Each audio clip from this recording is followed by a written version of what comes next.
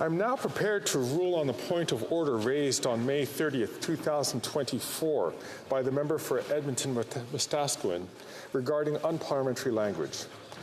During question period that day, the chair intervened after the member for Calgary-Forest Lawn used the phrase anti-Alberta minister. In his point of order, the member for Edmonton-Wetaskiwin asked the chair to clarify what constitutes unparliamentary language because he asserted that the terms anti-Alberta and anti-Quebec have been used in the past with no objection from the chair. The member expressed concern that the list of unparliamentary terms is getting longer and longer. When the point of order was raised, I promised to review this issue. Il existe une foule de facteurs dont la The chair must take into account a whole range of factors before forming an opinion on what members perceive as inappropriate language. I would refer members to page 623 of House of Commons Procedure and Practice, 3rd edition, and I quote, "The use of offensive, provocative, or threatening language in the House is strictly forbidden. Personal attacks, insults, and obscenities are not in order." Unquote. However, a little later, on page 624, that book states the following, and I quote, "In dealing with unparliamentary language, the Speaker takes into account the tone, matter, and intention of the member speaking, the person to whom the words at issue are directed, the degree of provocation, and, most important, whether or not the remarks created disorder in the chamber." Unquote. In short, the chair is required, often in the heat of the action, to assess the content of remarks, but also take into account more subjective and contextual factors. As a result, a term found to be unparliamentary in one situation may not be considered unparliamentary in another. This may occur not because the chair is being inconsistent, but rather because the tone, intention, and reaction are different. Language found to be acceptable when used in a general sense may be unacceptable when it targets a specific person. The chair may be stricter to prevent a given situation from degenerating, while in other circumstances, the chair would be inclined to let the comment pass or issue a warning rather than rule it unparliamentary. Each case must be considered in its specific context. It is true that the term anti-Alberta has been used without being deemed unparliamentary. However, calling a member or a minister anti-Alberta could fall into either category. In the moment, out of an abundance of caution perhaps, the chair directed the member for Calgary-Forest Lawn to rephrase his question. The second aspect of the member for Edmonton-Wetaskiwin's point of order, the chair notes that no list of unparliamentary words exists. As indicated in House of Commons Procedure and Practice, 3rd edition, on page 624, and I quote, "Language deemed unparliamentary one day may not necessarily be deemed unparliamentary on another day." Unquote. As I just explained, it all depends on the context, tone, and intention and reaction. The chair therefore encourages members to choose their words with care so that we can have vigorous debates without lapsing into incivility. I thank all members for their attention. I am also ready to rule now on the question of privilege raised on May 30th, 2024 by the member for London Fanshawe concerning an alleged breach of the Deputy Speaker's impartiality.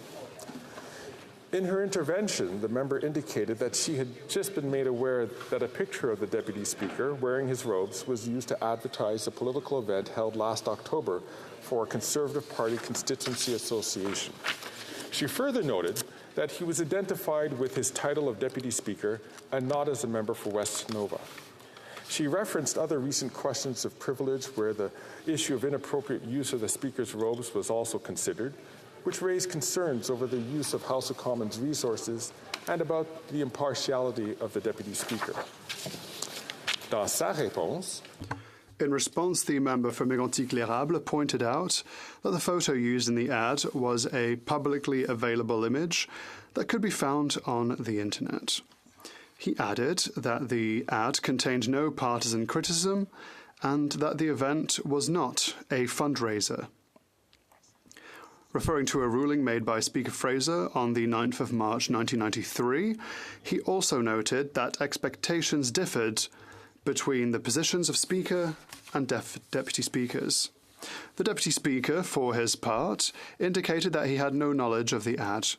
He said that, had he been shown a draft, he would have objected to it and requested that it not be posted. He shared his regrets for the confusion that this may have caused to the House. The member for London Fanshawe intervened again on this matter on the 6th of June, noting that she accepted the apology from the Deputy Speaker, but that the House was still owed an apology by those responsible for this mistake. Let me first elaborate on the process used to bring forward the current matter. As I've indicated before, there is a mechanism to raise concerns about the conduct of a chair occupant. House of Commons Procedure and Practice, 3rd edition at page 323 states, quote, "The actions of the Speaker may not be criticized in debate or by any means except by way of a substantive motion," unquote. This is in keeping with past precedents, which apply to Deputy Speakers as well, though occurrences are rare.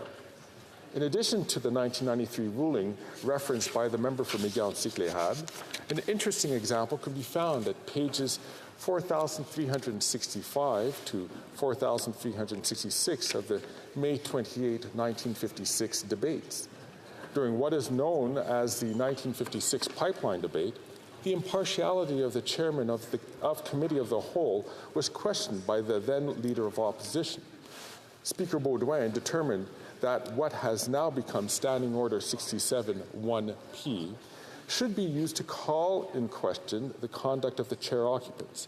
He stated, and I quote, "Therefore, there is no doubt in my mind that the proper course of action," let me say that again, "Therefore, there is no doubt in my mind that the proper course of action to be followed is for notice to be given of a substantive motion. Once the notice time has elapsed for the motion on the order paper, it is placed upon the routine proceedings, namely under motions. By virtue of the standing orders, it is debatable and must be taken up when it comes up," unquote. This is the approach also taken from March 16 to 19, 1964 regarding the then Deputy Speaker, and in March 2000 towards Speaker Parent. An alternative outcome was ultimately negotiated between the parties in that case. Placing a substantive motion on notice, as was described by Speaker Beaudoin, therefore remains the usual course of action. As imperfect as this mechanism may seem to some, members unsatisfied with the conduct of one of the chair occupants should take this very serious step. They should not be raising a question of privilege or commenting on their conduct in debate. After having made this determination, deciding today whether the standard of impartiality expected of the Deputy Speaker was met or not seems less relevant. This is a matter for the House to decide, not for the Speaker.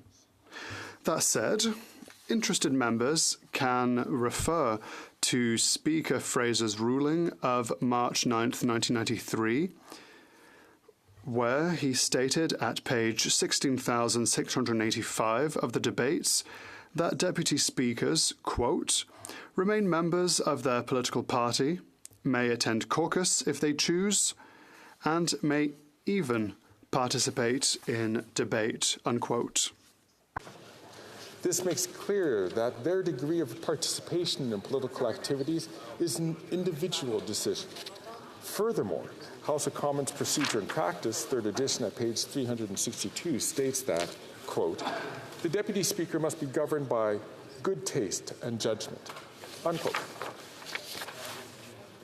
As such, considering the practice of the House, the Chair does not find that this is a prima facie case question of privilege. Beyond the specifics of this question of privilege and recent similar ones, this is a fundamental issue that once more has been put before the House with profound implications. Now, through this question of privilege and in comments made here in the House, 2 of the deputy speakers have been subjected to criticism.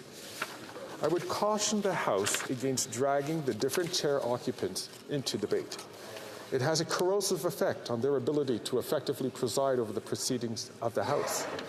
I would beseech all members to think twice before using the chair occupants as a sort of political football to settle scores or to criticize their political opponents. I have full confidence in each of the deputy speakers, and the House should too. I thank all members for their attention.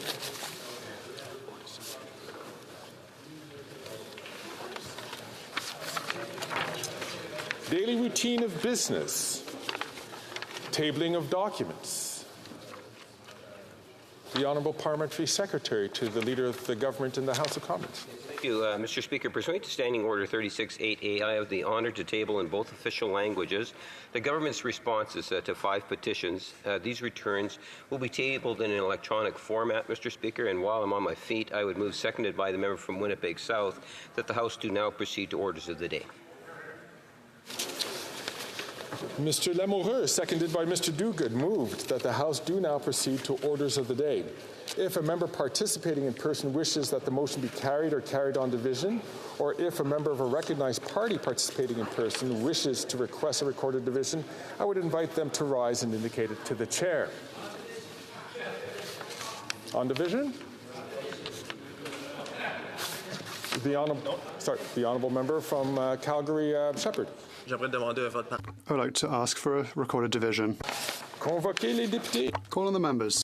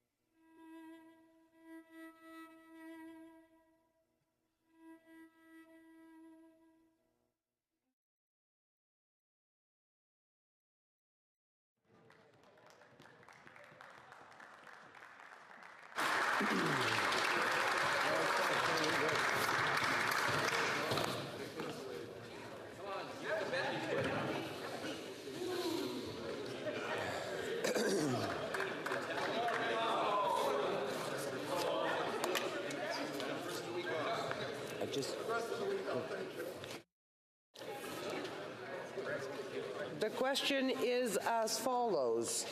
Mr. Lamoureux, seconded by Mr. Dugwood, move that the House do now proceed to orders of the day. La période. The 10-minute voting period for electronic voting has been activated, and the House will now proceed to members participating in person. Motion will please rise. Mr. Blair. Mr. Blair. Mr. Wilkinson. Mr. Wilkinson. Mr. Boissonneau. Mr. Boissonneau. Mr. Scarpalegia. Mr. Scarpalegia. Ms. Qualtro. Ms. Qualtro. Ms. Sahota. Ms. Sahota. Mr. Mendocino. Mr. Mendocino. Mrs. Romanado. Mrs. Romanado. Ms. Jones. Ms. Jones. Mr. Oliphant. Mr. Oliphant. Mr. Lamoureux. Mr. Lamoureux. Madame Fortier. Madame Fortier. Mr. Fragascato. Mr. Fragascatos. Mr. Biddle. Mr. Biddle. Mr. Hardy. Mr. Hardy. Mr. Long. Mr. Long. Mr. McDonald Avalon. Mr. McDonald Avalon. Mr. McKinnon Coquitlam Port Coquitlam. Mr. McKinnon Coquitlam Port Coquitlam. Mr. Morrissey. Mr. Morrissey. Mr. Noor Mohammed. Mr. Noor Mohammed. Mr. Chang. Mr. Chang. Mr. Van Bynen. Mr. Van Bynen. Mr. Koto. Mr. Koto. Madame Diab. Madame Diab. Mr. Hanley. Mr. Hanley. Miss Kayabaga. Miss Kayabaga. Mr. Julian. Mr. Julian. Miss Matheson. Ms. Matheson. Mr. Johns. Mr. Johns. Miss McPherson. Ms. McPherson. Miss Barron. Ms. Barron. Mr. Cannings. Mr. Cannings. Mr. Angus. Mr. Angus. Miss Zarillo. Ms. Zarillo. Miss Kwan. Ms. Kwan. All those to the motion will please rise. Mr. Schmale. Mr. Schmale. Mr. Bazan. Mr. Bazan. Mr. Kimmich. Mr. Kimmich. Mr. Perkins. Mr. Perkins. Mr. Halan. Mr. Halan. Mr. Moore. Mr. Moore. Mr. Baldinelli. Mr. Baldinelli. Mr. Cooper. Mr. Cooper. Mr. Davidson. Mr. Davidson. Mr. Jennis. Mr. Jennis. Mr. Brock. Mr. Brock. Mr. Richards. Mr. Richards. Mr. Abul Taib. Mr. Abul Taif. Mr. McCauley, Edmonton West. Mr. McCauley, Edmonton West. Mr. Gould. Monsieur Godin. Correction, Monsieur Godin. Monsieur Godin. Mr. Malillo. Mr. Malillo. Mr. Patzer. Mr. Patzer. Mrs. Gallant. Mrs. Gallant. Mr. Muse. Mr. Muse. Mr. Redicop. Mr. Redicop. Mr. Van Papta. Mr. Van Popta. Monsieur Lou. Monsieur Lou. Mr. Generou. Mr. Generou. Mr. Lobb. Mr. Lobb. Mr. Gould. Mr. Gould. Mr. Epp. Mr. Epp. Mr. Kitchen. Mr. Kitchen. Mrs. Falk, Battlefords Lloydminster. Mrs. Falk, Battleford, Lloydminster. Mr. Nader. Mr. Nader. Mr. McGuire. Mr. McGuire. Mr. Motts. Mr. Motts. Mr. Arnold. Mr. Arnold. Mr. Carey. Mr. Carey. Mr. Sainte-Marie. Monsieur Sainte-Marie. Madame Gill. Madame Gill. Madame de Bellefeuille. Madame de Bellefeuille. Madame Michaud. Madame Michaud. Monsieur Fortin. Monsieur Fortin. Monsieur Brunel Duceppe. Monsieur Brunel Duceppe. Monsieur Thériault. Monsieur Thériault. Madame Chabot. Madame Chabot. Monsieur Trudel. Monsieur Trudel. Miss May Sinachgal Filant. Ms. May Sensual Violence. La Chambre attend. The House will now wait for the end of the electronic voting period before pursuing its work.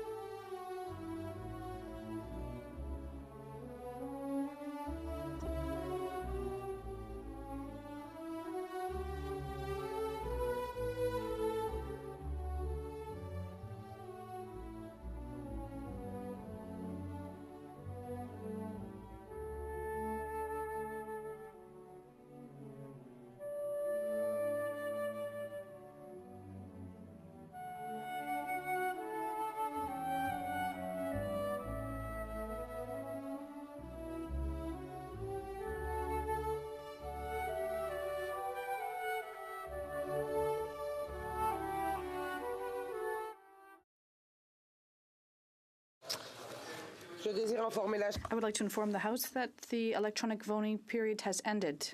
Able to vote due to technical difficulties. They may now use the raise hand function. The Honourable Member, Mr. Reid.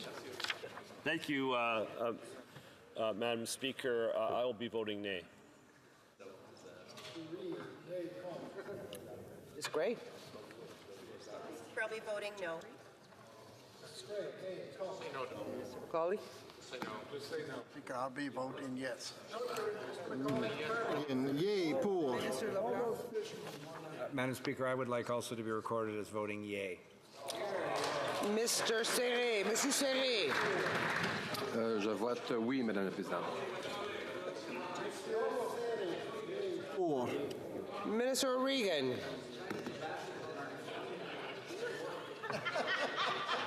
Mr. Regan, we can't see you. Can you speak, please? Yeah. Yay. Perfect. Mr. O'Regan, yay, pour.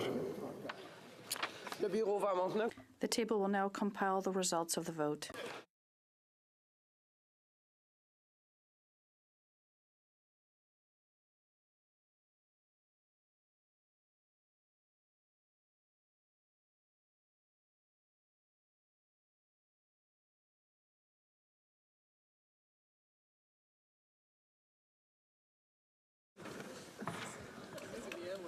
Yeas pour 170, 170. Nays contre 146, 146.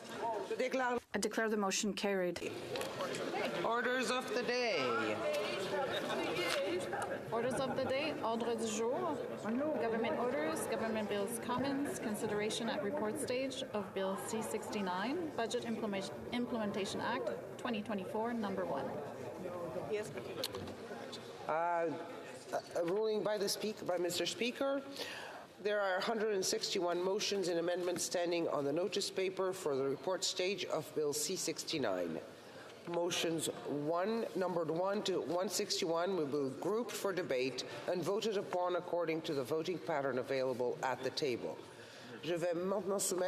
I will now submit motions 1 to 171 to the House. Motion numéro 1. Motion 1. Mr. Gould, seconded by Mr. Nader, propose that Bill C-69 be amended by deleting Article 181. 2. Mr. Gould, seconded by Mr. Nader, moves that Bill C-69 be amended by deleting Clause 82. Motion number 3. Mr. Gould, appuyé par Mr. Gould, seconded by Mr. Nader, moves that Bill C-69. Deleting Clause 83. Motion numéro 4. Motion number 4. Mr. Gould, seconded by Mr. Nader, moves that Bill C-69 be amended by deleting Clause 64. Numéro 5. Motion number 5. Mr. Gould, seconded by Mr. Nader, moves that Bill C-69 be amended by deleting Article 85. Motion number 6. By Mr. Nader moves that Bill 69 be amended by deleting Clause 86.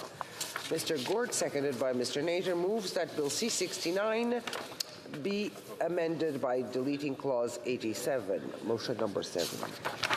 Motion number 8. Mr. Gould, seconded by Mr. Nader, moves that Bill 69 be amended by deleting Clause 88.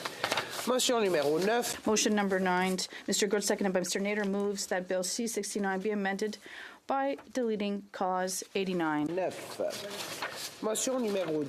Motion number 10. Battleford's Lloydminster, seconded by Mr. Nader, moves that Bill C-69 be amended by deleting Clause 90. Madame Falk, Motion number 11, Madam Falk, Battleford Lloydminster, seconded by Mr. Nader, moves that Bill C-69 be amended by deleting Clause 91. Motion numéro 12, Madame. Motion number 12, Mrs. Falk, Battleford Lloydminster, seconded by Mr. Nader, moves that Bill C-69 be amended by deleting Clause 92. Motion number 13, Mrs. Falk, Battleford Lloydminster, seconded by Mr. Nader, moves that Bill C-69 be amended by deleting Clause 93. Motion number 14, Mrs. Falk, Battlefords Lloydminster, seconded by Mr. Nader, moves that Bill C-69 be amended by deleting clause 94. Oh, you can leave both. You can leave both. Thank you. Motion number 15, Mrs. Falk, Battlefords Lloydminster, seconded by Mr. Nader, moves that Bill C-69 be amended by deleting clause 95. Motion numéro 16, Madame. Motion number 16, Mrs. Falk, Battlefords Lloydminster, seconded by Mr. Nader, moves that Bill 69 be amended by deleting clause 96. Motion numéro. Motion 17, Mr. Comich, seconded by Mr. Nader, moves that Bill C69 be amended by deleting clause 97.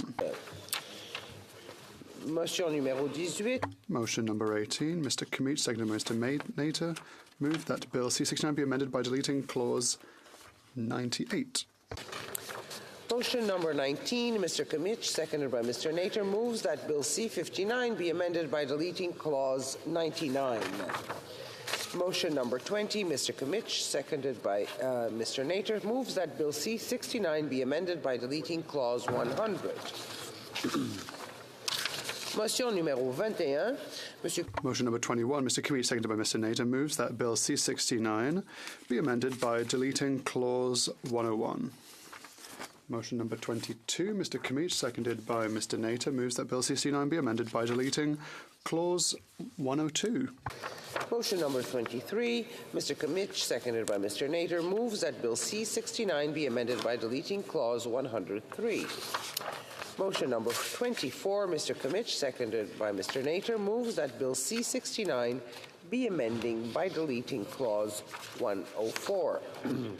Motion numéro. Motion number 25, Mr. Comich, seconded by Mr. Nader, moves that Bill C69 be amended by deleting clause 105. Motion number 26, Mr. Comich, seconded by Mr. Nader, moves that Bill C69 be amended by deleting clause 106. Mr. Comich, seconded by Mr. Nader, moves that Bill C69 be amended by deleting clause 107. Mr. Schmale, seconded by Mr. Nader, moves Schmale, I'm sorry. Mr. Schmale, seconded by Mr. Nader, moves that Bill C69 be amended by deleting clause 108. Monsieur Schmale, appuyé par Mr. Mr. Schmale, seconded by Mr. Nader, moves that Bill C69 be amended by deleting clause 109. Motion numéro 30. Motion number 30.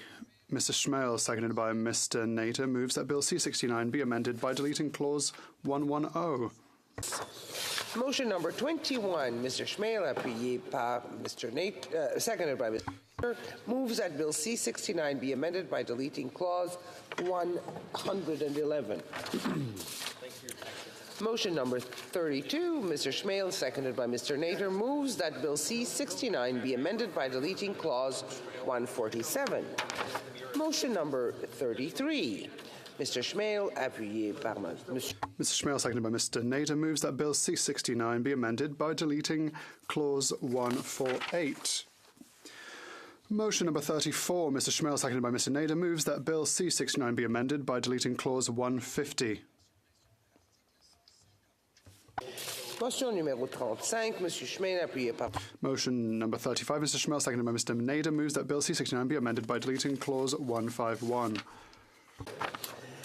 Motion number 36, Mr. Schmale, seconded by Mr. Nader, moves that Bill C69 be amended by deleting clause 152. Motion number 37, Mr. Schmale, seconded by Mr. Nader, moves that Bill C69 be amended by deleting clause 153.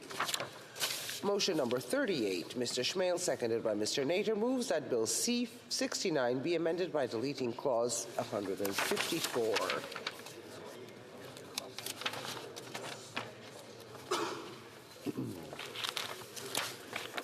Motion numéro 39, Monsieur Motion number 39, Mr. Baldinelli, seconded by Mr. Nader, moves that Bill C69 be amended by deleting clause 173.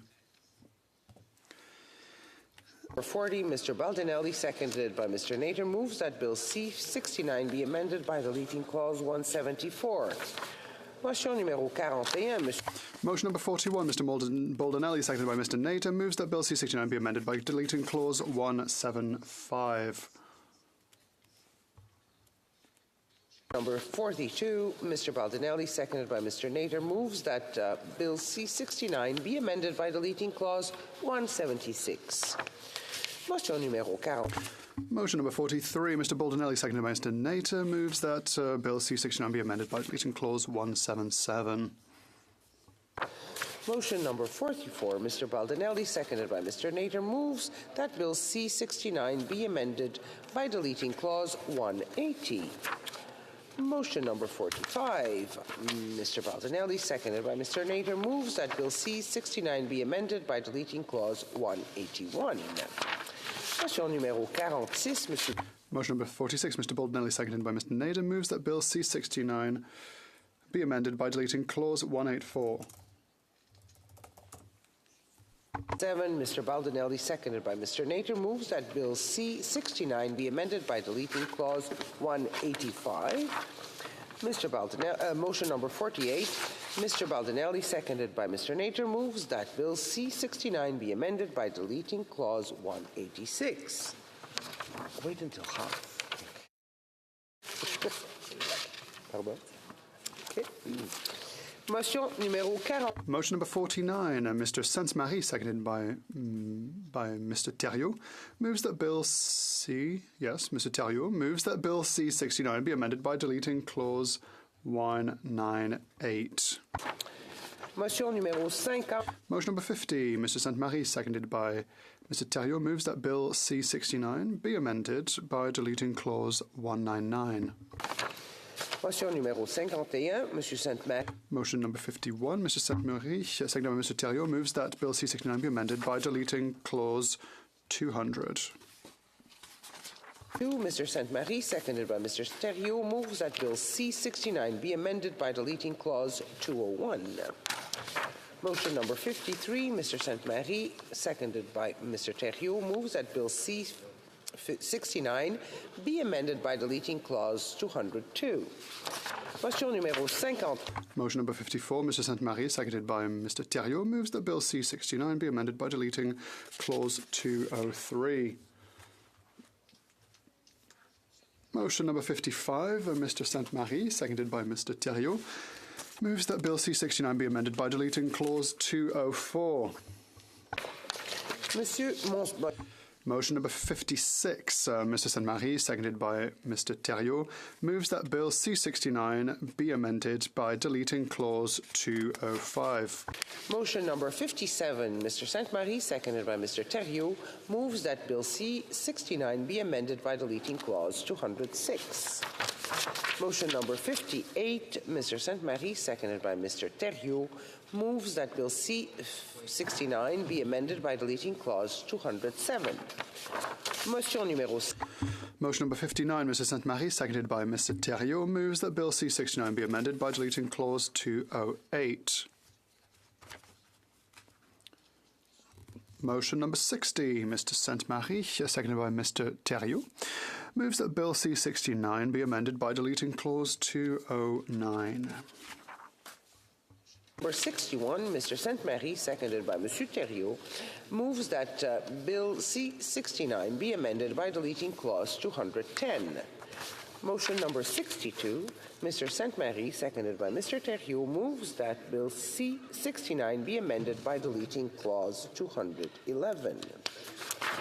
Motion number 63, Mr. Sainte-Marie, seconded by Mr. Thériault, moves that Bill C-69 be amended by deleting Clause 212. Motion number 64, Mr. Sainte-Marie, seconded by Mr. Thériault, moves that Bill C-69 be amended by deleting Clause 213. Motion number 65, Mr. Sainte-Marie, seconded by Mr. Thériault, moves that Bill C-69 be amended by deleting Clause 214. Motion number 66, Mr. Sainte-Marie, seconded by Mr. Thériault, moves that Bill C-69 be amended by deleting Clause 215. Motion numéro 60. Motion number 67, Mr. Sainte-Marie, seconded by Mr. Thériault, moves that Bill C-69 be amended by deleting Clause 216. Motion number 68, Mrs. Sainte-Marie, seconded by Mr. Thériault, moves that Bill C-69 be amended by deleting Clause 217. Motion number 69, Mrs. Sainte-Marie, seconded by Mr. Thériault, moves that Bill 669 be amended by deleting Clause 218. 70, Mr. Sainte-Marie, seconded by Mr. Thériault, moves that Bill C-69 be amended by deleting Clause 219. Motion 71, Mr. Sainte-Marie, seconded by Mr. Thériault, moves that Bill C-69 be amended by deleting Clause 220. Motion 60, numéro 72, Motion 72, Mrs. Sainte-Marie, seconded by Mr. Thériault, moves that Bill C-69 be amended by deleting Clause 221. Motion number 73, Mr. Sainte-Marie, seconded by Mr. Thériault, moves that Bill C-69 be amended by deleting Clause 222. Motion numéro 74, Monsieur Saint. Motion 74, Mr. Sainte-Marie, seconded by Mr. Thériault, moves that Bill C-69 be amended by deleting Clause 223. Number 75, Mr. Sainte-Marie, seconded by Mr. Thériault, moves that Bill C-69 be amended by deleting Clause 224. Motion number 76, Mr. Sainte-Marie, seconded by Mr. Thériault, moves that Bill C-69 be amended by deleting Clause 225. Motion numéro 60. Motion 77, Mr. Sainte-Marie, seconded by Mr. Thériault, moves that Bill C-69 be amended by deleting Clause 226. Motion 78, Mr. Sainte-Marie, seconded by Mr. Thériault, moves that Bill C-69 be amended by deleting Clause 227.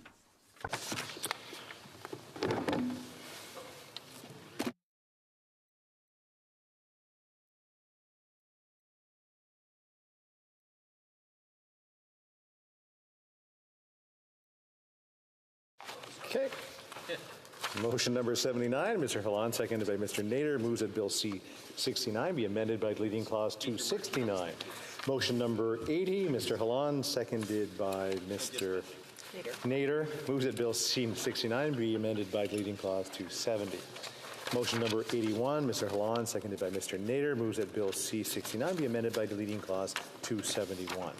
Motion number 82, Mr. Hallan, seconded by Mr. Nader, moves that Bill C-69 be amended by deleting Clause 272.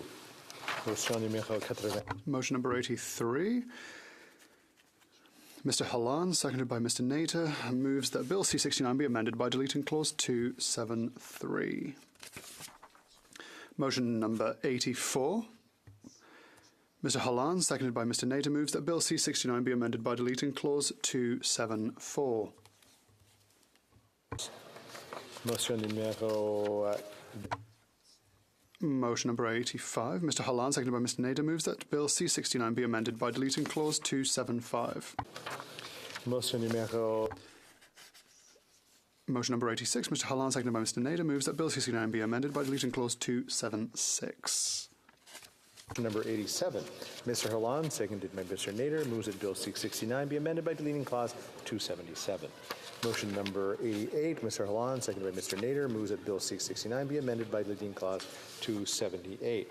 Motion number 89, Mr. Hallan, seconded by Mr. Nader, moves that Bill C-69 be amended by deleting Clause 279.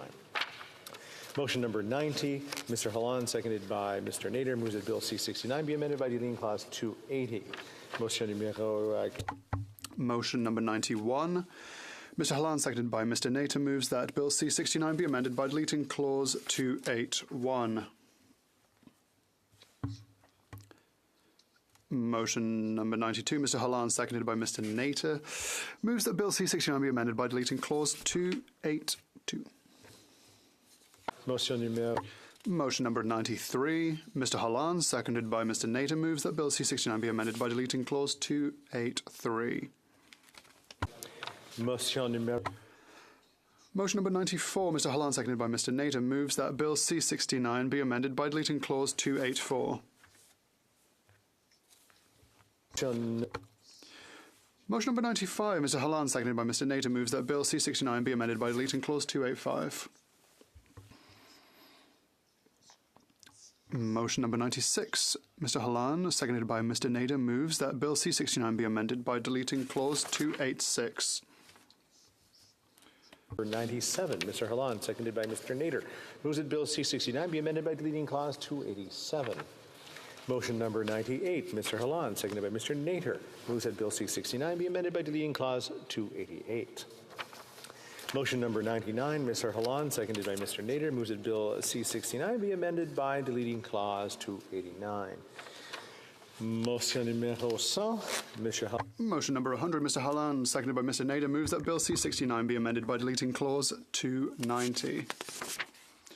Motion 101, Mr. Hallan, seconded by Mr. Nader, moves that Bill C-69 be amended by deleting Clause 291. Motion number 102, Mr. Hallan, seconded by Mr. Nader, moves that Bill C-69 be amended by deleting Clause 292. Motion number 103, Mr. Hallan, seconded by Mr. Nader, moves that Bill C-69 be amended by deleting Clause 293. 104, Mr. Hallan, seconded by Mr. Nader, moves that Bill C-69 be amended by deleting Clause 294. Motion number 105, Mr. Hallan, seconded by Mr. Nader, moves that Bill C-69 be amended by deleting Clause 295. Motion number 106, Mr. Hallan, seconded by Mr. Nader, moves that Bill C-69 be amended by deleting Clause 296. Motion number 107, Mr. Hallan, seconded by Mr. Nader, moves that Bill C-69 be amended by deleting Clause 297. Motion numéro 108. Motion 108, Mr. Hallan, seconded by Mr. Nader, moves that Bill C-69 be amended by deleting Clause 298. Motion numéro 109. Motion number 109, Mr. Hallan, seconded by Mr. Nader, moves that Bill C-69 be amended by deleting Clause 299. Motion numéro 100. Motion number 110, Mr. Hallan, seconded by Mr. Nader, moves that Bill C-69 be amended by deleting Clause 300. Motion number 111, Mr. Hallan, seconded by Mr. Nader, moves that Bill C-69 be amended by deleting Clause 301. Motion number, we'll try that. Motion number 112, Mr. Hallan, seconded by Mr. Nader, moves that Bill C-69 be amended by deleting Clause 302. Motion number 113, Mr. Hallan, seconded by Mr. Nader, moves that Bill C-69 be amended by deleting Clause 303. Motion number 114, Mr. Hallan, seconded by Mr. Nader, moves that Bill C-69 be amended by deleting Clause 304. Motion numéro 100. Motion number 115, Mr. Hallan, seconded by Mr. Nader, moves that Bill C-69 be amended by deleting Clause 305. Motion number 116. Mr. Hallan, seconded by Mr. Nader, moves that Bill C-69 be amended by deleting Clause 306. Motion numéro 100. Motion number 117, Mr. Hallan, seconded by Mr. Nader, moves that Bill C-69 be amended by deleting Clause 307. Motion number 118, Mr. Hallan, seconded by Mr. Nader, moves that Bill C-69 be amended by deleting Clause 308. Motion number 119, Mr. Hallan, seconded by Mr. Nader, moves that Bill C-69 be amended by deleting Clause 309. Motion number 120, Mr. Hallan, seconded by Mr. Nader, moves that Bill C-69 be amended by deleting Clause 310. Motion numéro 121. Motion number 121, Mr. Hallan, seconded by Mr. Halater, moves that Bill C-69 be amended by deleting Clause 311.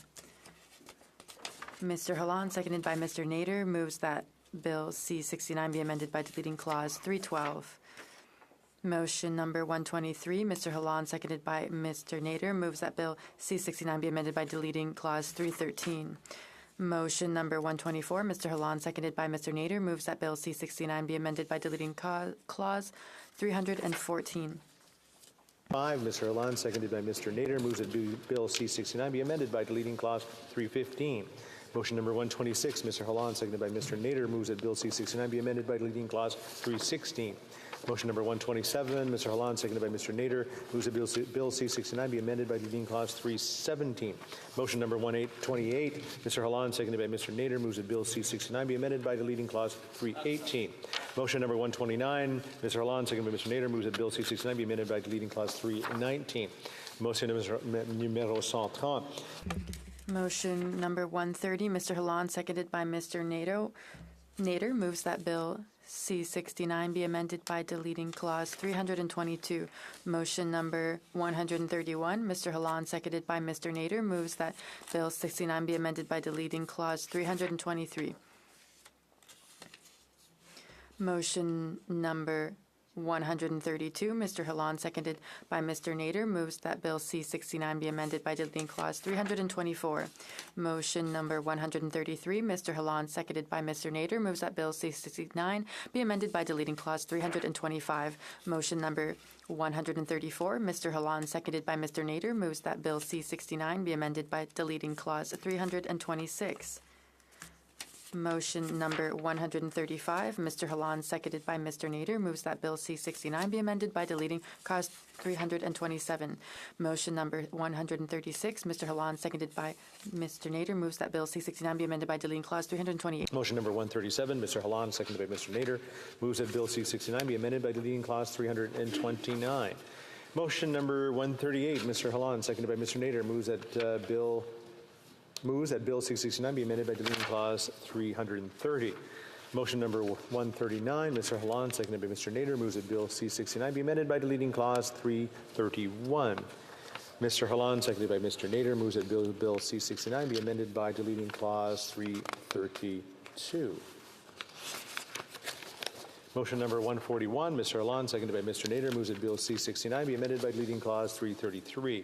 Motion number 142, Mr. Halon, seconded by Mr. Nader, moves that Bill C-69 be amended by deleting Clause 336. Motion number 143, Mr. Halon, seconded by Mr. Nader, moves that Bill C-69 be amended by deleting Clause 337. Motion number 144, Mr. Halon, seconded by Mr. Nader, moves that Bill C-69 be amended by deleting Clause 338. Motion number 145, Mr. Halon, seconded by Mr. Nader, moves that Bill C-69 be amended by deleting Clause 339. Motion number 146, Mr. Halon, seconded by Mr. Nader, moves that Bill C-69 be amended by deleting Clause 442. Motion numéro 100. Motion number 147, Mr. Halon, seconded by Mr. Nader, moves that Bill C-69 be amended by deleting Clause 443. Motion number 148, Mr. Halon, seconded by Mr. Nader, moves that Bill C-69 be amended by deleting Clause 445. Motion number 149, Mr. Halon, seconded by Mr. Nader, moves that Bill C-69 be amended by deleting Clause 446. Motion number 150, Mr. Halon, seconded by Mr. Nader, moves that Bill C-69 be amended by deleting Clause 447. Motion number 151, Mr. Halon, seconded by Mr. Nader, moves that Bill C-69 be amended by deleting Clause 448. Mr. Halon, seconded by Mr. Nader, moves that Bill C-69 be amended by deleting Clause 449. Motion number 153, Mr. Halon, seconded by Mr. Nader, moves that Bill C-69 be amended by deleting Clause 450. Motion number 154, Mr. Halon, seconded by Mr. Nader, moves that Bill C-69 be amended by deleting Clause 146. And motion number 155, Mr. Halon, seconded by Mr. Nader, moves that Bill C-69 be amended by deleting Clause 462.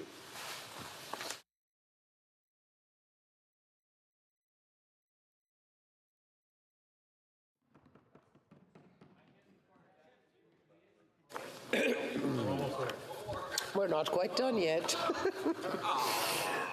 Motion number 156, Mr. Halon, seconded by Mr. Nader, moves that Bill C-69 be amended by deleting Clause 463. Motion numéro 157. Motion number 157, Mr. Halon, seconded by Mr. Nader, moves that Bill C-69 be amended by deleting Clause 464.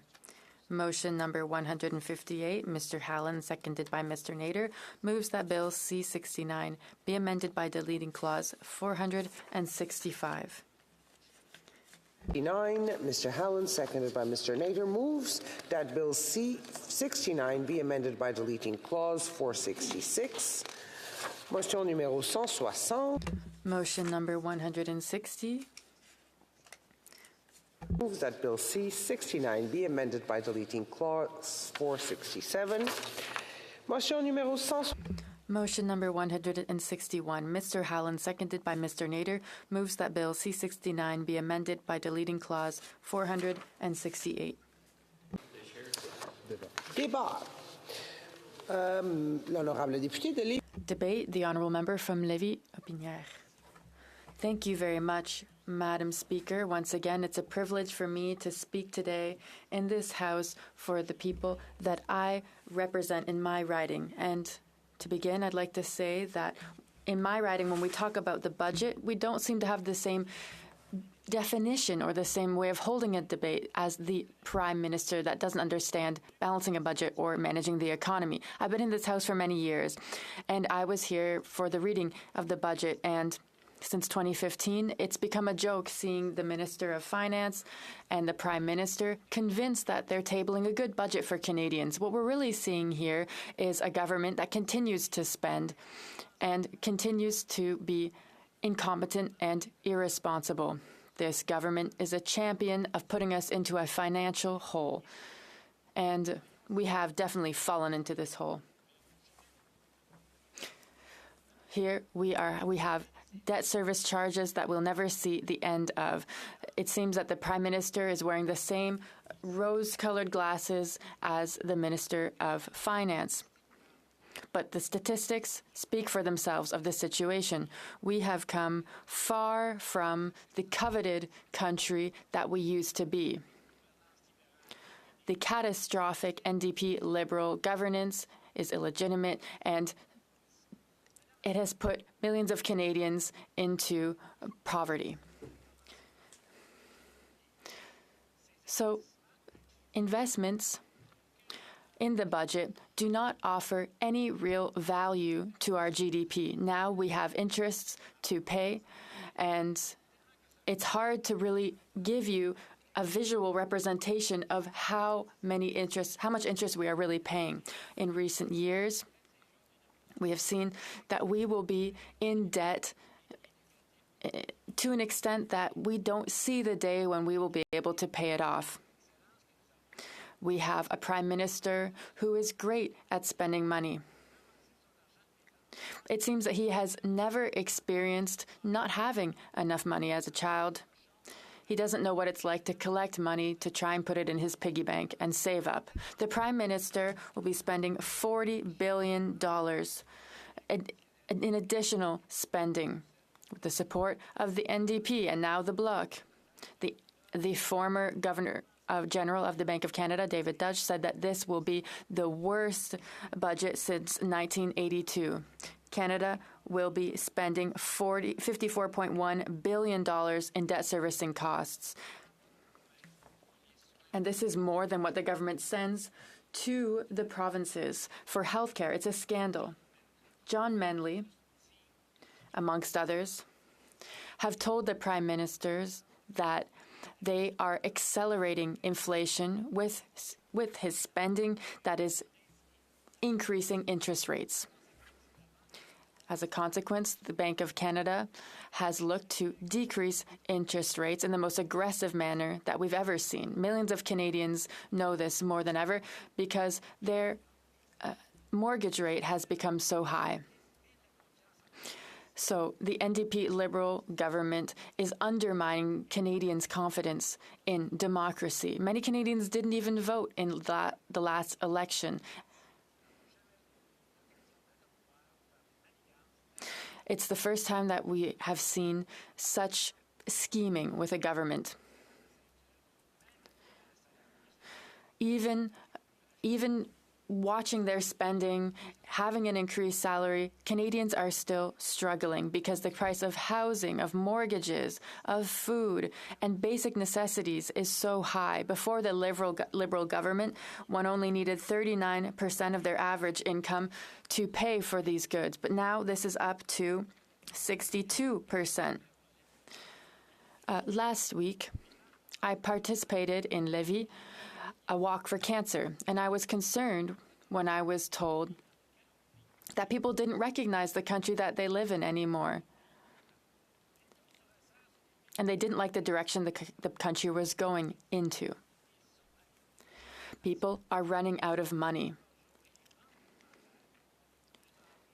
Today, food banks are seeing more and more people coming in who need the help.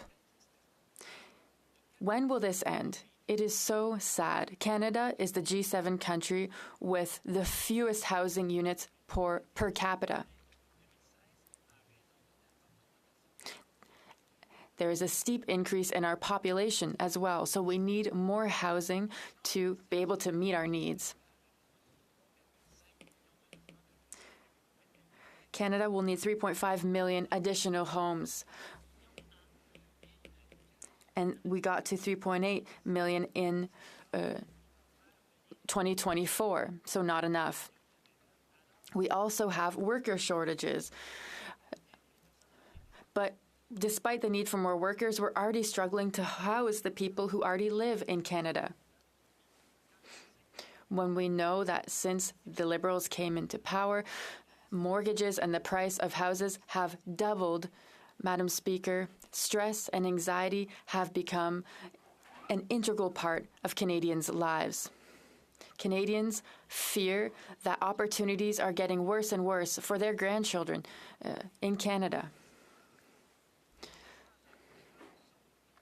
It seems that this is a nightmare that we cannot wake up from. In 9 years, the Liberals have put us in a situation that it seems one may not be able to crawl out of.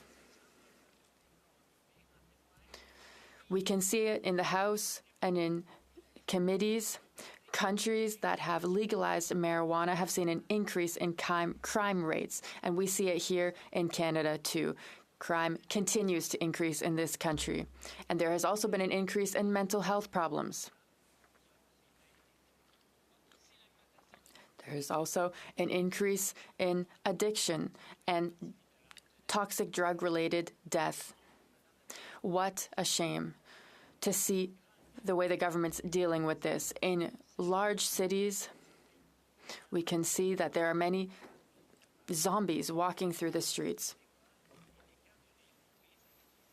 And now we have schools and daycares next to individuals who are shooting up.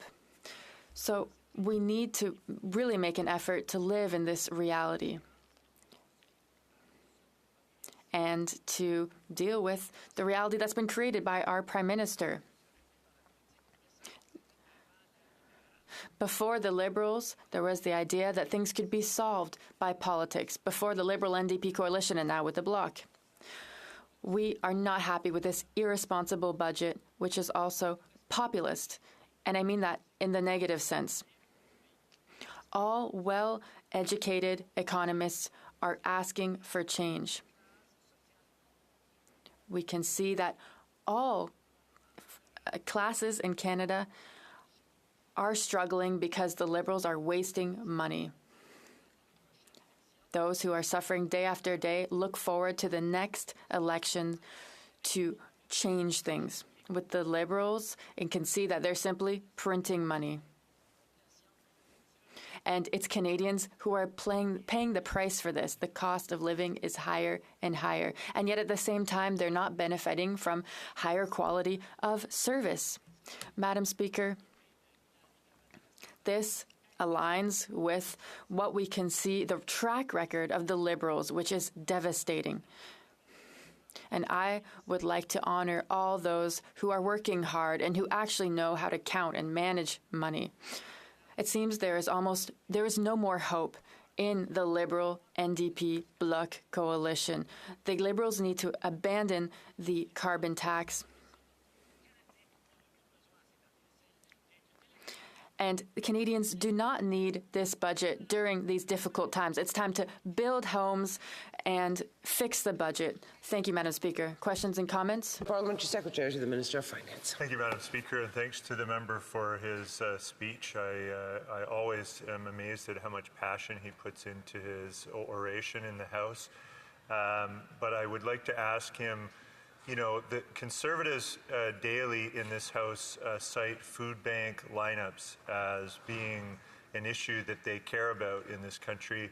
But when it comes to supporting children, feeding hungry children, I note that Breakfast Clubs of Canada is very popular in Quebec and does a great deal of work supporting breakfast programs in the province of Quebec. I wondered if the member opposite could speak to why the Conservatives have said that they would vote against a budget that is going to feed 400,000 more kids per year and commits to $1 billion over 5 years to lift up kids and ensure that they get a healthy start every day.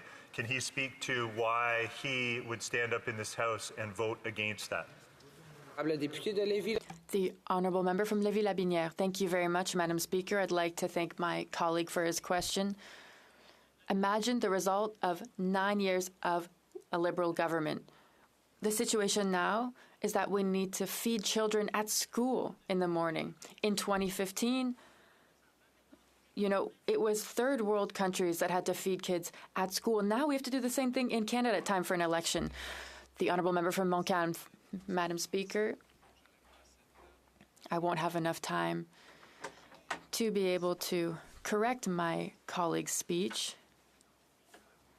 At the end of the day, he's promoting a unique party. They're going back to totalitarianism. That's their concept of democracy. And they think that that's going to help Canada.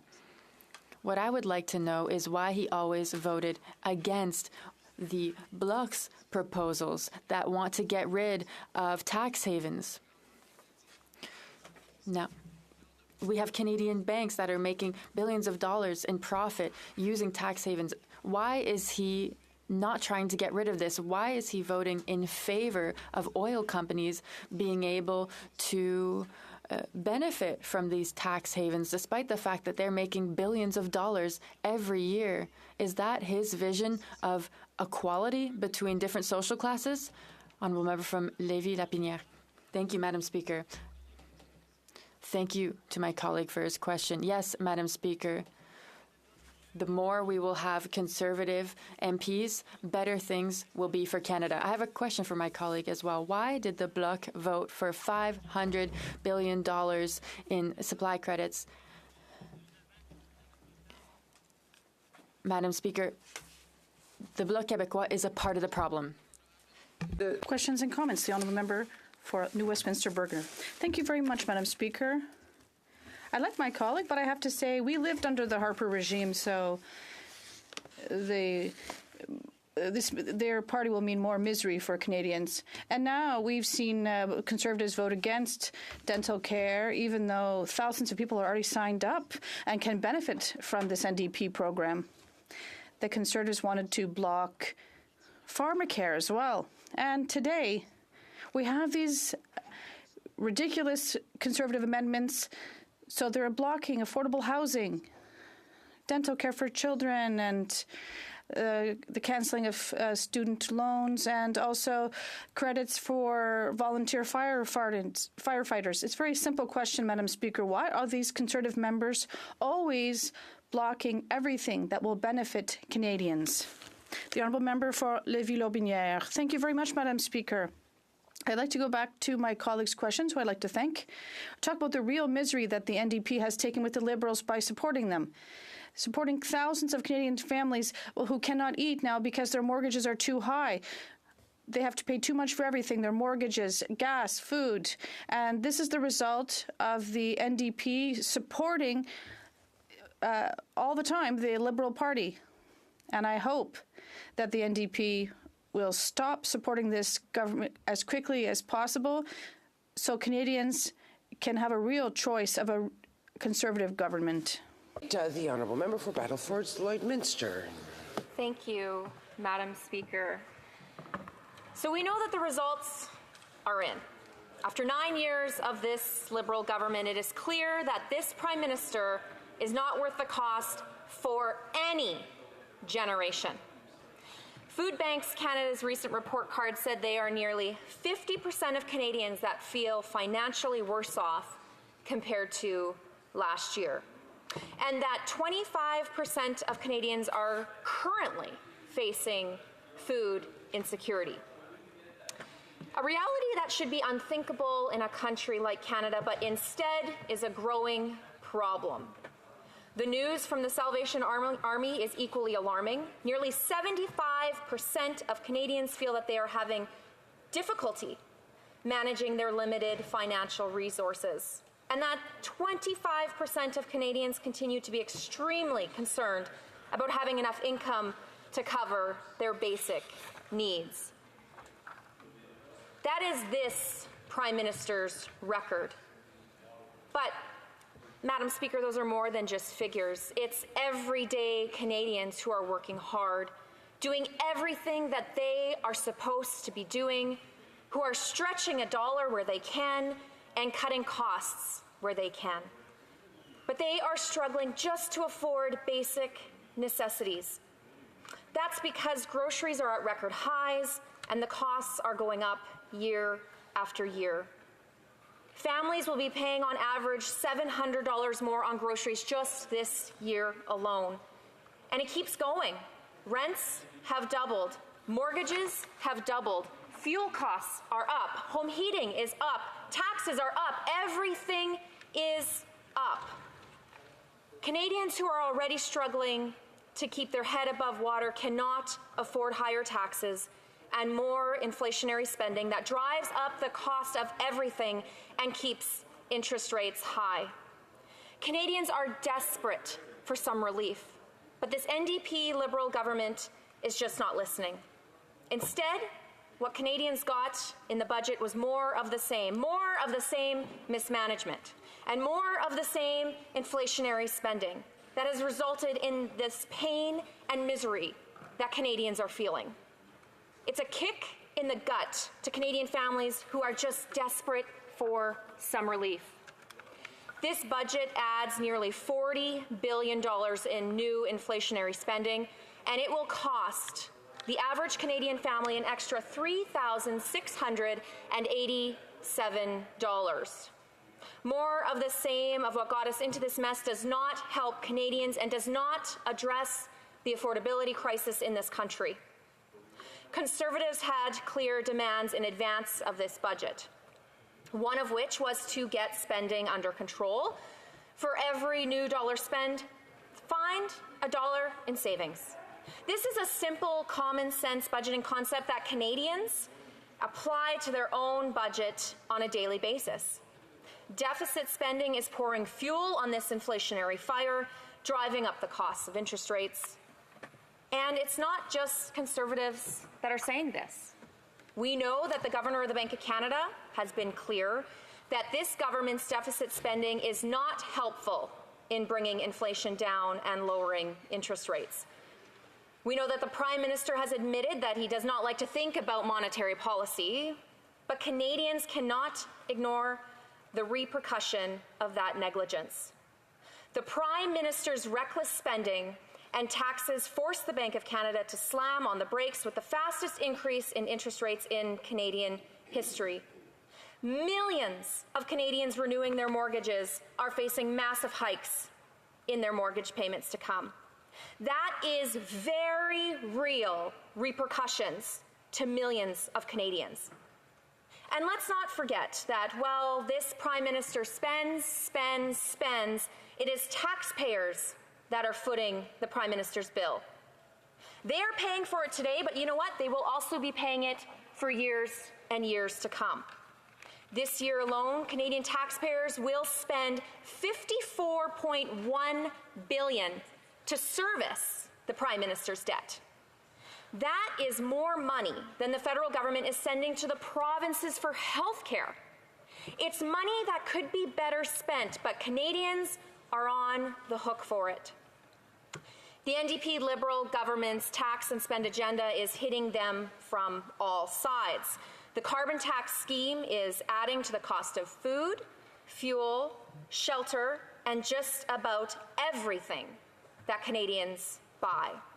The PBO has already proven that the vast majority of Canadians are worse off under this carbon tax scheme. Certainly, in rural communities like mine, the negative impact of the carbon tax is even greater. Rural Canadians are punished. They're punished for just having to drive a couple hours for a medical appointment to get to work, or even just to go the extra distance that is required for them to get groceries. But, Madam Speaker, there are no alternatives. But the Liberals stand in this place day after day after day to try to spin a different narrative. They try to tell Canadians that, you know what, you're better off. And Canadians are just not buying what they are selling. And now we know that those Liberals are knowingly promoting deceptive marketing practices. Their own economic analysis has proven that the carbon tax is hurting Canadians, but their solution is to hide the results. We know that the PBO is under a gag order. Quote, we have been told explicitly not to disclose it and reference it. Those are words of the PBO in committee when asked about the government's economic analysis.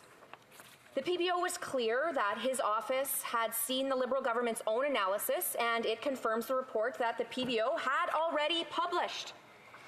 The results don't fit the NDP Liberal government's narrative. So instead of acknowledging the misery that they have caused Canadians, they have simply hidden the results. But, Madam Speaker, Canadians don't actually need to see the analysis. They know the results. They live the results every single day. They feel the carbon tax impact every time they pump fuel at the gas station, open up their energy bill, or pick up groceries for dinner. The NDP coalition does not care. Even in the midst of growing poverty and food insecurity, they hiked the carbon tax anyway, and they're hell-bent on quadrupling it even farther. They have proven time and time again that they don't care if families are struggling to put food on the table. Even though they have failed to meet every single environmental target they have set for themselves, they are obsessed with checking the carbon tax box. We see that activist-driven agenda with their obsession that they have to punish our farmers. The Prime Minister is fighting tooth and nail to keep the carbon tax on farm operations. The carbon tax is increasing the cost of food production and is a huge hit to the bottom line of our farmers. Farmers are paying astronomical carbon tax bills, not to mention the GST that is charged on top of the tax, a tax on a tax.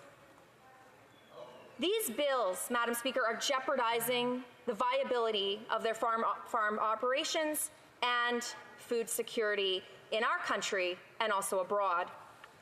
The carbon tax scheme also fails to recognize the valuable contributions that farmers already make to protect the environment. Environmental stewardship is the cornerstone of farming practices. Not only does the carbon tax scheme fail to recognize that, it limits the ability of our farmers to innovate. Bigger and bigger hits to the bottom line of farm businesses means there's less and less money to reinvest in new technology. Filling up government coffers on the backs of our farmers does nothing to safeguard the environment. It's counterproductive, and it certainly does not help make food affordable. When food is taxed at every point in the supply chain, consumers will pay for it at the checkout, and they are. Only common sense Conservatives will axe the carbon tax for everyone for good. Madam Speaker, this budget proves that the NDP Liberal coalition is not taking the affordability crisis in this country seriously. Every time the Prime Minister or the Minister of Finance stands up in this place and tells Canadians how they're better off than they truly are, demonstrates how out of touch they truly are with Canadians. And Canadians are desperate for some relief, Madam Speaker. Only common sense Conservatives will bring down interest rates for good by axing inflationary taxes and placing a cap on government spending. Thank you.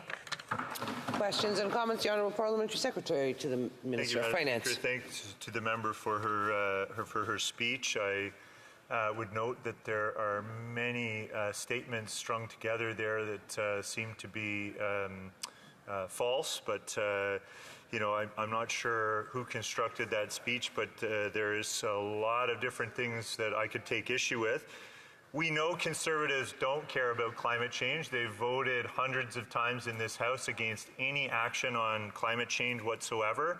What I'm also interested in asking the member, though, is her party seems to be against investments in dental care, investments in pharmacare, investments in child care spaces, investments in healthcare, investments in mental health care. I don't know if you notice a trend here, but basically anything with the word care in it, their party seems to stand against. Our government is investing in services and supports that Canadians need to lift them up, a stronger social safety net. Could the member opposite speak to why and how she can pretend to care about Canadians but not be willing to lift them up in their time of need? The honourable member for Battlefords Lloydminster. Thank you very much, Madam Speaker. It's unfortunate that the member suggests that the things that I have spoken about are false. This is things that I have heard from my constituents that I represent in a rural riding in Saskatchewan, where this government has been hell-bent on not respecting provincial jurisdiction and what the Premier sees best for his province. He talks about investing. This government is great at increasing taxes. That's what this government does. And they are increasing taxes for every single generation to fund their agenda of spend, spend, spend, under the guise of we're helping Canadians, we're caring for Canadians, when the reality is it goes to pay for high-priced consultants and to cover up their crime and corruption. Questions et commentaires. Questions and comments. The honourable member for Longueuil, Charlemagne. Saint-Hubert, rather. Thank you, Madam Speaker. I'm always very impressed, Madam Speaker. I listen to the Conservatives, and aside from their slogans, I don't know what the solutions or plan they're proposing is. How do the Conservatives want to deal with the issues we're facing right now? We're talking a bit about housing right now. Building 5.4 million housing we won't even get near this. We need to build 3 times more units per year than we ever have. When we listen to mayors of big cities in Quebec, from Montreal and Quebec City, what is the Conservative plan to build housing and get this country out of this slump in housing? For Lloydminster. Thank you very much, Madam Speaker, and thank you, through you, to my colleague for that question. Well, what we do know is with this NDP Liberal government, photo ops and announcements do nothing. We know that. The committee that I'm in, we've heard quite regularly how taxes on development. Number 2 seconds. The gentleman has her phone near the mic and it's vibrating. No? But it was being picked up by the mic and the vibration was being caught. I apologize. The honourable member for Battlefords Lloydminster. Thank you. We know, and we're hearing at the HUMA committee right now in a study of housing, that the taxes and the regulatory red tape burden that developers are facing is in the way of getting housing built. But at the end of the day, we know, after 9 years, the Liberals, propped up by the NDP, have not got the job done. Questions and comments. The honourable member for Courtney Alberni. Speaker, this was a reasonable question that came from my Bloc colleague. He just actually wanted to hear any ideas to come out of the Conservative bench on policy. But in fact, the Conservative member didn't provide any sort of possible solutions when it comes to housing. So my question through you, Madam Speaker, is we know that the Conservatives are trying to block everything, block supports for a school lunch program, dental care, pharmacare. But you know one thing they're blocking is actually a tax credit for firefighters and search and rescue volunteers, Madam Speaker, that is absolutely critical for retention of those volunteers in our country. So maybe my colleague can explain to those volunteer firefighters and search and rescue volunteers why they're using every single tool in the toolbox to delay help to Canadians. Thank you. Honourable member for Battlefords Lloydminster. Thank you, Madam Speaker. It's been proven after 9 years that these Liberal policies are doing nothing but creating more red tape. I put forward a PMB, Bill C-318. Where is it? The Liberals stole it. You know what? If they are so great with policies, maybe they should put some policies forward that don't create red tape, that don't tax the taxpayer to death, and actually have homes built. They're failing to do all of the above. Bravo. Resuming debate, the honourable member for Calgary-Shepherd. Yeah, thank you, Madam Speaker. And I'm glad I caught your eye, and I'm glad you also caught the fact I mistakenly had put my phone a little bit too close to the microphones. It's now far away. I want to start by just saying, again, a big thank you to the residents and constituents of my riding for allowing me the opportunity, again, to represent them in the House. I know it's now several years into this particular Parliament, but we all know that it's a great honor to be sent here to represent them, and we speak on their behalf. We don't just speak for ourselves.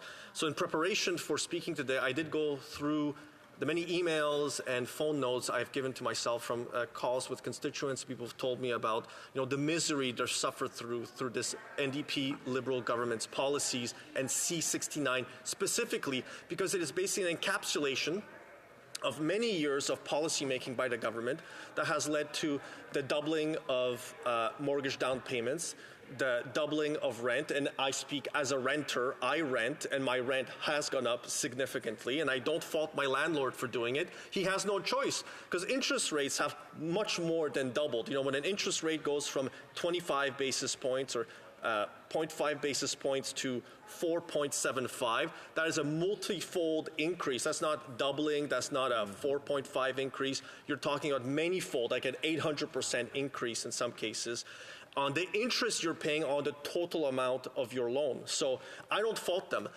We've seen the price of homes double since this government took over. We've seen the price of many goods go up significantly. It is the number one issue in my riding, cost of living. It hits people in the grocery stores when they see it. It hits them at the pump when they go and refill their trucks or their vehicles that they use to get their families around. My riding, and my riding is one of the bigger ones in Canada. Thankfully, the Electoral Boundaries Commission is drastically shrinking it by 40%, and so it'll make it much easier for me to get back to everybody on time, both their phone calls, their emails, and those few who still send letters. I often get asked the question, what would Conservatives do? And so I've taken the time to kind of summarize a few things that I think are the highlights for me on what we would do. And we have, our main points that we make, and all parties do this. I hear often from the NDP Liberals that they accuse the Conservatives throughout Canada of sloganeering. We're just making it simple for people to understand, and there's vast amounts of information, both online, on YouTube, on social media. I trust Canadians to go through those things. If they're interested and they're curious what Conservatives are proposing, there's an entire docu-series that, for example, the member for Carleton, the leader of His Majesty's opposition, has made, like Detonation. I highly recommend it, Madam Speaker, if you're interested, to go check it out. But I'll start with pay as you go. Very simple idea. It's been time and tested. It's worked in the U.S. Congress between 1998 and 2002 when it was introduced. It basically said that for every new dollar of government spending, the current government had to find $1 of cuts in current government programs or propose $1 of new taxation to cover this cost. And in the span of those 4 years, they were able to balance the budget of the United States government. That is a government that runs trillion-dollar deficits at this point. Our national debt is in the trillions, but we don't run trillion-dollar deficits yet. I don't want to suggest anything. I'm sure this Liberal government, if given half the opportunity, we will reach that level. Because after all, as I remember it, there was a certain Prime Minister that, they had promised they would run small deficits, less than $10 billion for 3 years. And that has never happened.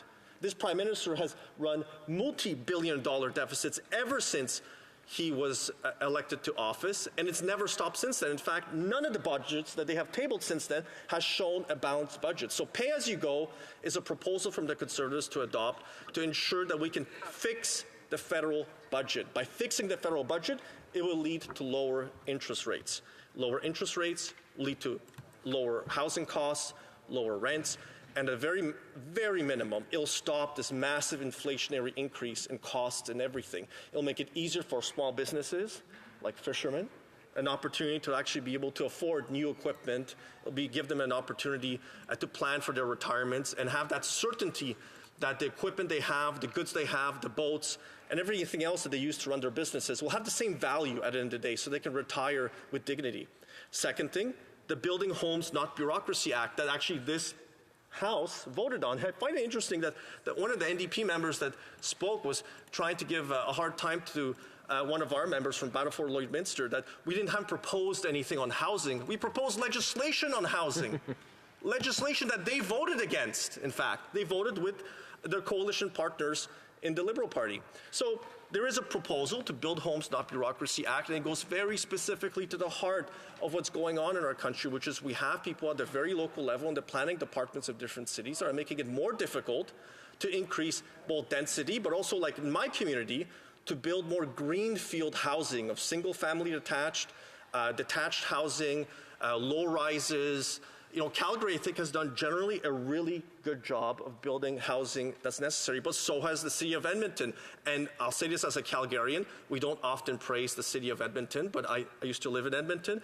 And if you look at their housing costs over the last 9 years, they're probably the smallest increases of any major metropolitan region. That's because locally they've decided to prioritize pricing and make sure that pricing stays low and affordable so people can afford the homes that they want to live in. And different types of housing for different people to make sure people have the choices that they need at different stages in their lives. But the Building Homes Not Bureaucracy Act had provisions in it too to ensure that we divested ourselves from federal government properties are no longer necessary, to ensure that we can pass them over to developers, to encourage them to build more housing, more development around TUCs, but also cut CMHC's bonuses. Like, this is the housing agency that is supposed to ensure that we build sufficient amounts of housing. And I've been a critic of the CMHC, doesn't matter which CEO has been there, but they have completely failed in their mandate. So at minimum, we should be cutting these bonuses, the performance pays, whatever euphemism they want to use for the bonuses and the extra pay that they're giving themselves when they're failing. We should not reward failure. Canceling the carbon tax. Very simple, axe the tax. The carbon tax is adding on to the misery of all Canadians. We can see in our grocery stores with prices, if you tax the farmer that makes the food, you tax the shipper that takes the food to the producer, that second level value added, and then they take it to the grocery store, all of those costs are being passed on through the entire system. And you have higher costs at the end of the day. That's simply how math works. And axing the tax is the solution. Say, well, what will you do to replace the tax? Well, we're conservatives. Generally, we don't like taxes. We're not going to replace it with any other tax. There's a lot of technological changes that we could do. There's a lot of things that we could do on the grid side in Canada to make sure we have a national grid or something closer to a national grid where there will be a better flow of electrical power between the provinces. And we can do that through encouragement. You don't need to mandate things. It's like I watched the Minister of the Environment mandating things like forcing, my favorite subject, I'm going to bring it up, Speaker, again, forcing Calgary Co-op, the grocery store of my choice, 400,000 members in Calgary, almost a third of the city is a member of Calgary Co-op, forcing them to abandon their completely compostable bags. They're completely compostable in the city-owned compostable system because they're saying that it has single-use plastic in it. It's a compostable bag. Not even the ink is made of plastic. It's also compostable. But an insistence that Ottawa knows best is why you see so much division in this country and so few Liberal provincial governments left. I'll add to that too. So few of them left in existence.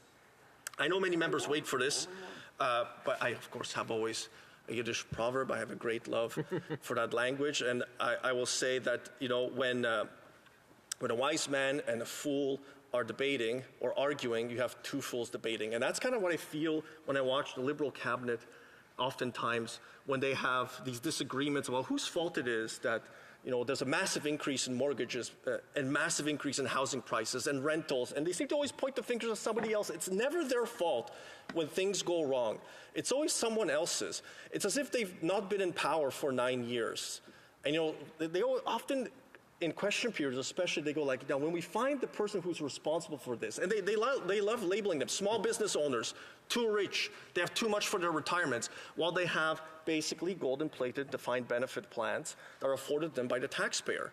You know, stop accusing those who create richness in our country that contribute to the hiring in all of our communities. But it's often, they're always looking for someone else to blame. It's the cabinet, it's just that person. I haven't found a wise man amongst them yet, but I have found those fools who continuously blame Canadians for every single one of their mistakes. So of course I'm going to be voting against C-69. I've moved several amendments to it as well. It is a matter of confidence as well, so remind my constituents back home that on these types of matters, I have zero confidence in the NDP Liberal government, in this coalition, and we must vote this legislation down. We have to have a carbon tax election, so let's axe the tax, build the homes, fix the budget, and stop the crime. Hear, hear.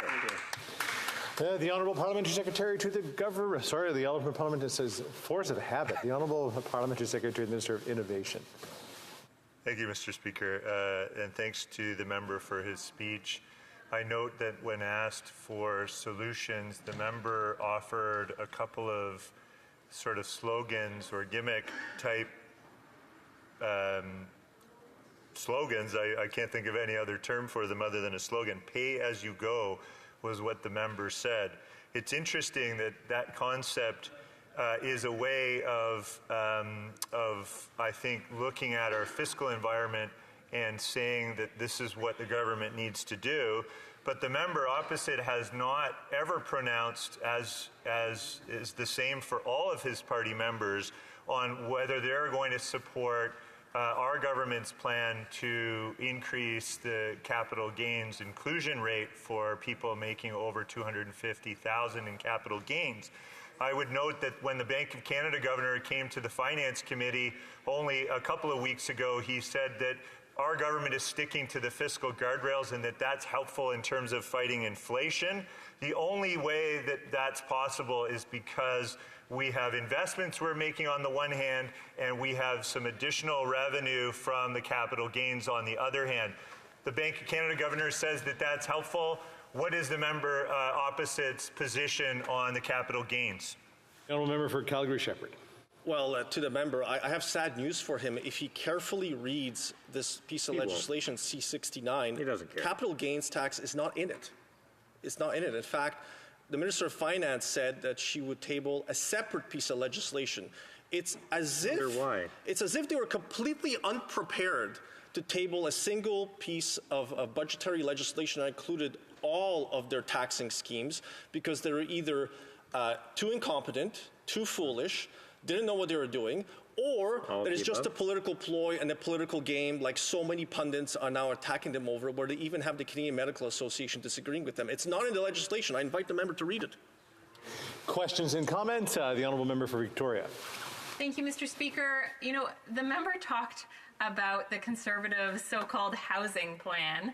The what plan? Their plan is to sell off public land to rich developers. Yeah. They want to make their corporate landlord donors even wealthier. Yeah. You know, when the leader of the opposition was housing minister, he built all of 6 homes. He let half of the country go with $0 to build more rentals. He lost 800,000 units of affordable housing, sold them off to corporate landlords. This is the Conservatives' plan. Cut and privatize. Canadians are worse off. Yeah. Does the member not think that we should use public land and public money to build more non-market housing, more cooperative housing, more social housing, more housing for people that people can actually afford? Yes. The Honourable Member for Calgary-Shepherd. Well, we were carefully listening, the group of us here, to the member's comments on what I had said and proposed, including the fact that we have legislation that we had proposed before the House that member voted it down. The NDP Liberal Coalition voted down a piece of legislation that would have addressed the housing crisis created by the massive spending by the Liberal NDP government. We really spent our way to prosperity, haven't we? The massive spending by the government has led to higher interest rates and higher inflation. This has been tried before and it has failed every single time. And my message to residents back home in Calgary and in Calgary-Shepherd, my corner of the city, is to remind residents and ask them, are you better off today than you were 9 years ago? That's a very simple thing. And every single one of my residents, I am convinced, will say, no, they are worse off because of the NDP Liberal government MP's decisions on spending. Hear, hear. In comments, the Honourable Member for Avignon-la-Métis. Avignon-la-Métis, Matapédia. Thank you, Mr. Speaker. I know that the Conservatives are against the budget. That much is clear. But in the budget, the Liberals grant tens of billions of dollars to oil and gas and fossil fuels in Canada. I know the Conservatives find it difficult to admit the existence of climate change and keep boasting about the oil and gas industry here in Canada. So shouldn't he be happy that it's in the bill? So why is he voting against C69? The Honourable Member for Calgary-Shepherd. Thank you, Mr. Speaker. My answer to my colleague from the bloc is that in my riding, there are tens of thousands of families that depend on direct and indirect jobs offered by energy companies, those that were founded in Alberta, that started as small businesses. And thanks to the government of Alberta, and thanks to the quality of this work, wealth has been created, great businesses have been created, and it's this work that pays for houses, for education, for vacations. So, no, these big Albertan businesses are businesses I'm very proud of. Continuing debate, the honourable member for Niagara Falls. Thank you, Speaker. I rise today to participate in the debate on the Budget Implementation Act, also known as Bill C-69. I will declare from the outset, Speaker, I will oppose this reckless and incompetent Liberal government and their disastrous economic policy, which is contained through this legislation. When the budget was introduced, this Liberal government told Canadians it was adding another $57 billion in new inflationary spending. But guess what, Speaker? The Parliamentary Budget Officer later confirmed that that enormous number was even higher, to the tune of $61.2 billion. That's a miscalculation of over $4 billion. This new inflationary spending only adds more financial fuel to the flames of inflation. And sadly for Canadians, Speaker, as long as this NDP Liberal government stays in power, it's only going to get worse. Already they are costing Canadians more. In fact, the new spending in this budget will cost the average Canadian family an extra $3,687. To Canadians watching at home, just pause and think about that for a moment. What could your family do if you had an extra $3,687 in your bank account? As the Shadow Minister for Tourism and the proud Member of Parliament for Niagara Falls riding, which includes the City of Niagara Falls and the towns of Niagara-on-the-Lake and Fort Erie, may I be the first to suggest a vacation in Niagara Falls, Canada's top leisure tourism destination. When common sense Conservatives proposed to rescind the carbon tax and federal taxes for fuel for the summer to allow Canadians an opportunity to enjoy a vacation, this Liberal government instead criticized those same Canadians and then voted down our motion. But really, it could go towards anything, especially things that will help improve the quality of life for you and your children. Instead, this Liberal Prime Minister will continue to take your hard-earned money and then immediately throw it at the shocking interest charges that his enormous debt has racked up after 9 years. This is simply unsustainable, Speaker. This isn't how you get to a balanced budget either, as the Finance Minister said she would during her fall fiscal update in 2022. According to the Fraser Institute, last year the Liberal government was spending more on paying off its debt than it was spending on childcare benefits and employment insurance benefits. But it gets worse. This year, this NDP Liberal government will spend more taxpayer money on servicing their debt than on health care. Let that sink in for a moment. After 9 years of this Liberal Prime Minister, it feels like we're back in the dying days of the Dalton McGuinty, Kathleen Wynne Liberal government at Queen's Park, where rampant, wasteful, and reckless Liberal spending on green energy programs made Ontario's debt the highest of any sub-sovereign state in the world.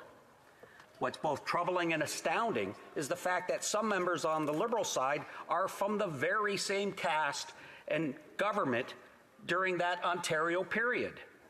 Have they learned nothing, Speaker? After 9 years of this Liberal government, Canadians know prices are up, rent is up, debt is up, taxes are up, and they are fed up. Rent has doubled. Mortgage payments are 150% higher than they were before this current Prime Minister took power. Tent cities exist in almost every major city. Over 50% of Canadians are $200 or less away from going broke. This Liberal government's tax and spend inflation is non-discriminatory. It costs Canadians their hard-earned money and savings, and it impacts Canadians of all walks of life, of every demographic, and in every region of our great country. Young Canadians have had to put their dreams of buying a home on hold, while hard-working Canadians are working overtime or 2 or more jobs just to get by. And retirees who worked hard for their whole lives to build our country are now struggling to hold on to their savings as high inflation and new Liberal taxes drain their bank accounts. Demand at local food banks is at an all-time high. In Niagara Falls, Project Share's food bank served more than 13,000 people last year. a total of 1 in 7 residents. Across Ontario, a report from Feed Ontario revealed that more than 800,000 Ontarians used a food bank between April 2022 and March 2023, an increase of 38% province-wide. These miserable results are the legacy of 9 years of Liberal rule and their disastrous spending and budgetary plans, which have failed at every turn. If Canadians were not already enduring enough financial pain and suffering caused by their federal government, they will take no solace knowing that this Liberal government is committed to quadrupling the carbon tax, driving up the cost on everything from food to groceries to shelter and energy to heat and cool their homes. Their most recent increase was a 23% hike on April 1st. But there is hope, Speaker. There is a solution. In the next federal election, which will be a carbon tax election, Canadians can elect a common-sense Conservative government. Only common-sense Conservatives will axe the tax to bring lower prices for Canadians. We will build the homes Canadians need. We will fix the budgetary finances of this country, and we will address the issues of crime, which this government policies have made only worse, not better in Canada.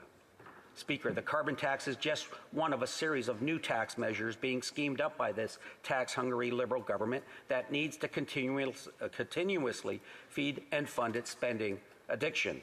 In the first quarter of this year alone, businesses across Canada saw taxes go up in areas such as CPP and EI premiums, as well as the added burden of the carbon tax.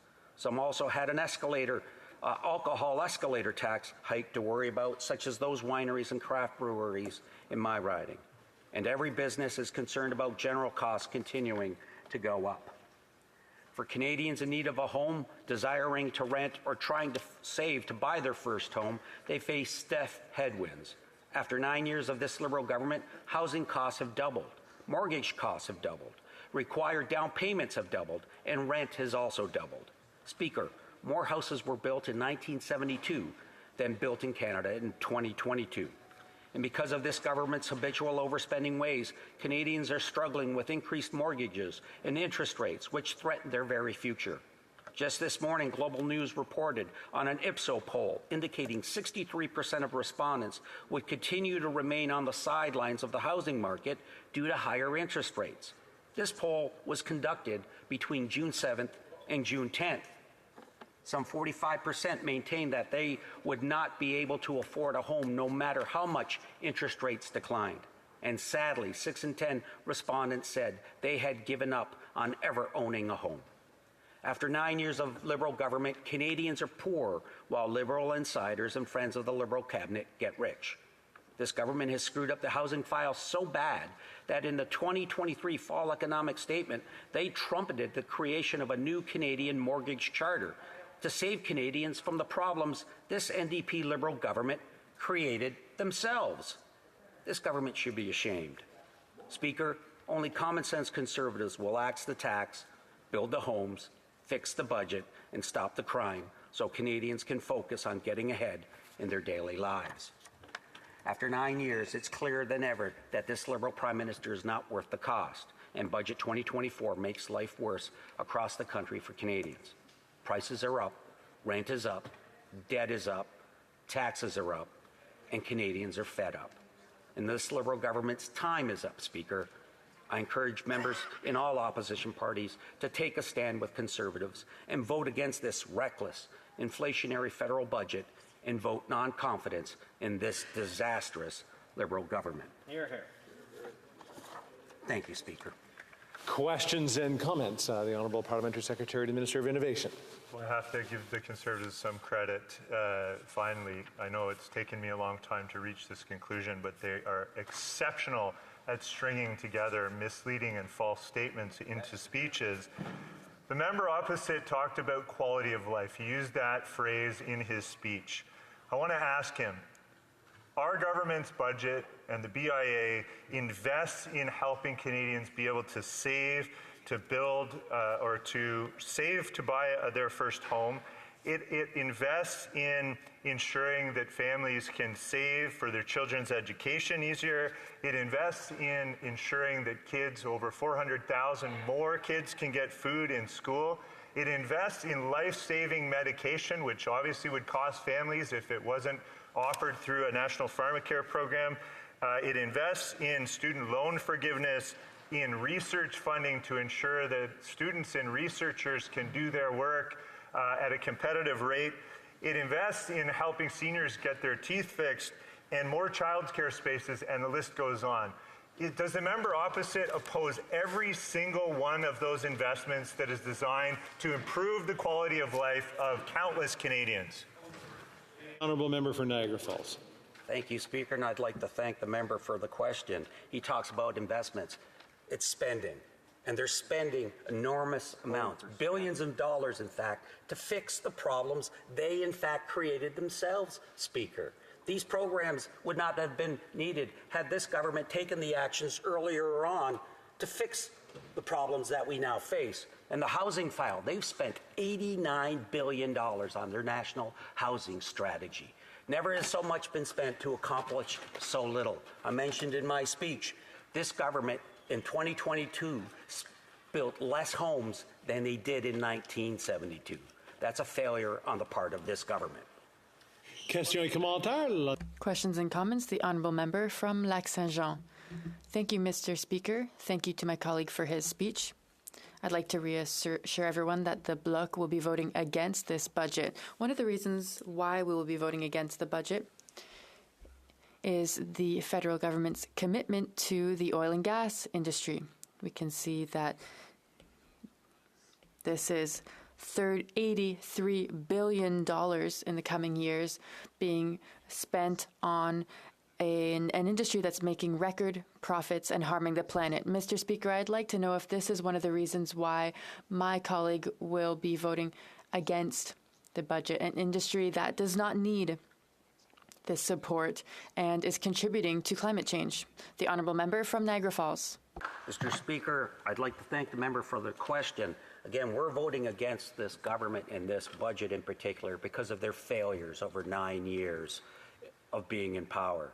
Their actions have caused the affordability crisis that we are facing today. And our hope is that a non-confidence vote will be held in our favor and that a carbon tax election will be held so that a conservative, a common sense conservative, is elected to try and fix the problems that this government has created. Questions and comments? Lady Smith. Thank you, Mr. Speaker, and thank you to the member. Mr. Speaker, one thing that the member and I can agree on is that the Liberals have failed to be able to ensure that Canadians have housing across the country. That we can agree on. However, I have not heard a single concrete, sound solution being put forward by the Conservatives. One such thing that is vital that we are talking about today is the Rental Protection Fund. We know that for every one house built, 11 affordable homes are being lost. Yet the Conservatives continue to prop up the same corporations that are swooping in and buying up affordable homes, leaving people unable to access the homes that they need. This is a basic human right. And so my question, Mr. Speaker, to the members, why does he continue to participate in delay tactics to avoid the delay tactics that are keeping Canadians from being able to access the affordable housing that they need and deserve? In about 30 seconds, the Honourable Member for Niagara Falls. Well, thank you, Mr. Speaker, and perhaps to my colleague. Why did this opposition party that works in tandem with this government vote against our Building Homes and Not Bureaucracy Act? We put forward a piece of legislation that would address the housing crisis in Canada, and they voted to support their Liberal friends. Resuming debate, the Honourable Member from Joliette. Thank you, Mr. Speaker. Bill C-69 is an omnibus budget implementation bill that creates or amends 67 different statutes. Among other things, it enacts the Consumer-Driven Banking Act, which provides for the federal government to be the sole regulator of this sector, with the Financial Consumer Agency of Canada acting as the regulator. Today, we are asking the government to withdraw this section, to correct its shortcomings this summer, and to come back to us this fall with a framework that does not give Bay Street an unfair advantage over other financial institutions, that respects the jurisdiction of Quebec and the provinces, and that entrusts the management of the framework to a competent body. Mr. Speaker, since financial technology companies do not fall under federal jurisdiction, Ottawa has chosen to regulate them indirectly by regulating how banks can do business with them. Clearly, C-69 provides that banks and other financial institutions under federal jurisdiction will be covered by the new law. They will be required to cooperate with financial technology companies, but will only be able to do so in accordance with the federal rules and standards. Non-federal institutions will be left in the lurch. They will be able to join voluntarily if they obtain the approval of their province, which will then have to waive the application of its own laws to the open banking part of their activities. For the moment, C-69 does not concern insurers due to the sensitivity of the medical data they hold, or intermediaries such as brokers, but the framework will likely extend to them eventually. The precise rules and standards applicable to the sector, notably in terms of consumer protection or financial responsibility, will be laid down in another bill scheduled for this autumn. But the decision will make this a solely federal matter. This decision is being made now. In Bill 69, we're asking the government to withdraw this legislation and prove it this summer and present us with better legislation this fall. The effective date will not be delayed by this withdrawal.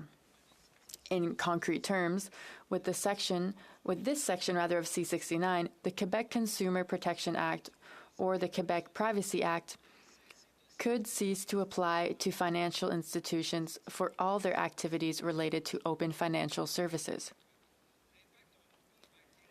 The impact of exclusively federal open banking on the prudential obligations of Quebec financial institutions, as enacted by the Autorité des marchés financiers, is unclear at this time. In addition to transferring legislative power from Quebec to Ottawa, C-69 puts Quebec institutions at a disadvantage up against federal institutions. Banks would have only one set of regulations to follow, but an institution like Desjardins would find itself straddling two governments, the Quebec government for its general operations and the federal government for its technological interactions with consumers. Being subject to two levels of uncoordinated regulation could be downright dysfunctional and put banks in an outrageously advantageous position over cooperatives or trust companies. C-69 gives Bay Street an advantage over other institutions such as cooperatives and credit unions. Thus, point of order, Mr. Speaker, the honourable member from Lac-Saint-Jean. I see people talking over there and over there. If you want to chat, you can do so outside of the room. Yes, that's a good suggestion. If discussions need to be held, I will ask that you do so in the lobby. The honourable member from Joliette. Thank you, Mr. Speaker. Thank you to my colleague from Lac-Saint-Jean. Thus, C-69 presents Quebec with a Cornelian dilemma where all options are bad. We can refuse to adhere to the federal framework, and then our institutions remain locked in the 20th century, while their federal competitors enter the technological 21st century. We can accept that our financial institutions enter the federal framework, but then Quebec would have to give up applying its own laws to them for all their activities related to the open financial system. And then there's the worst case scenario, Mr. Speaker. An institution like Desjardins could, to ensure its survival in the face of federal competitors, choose to cease being a Quebec institution under the Quebec Cooperative Credit Associations Act and become a federal institution under the Cooperative Banks Act. Trust companies would face the same choice. And then, as the open financial system threatens to expand into insurance, all our insurance companies could go federal. And then, if this worst-case scenario materializes, the entire financial sector would be completely outside Quebec's jurisdiction for all its activities. This is a serious threat to Montreal's financial position. In short, by using its power over the banks to regulate all the companies that interact with them, Ottawa is attempting to oust Quebec and the provinces from the world of finance, something it failed to do when it tried to regulate securities. Rather than taking the unilateral, centralizing route, Ottawa should have chosen cooperation. Convene a federal-provincial meeting of finance ministers to work on the open financial system. attempt to emerge with a joint declaration by which governments would announce their intention to develop a common regulatory approach with a clear deadline, for example, 2025. This could include setting up a federal provincial coordination office. Send a clear message to all financial institutions, not just banks. Agree on a common technology, secure information, transfer protocol, and so on and so forth, because open banking is coming. Get to work on common regulations, fintech accreditation rules, security standards, clarification of financial responsibilities, consumer and data protection, etc. This is what we are asking the government to do today. We are asking it to withdraw the section on open banking, which centralizes this sector solely at federal level, to take a few months to coordinate with the various players and the provinces, and then to come back to us in the fall with a framework that respects the different jurisdictions and does not penalize institutions under provincial jurisdiction. For open banking, the government could have chosen another model. Then there's the Interact approach based on self-regulation, and there's the securities approach. Securities are essentially provincial jurisdiction, but Ottawa has laws governing federal enterprises. The Supreme Court has also recognized Ottawa's jurisdiction over systemic risks in the financial sector. In Quebec, it's the Autorité des marchés financiers, that is, the regulator. To ensure that companies can raise capital anywhere in Canada and that registrations made in one province are recognized by all, governments have chosen to coordinate their efforts. As a result, Quebec's Business Corporation Act closely resembles the Federal Business Corporations Act and those of all provinces. The same is true of all the laws governing one aspect or another of securities. Quebec preserves its legislative powers. Quebec's law may be stricter in certain areas. For example, it requires a French version of all AMF registrations, which other provinces do not. But it must remain consistent with the common standard adopted by all governments. This is my preferred approach, and this is the approach that the Bloc Québécois prefers. Another concern in C69, Mr. Speaker, is that the government entrusts the management of the framework to the Financial Consumer Agency of Canada, an organization that does mainly financial education and that has no expertise whatsoever.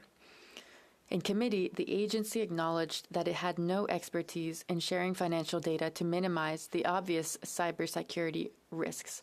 It also told us that it currently has no plan to develop the expertise needed to oversee the security aspect of banking. We also asked a number of questions. The agency said it was unable to answer them. For example, as financial technology companies are not banks, they do not fall under federal jurisdiction. Did the government obtain the consent of the provinces, particularly Quebec, which has its own civil laws, before introducing this bill? Unable to answer. We know the answer, it's no. During the briefing on the Notice of Ways and Means that preceded the bill, I understood that the financial institutions under provincial jurisdiction could adhere to the federal framework if they so wish, as long as the province gave its assent and waived its right to regulate open banking activities itself. Is this the case? Unable to answer. Which provincial laws should give way to federal ones? Unable to answer.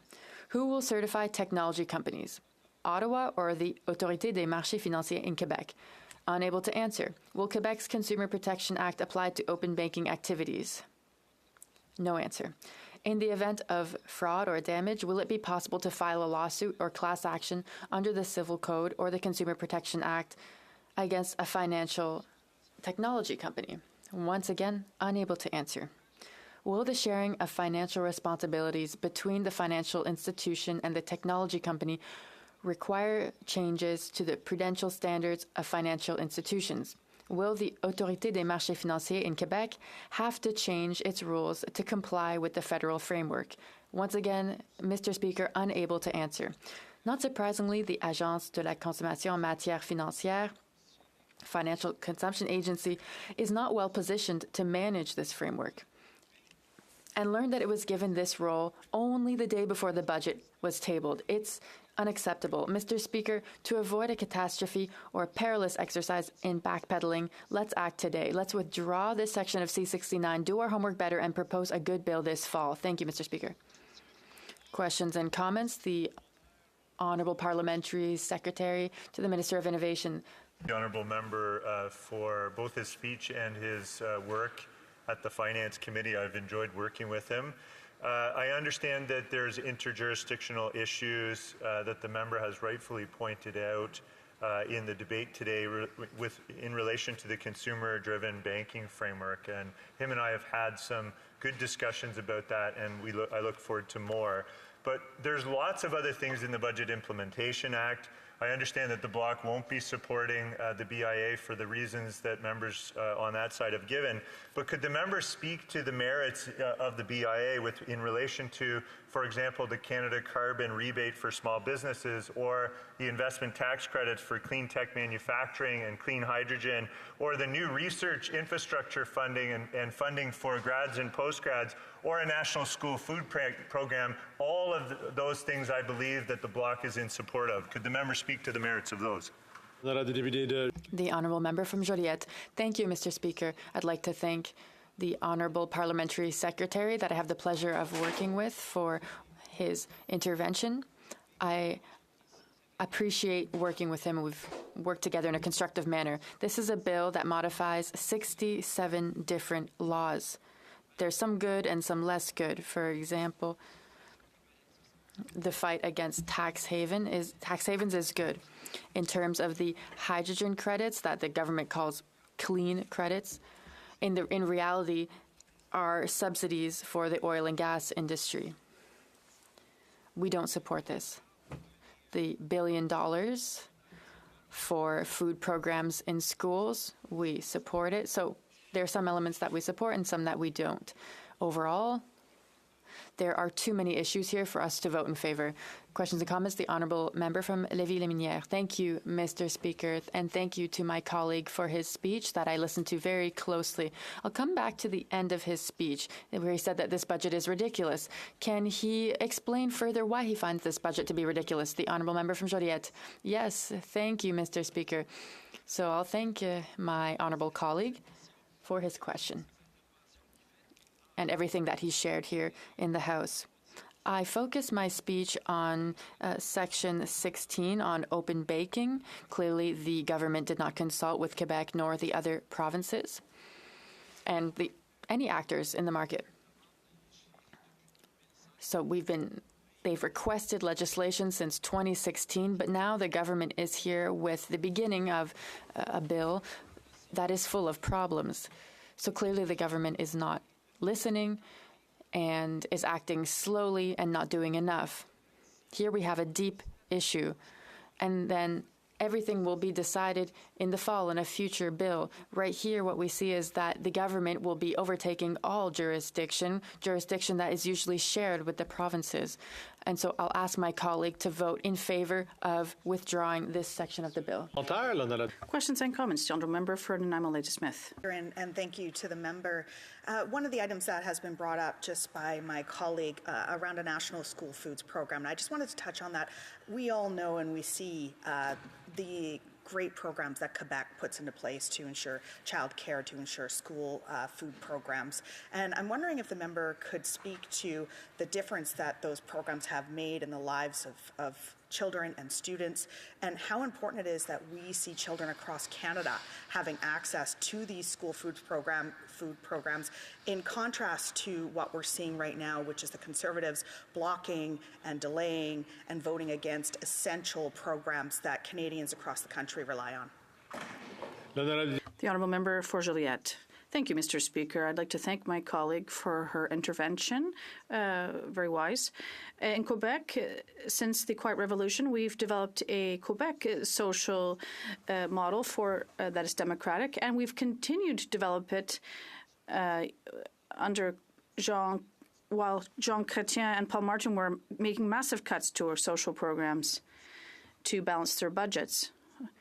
We did see a rise in poverty and gaps in wealth in other provinces, but in Quebec, with our means, we have been able to establish different measures with community and social groups. So we do in Quebec believe in a redistribution of wealth. We've been able to establish measures, and that is when our family policies, including daycare centers, were established. we enabled the participation of women in the workforce. We also have pharmacare that covers people who already aren't under coverage. And while Ottawa was cutting its transfers by 40%, we were able to establish funding, and specialists have said that other provinces have seen inequality that is similar to that of the U.S., and in Quebec, we have a similar situation to Scandinavian countries. So we always involve community associations. Thank you. Resuming debate. The honourable member for Calgary, Forest Lawn. Thank you, Mr. Speaker. Canadians are poor, a theme all too common under this Liberal NDP government after 9 years. Because Canadians know that they could do all the right things. They could go to school, have a part-time job while they're going to school, make ends meet, get a job, and work and put in as much as they can to save up. But they all know at the end of the day that there is a government that will do everything in their power to work against all of that hard work. The Canadian experience, or the Canadian dream that we used to have in this country, used to include things that would seem very basic for any country, that you put in hard work, you could own a home, you could own a business, you could send your kids to a good playground or a school where they wouldn't find needles and other like crack pipes and things like that.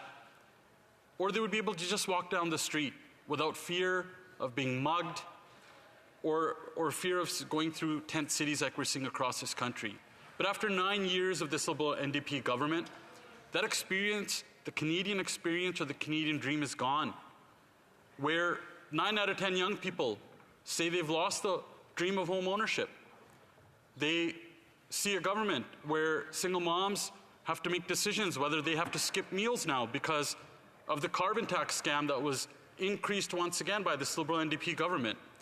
There's a woke, ideologically extremist government that will do everything in their power to make sure Canadians will never be successful. It's because we have an out-of-touch Prime Minister who has probably never had to fill up gas in his own car, probably has never went grocery shopping on his own. I'm not even sure if he knows how to open doors anymore. He probably needs to get retrained after he's not going to be Prime Minister anymore next year. And the sad part is that the incoming Liberal leader, who's going to be coordinated, Mark Carbon Tax Carney, is no different. Because the pain that this Liberal NDP government is inflicting on Canadians does nothing to these trust fund babies or these elitists, but it does everything to harm the middle class and workers. You don't have to look very far to see the pain that this government has caused after 9 years, with nothing but blind support from the NDP. Because on top of the tent cities, there are food banks with larger and larger lineups at them, with different demographics than there were 9 years ago. In fact, demographics that you could have a good paying job and you'll still have to line up at a food bank, where you could have a good paying job. You could be a teacher or a nurse, but you'll still have to end up sleeping in your car because after 9 years of this Liberal NDP government that spent $89 billion on housing, doubled housing costs. Rents and mortgages have doubled. In fact, rents are at the highest rate they've ever been in Canadian history. But it's no surprise because you have an out-of-touch Liberal NDP government that has no clue. According to them, Canadians have never had it so good.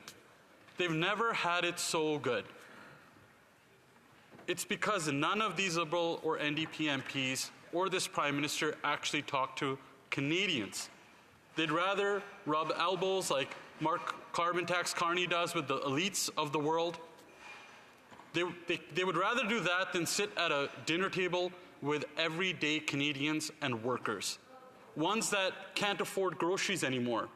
Ones that are deciding whether they should get that extra grocery or think about, can we actually afford heat or our rent this month? Kids that are going starving because of the cost of food. But that's 9 years of this Liberal NDP government. And the problem is that productivity in this country has declined once again for the 7th consecutive quarter.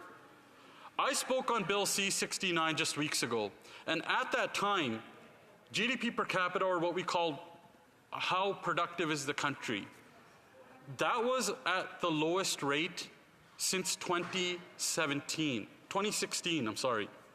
The week before that, GDP per capita was at the worst rate since 2017. And today, Mr. Speaker, GDP per capita is worse than it was in 2014. Because Canadians got hit with 40-year highs in inflation caused by this Liberal NDP government's out-of-control spending. They got the most rapid interest rate hikes not seen in Canadian history. They got slammed by a carbon tax scam that only went up and did nothing for the environment, that only made the cost of gas, groceries, and home heating even more expensive. Not only did this government do that, but they also made sure that investment in this country fled. More than $200 billion of investment has fled already since 2016. That is the record of this government, but again, according to them, Canadians have never had it so good. In fact, they've never had it so good, Canadians want to leave. More Canadians are leaving each year now because of the high cost of living. That Canadian dream that everyone thought of or came here for, just like my family did, it's gone. And the proof is in the numbers. The food bank usage, the people fleeing from here or thinking about leaving from here, the amount of bankruptcies, the insolvencies. And I'll give an example of a small business owner, the ones that this government considers tax cheats.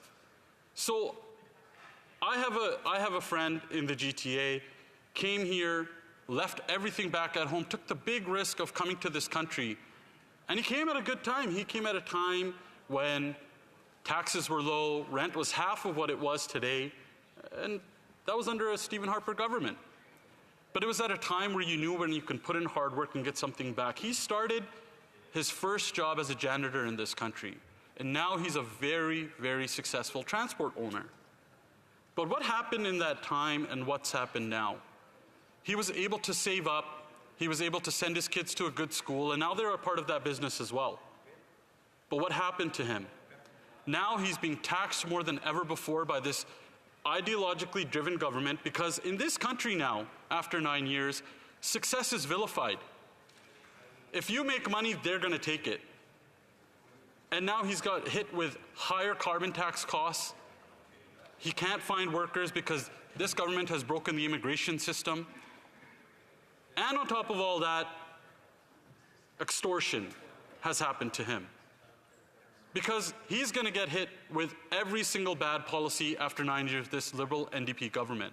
So he's getting higher taxes, he's not getting the proper labor he needs to make so he can grow his business.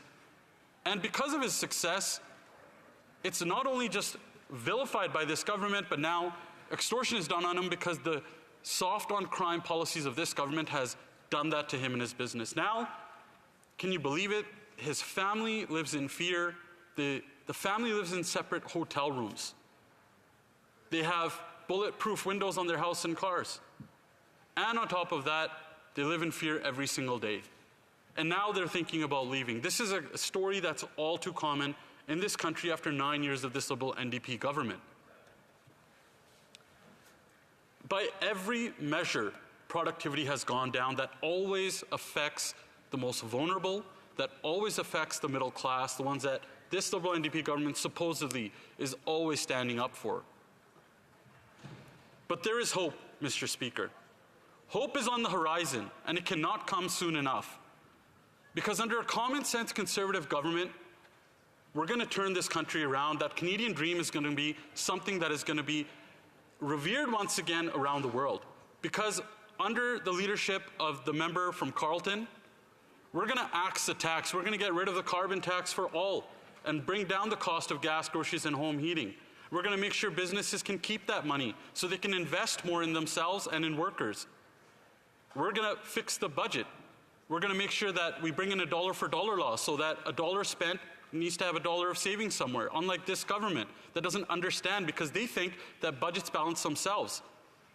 That's going to help lower inflation and interest rates. We're going to build the homes and not more bureaucracy like we've seen under this government that's doubled the cost of housing in all aspects. And we're going to stop the crime by bringing in back mandatory minimums so that we can have safe streets and safe communities once again. Because under a common sense conservative government, from the member from Carleton, we're going to bring home that Canadian dream once again, something that this out-of-touch Liberal NDP government has destroyed after 9 years. Thank you, Mr. Speaker. Questions and comments? Question Kamal-Tarr, the Honourable Parliamentary Secretary, Minister of Innovation, Science and Industry. Thank you, Mr. Speaker, and thank you to the member opposite for his speech. Again, I think it's a great bunch of slogans strung together with a lot of falsehoods scattered throughout. The main one that I think I would take issue with right now is that the member and members in the Conservative Party do this on a daily basis. They blame the federal government for global inflation, which is interesting because every country in the world post-pandemic has been dealing with an inflationary environment. And it's interesting that the member opposite doesn't acknowledge that. He's trying to pin that on the federal government.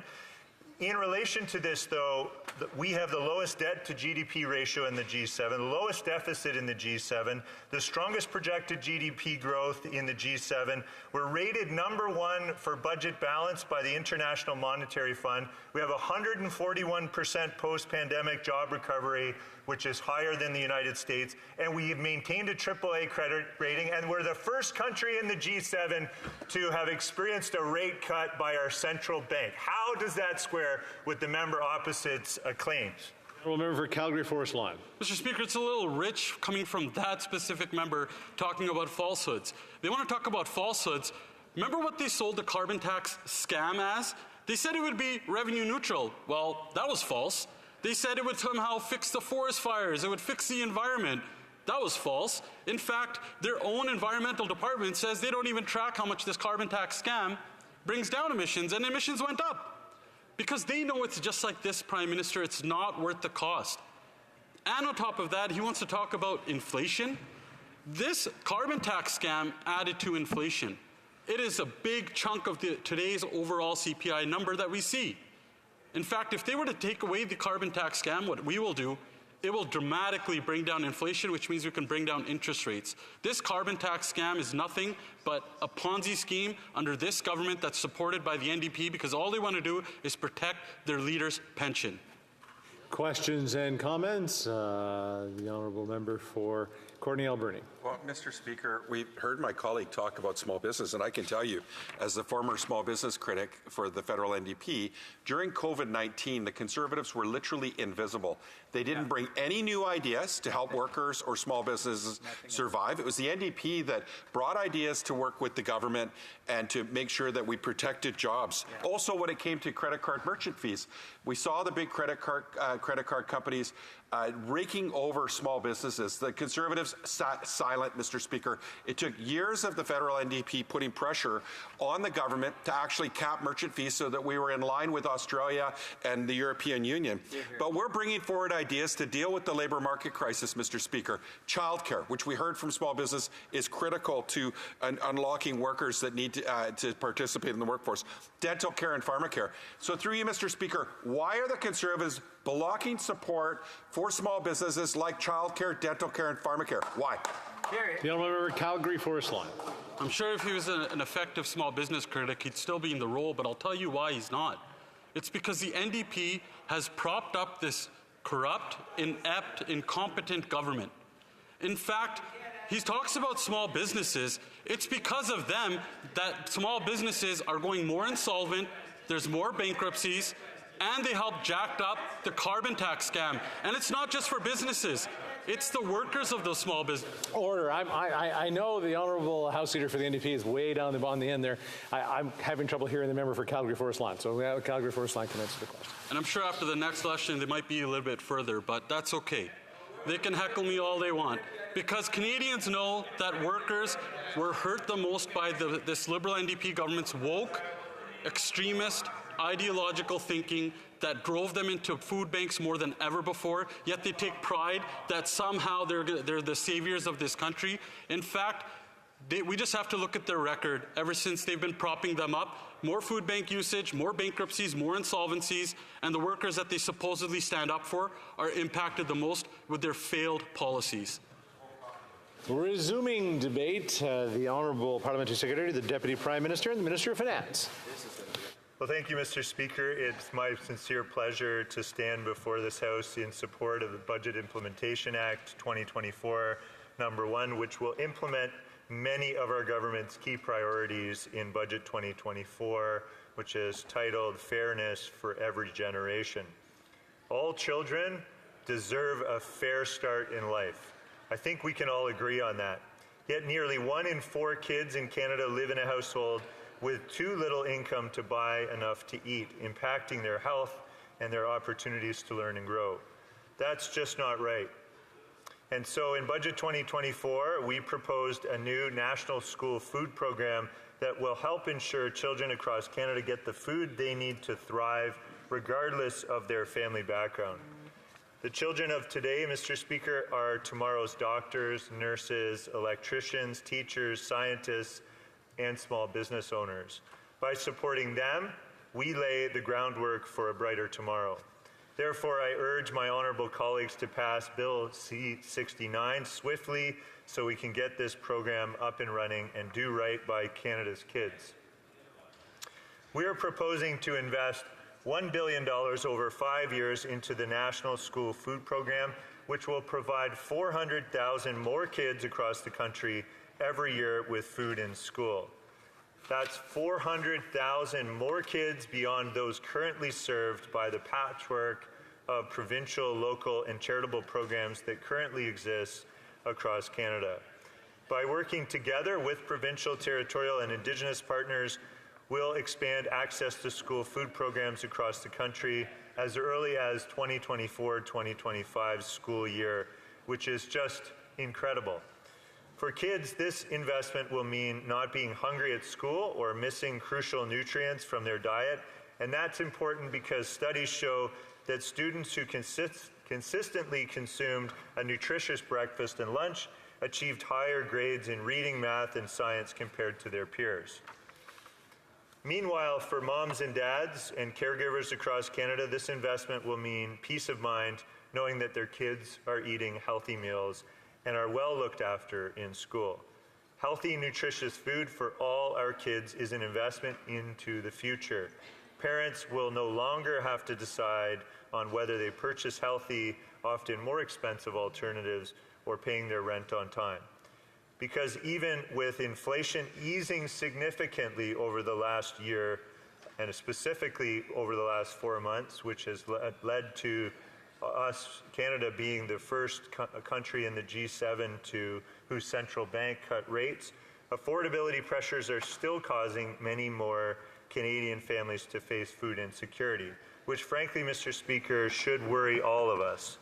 After all, food insecurity is strongly linked to poorer health outcomes, including higher rates of type 2 diabetes, heart disease, and high blood pressure, but also higher rates of mental health issues like depression and anxiety. All of this puts a large burden on our already stressed healthcare system. The National School Food Program will be a safety net for the parents who need this support the most, including First Nations, Inuit, and Métis families, many of whom have some of the highest historic rates of food insecurity in Canada. Once up and running, it will save an average participating family with 2 children as much as $800 per year in grocery costs. That's extra money families can direct towards clothing, toys, and books for their kids, as well as groceries and other essential goods. Further to that point, evidence shows us that school meal programs don't just reduce health inequities for kids, they also promote sustainable food systems and practices and create more jobs in both the food service and agriculture sectors, especially for women. Mr. Speaker, this is feminist social policy in action, and it is smart economic policy too.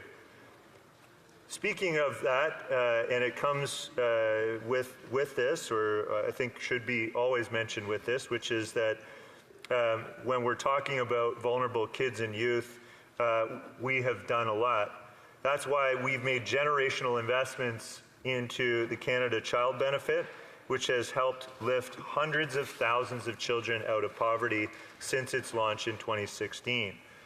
There's about $91 million that comes into my riding of Whitby on a yearly basis to support 14,000 families just in my riding alone. And this program provides families with up to nearly $8,000 per child per year to provide the essentials that kids need.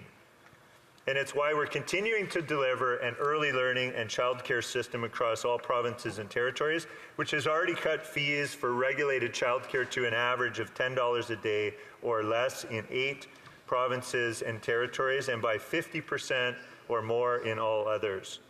We're also improving access to dental health care for children under the age of 12 through the Canada Dental Benefit, and soon for children under 18 with the Canadian Dental Care Plan, so that parents don't have to choose between taking care of their kids' teeth and putting food on the table. And to help younger Canadians get the mental health and addiction support right when and where they need it most, we're also launching a new $500 million Youth Mental Health Fund. This new fund, and I will say my youth council was a group of young people that identified this issue a number of years ago and have advocated for more supports for youth mental health. So it's great to see this in the budget. This new fund will help community mental health organizations across the country provide more access to mental health care for younger Canadians right in their communities, so that we can help more kids and youth live healthy, happy, supported, and fulfilled lives. Because Canada's success depends on the success of younger generations. In conclusion, Mr. Speaker, the National School Food Program is the top of our list. It's a generational investment to help families and make life more affordable across the country. Thanks to this crucial investment, we'll be helping families by making sure that kids don't spend the day at school hungry, and at the same time bring peace of mind and relief to parents and caregivers. But we can't do it alone. I hope that my honourable colleagues will support Bill C-69 and join us in our vision of a Canada where every child and youth has enough food to eat, to focus in school, and reach their full potential. Thank you very much, Mr. Speaker. Questions and comments? The honourable member for Kenora. Thank you, Mr. Speaker. And the member across the way spoke about a lot of this government's programs and the big spending announcements that they've brought forward over the last few years, of course, including in this budget. But unfortunately, it's this government's policies, it's their spending and it's their programs that have led to the cost of living crisis that we're seeing after 9 years, Mr. Speaker. So instead, can the member speak to when his party will finally listen to common sense Conservatives and Canadians that are struggling, and listen to our plan to axe the tax and to stop inflationary spending, so that we can help address this cost of living crisis that Canadian households are facing right across the country? Parliamentary Secretary to the Deputy Prime Minister. Well, it's clear to me that the Conservatives have only slogans. They produce no solutions or offer any solutions of any kind for any of the issues that Canadians are facing today. Our government is busy putting forward solutions, implementation plans, making investments in Canadians, and we know that you have to invest in people in order to create the kind of prosperity and country that we want. Obviously, our country is going through the same inflationary crisis that the entire globe has been going through post-pandemic, but we've fared much better than many other countries, and that's clear based on the statistics. We're the first country whose central bank has cut interest rates. I think we should all be very proud of that. We can invest in Canadians and make life more affordable at the same time. The Honourable Member for Thérèse de Blainville. Thank you, Mr. Speaker. The Liberals accuse the Conservatives of not having a plan, but the Liberal plan is to spend in fields of jurisdiction that are not theirs to manage, and that are exclusively provincial. For example, social programs, childcare, dental care, medical insurance, it's all provincial. By imposing conditions upon provinces, these are billions of dollars that are invested in fields of jurisdiction that are not theirs. The federal government could use that energy and that money to strengthen its own social programs like OAS, like employment insurance.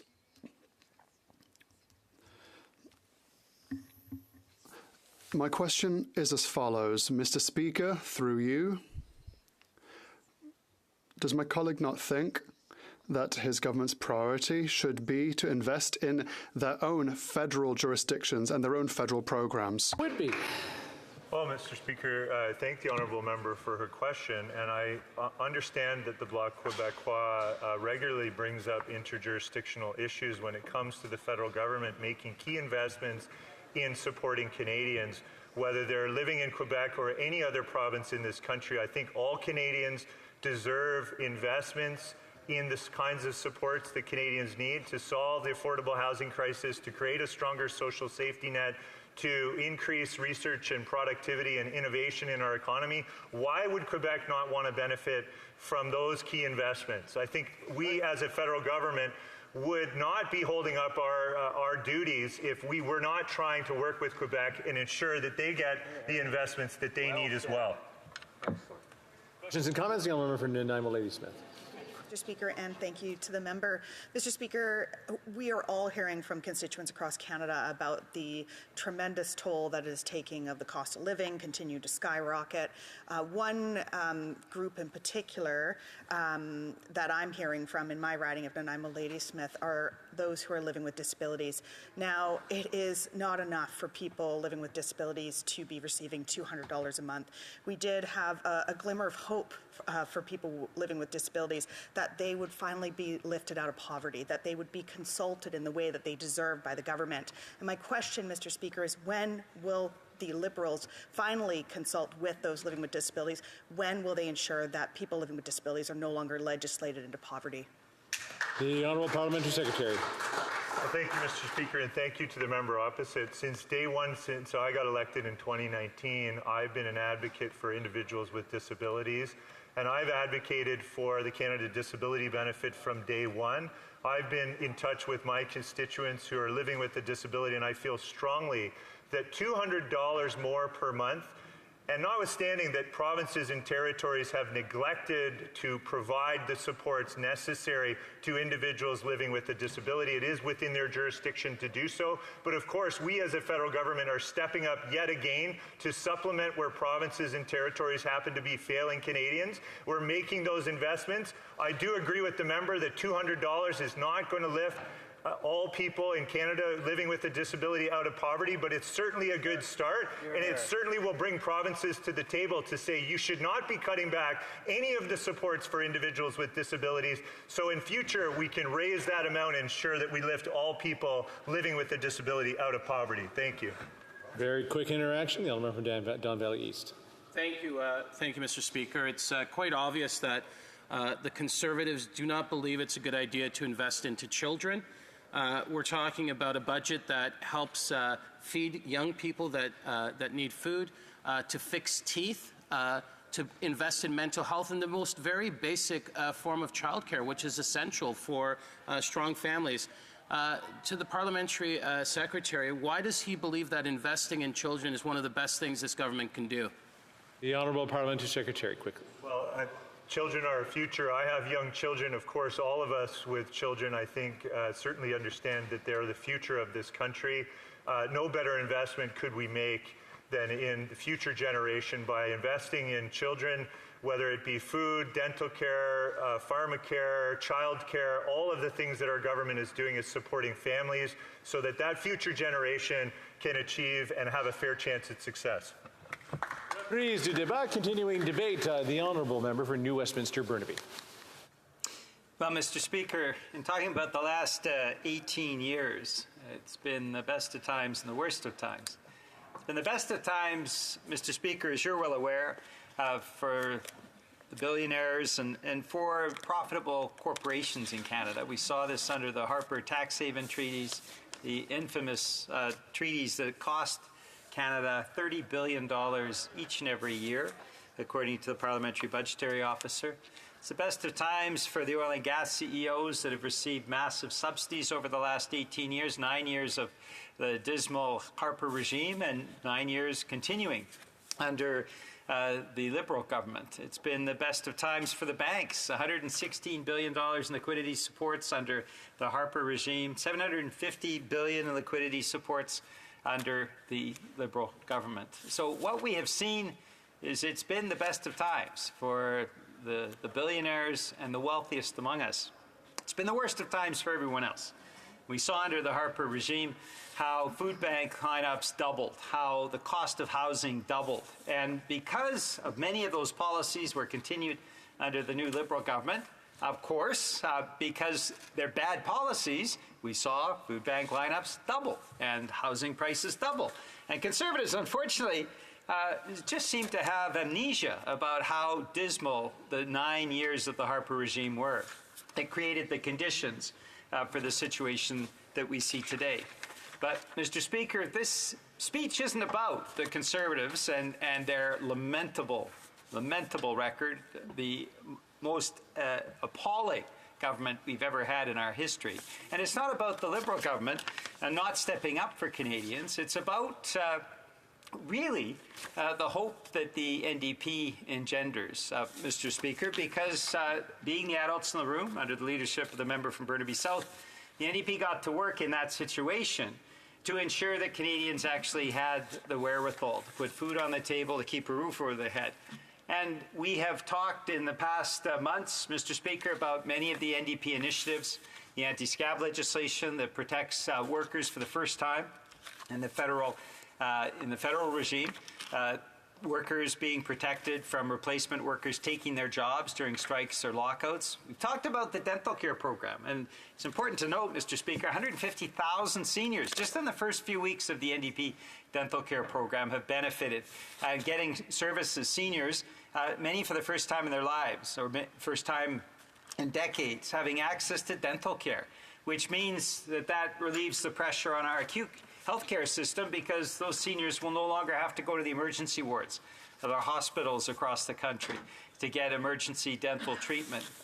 We've seen with the pharmacare program that the NDP has brought in, that has passed this House and hopefully will pass the other place shortly, that will mean a difference for 6 million Canadians with diabetes that pay often $1,000 or $1,500 a month for their diabetes medication and devices.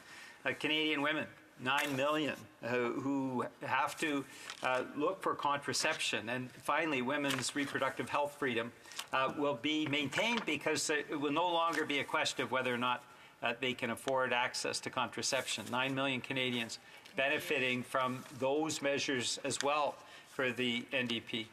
And Mr. Speaker, I could go on and on about other pieces of legislation that the NDP has brought forward, ensuring transition to clean energy to fight back against the climate crisis, ensuring protection from food price gouging and gas price gouging by the enhancements that the member from Burnaby South offered to the Competition Bureau. All of those things are going to make a difference in people's lives. There's no doubt about that.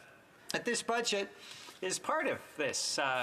This drive by the NDP to actually address what were systemic failures of the Harper regime, sadly continued by the Liberal government, rather than putting into place kind of fair tax system that Canadians do want to see, and structured services that actually benefit Canadians. Under the Harper regime, we saw how those services were slashed badly to allow billionaires to take their money offshore. That was the priority of the dismal, horrible 9 years under the Harper regime, the worst government in Canadian history, the most unbelievably cruel government in Canadian history, forcing veterans to travel long distances to access whatever services they deigned to allow veterans to continue to access, forcing seniors to work years longer before they could even access a pension, and slashing services, including healthcare services,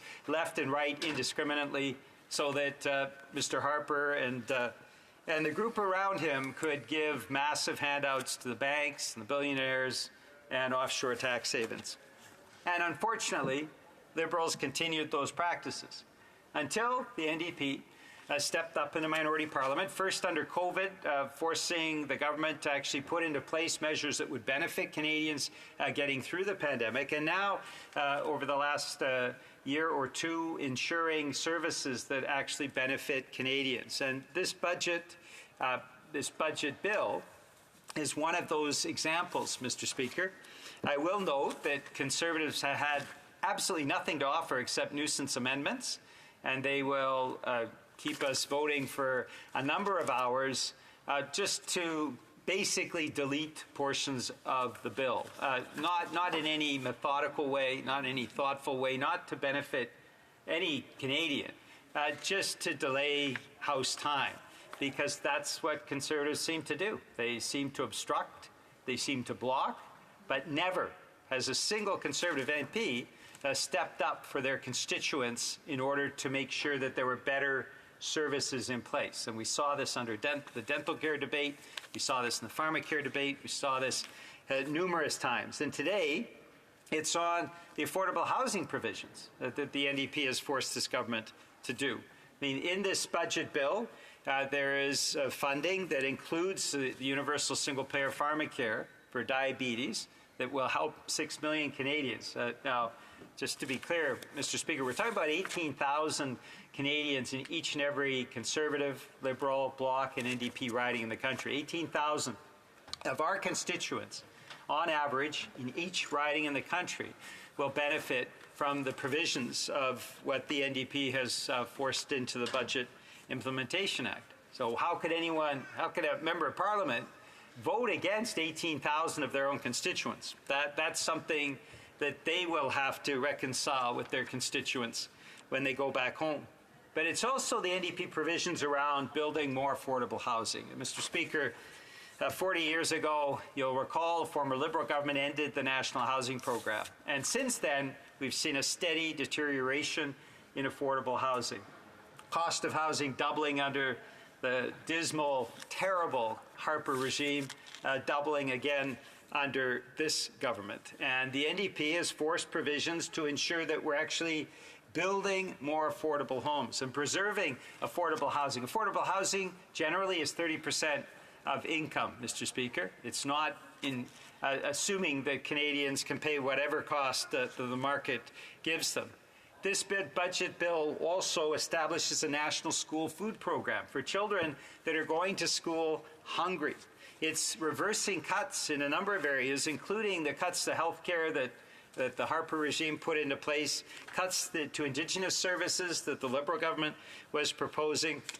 It's establishing a dedicated youth mental health fund, and it's doubling the volunteer firefighters tax credit. I wanted to praise the member just for a moment for Courtney Alberni for his good work in bringing that to reality. This will make a big difference for volunteer firefighters right across the country, search and rescue volunteers that have not benefited from the tax credits that are in place.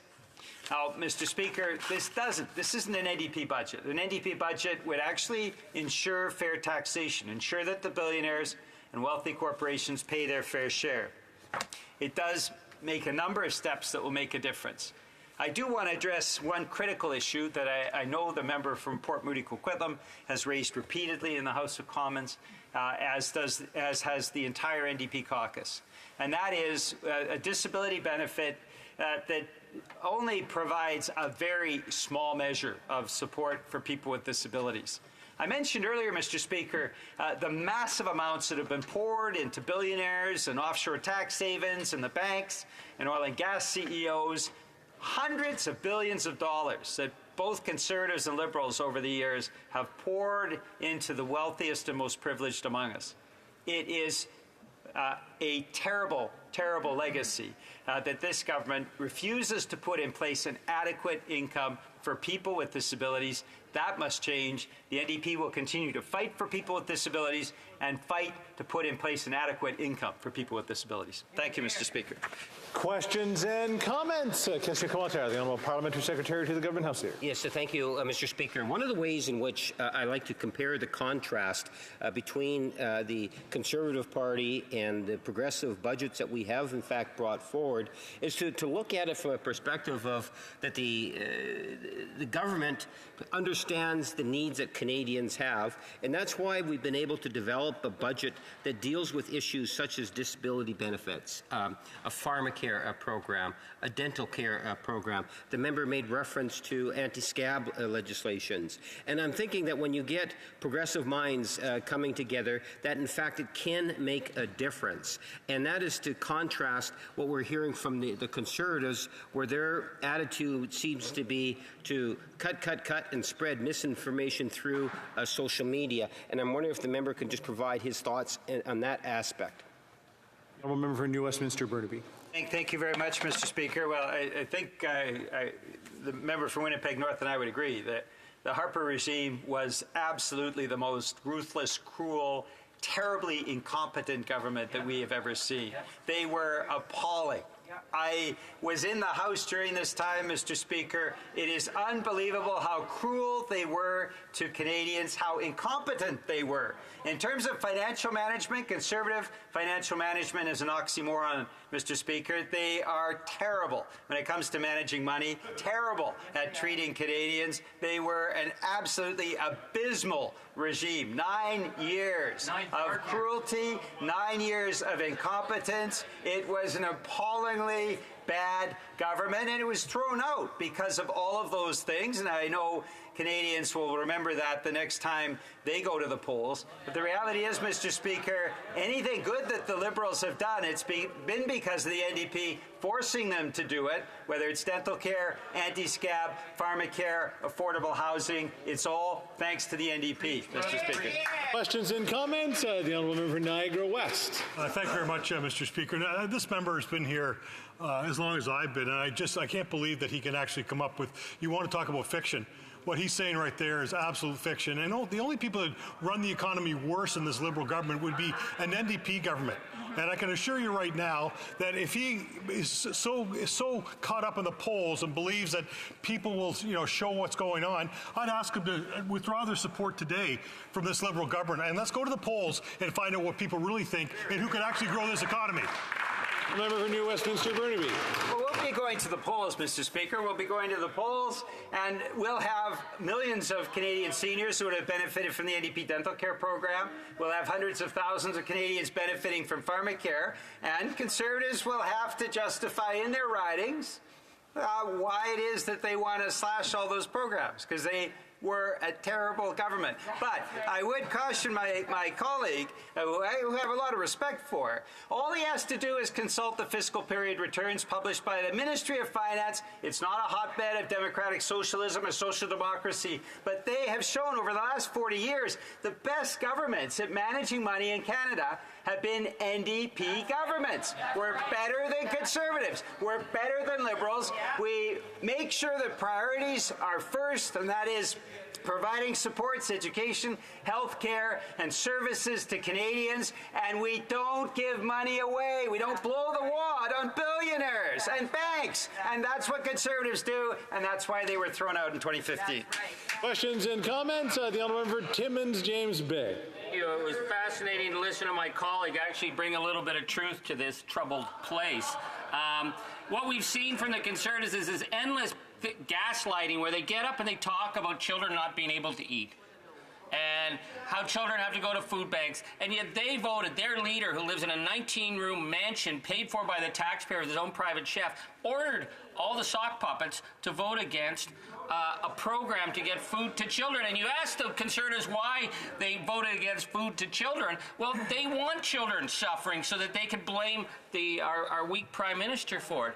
It's the same as they talk about the mental health crisis, and yet they had the gall to vote against a suicide prevention hotline. Meanwhile, New Democrats showed up. We got the National Suicide Prevention Plan, and because we actually care. We got dental care for seniors because we care. We've got diabetes medication for seniors and for people because we care. And yet the member, who's never had a job, who lives in a 19-room mansion at Stornoway, will get all his sock puppets to cut all those important investments while they're saying people are suffering. I'd like to ask my honourable colleague what he thinks it is about the Conservatives' constant gaslighting of the Canadian people when they really don't give a damn about those who are suffering. That's right. The Honourable Member from New Westminster Burnaby.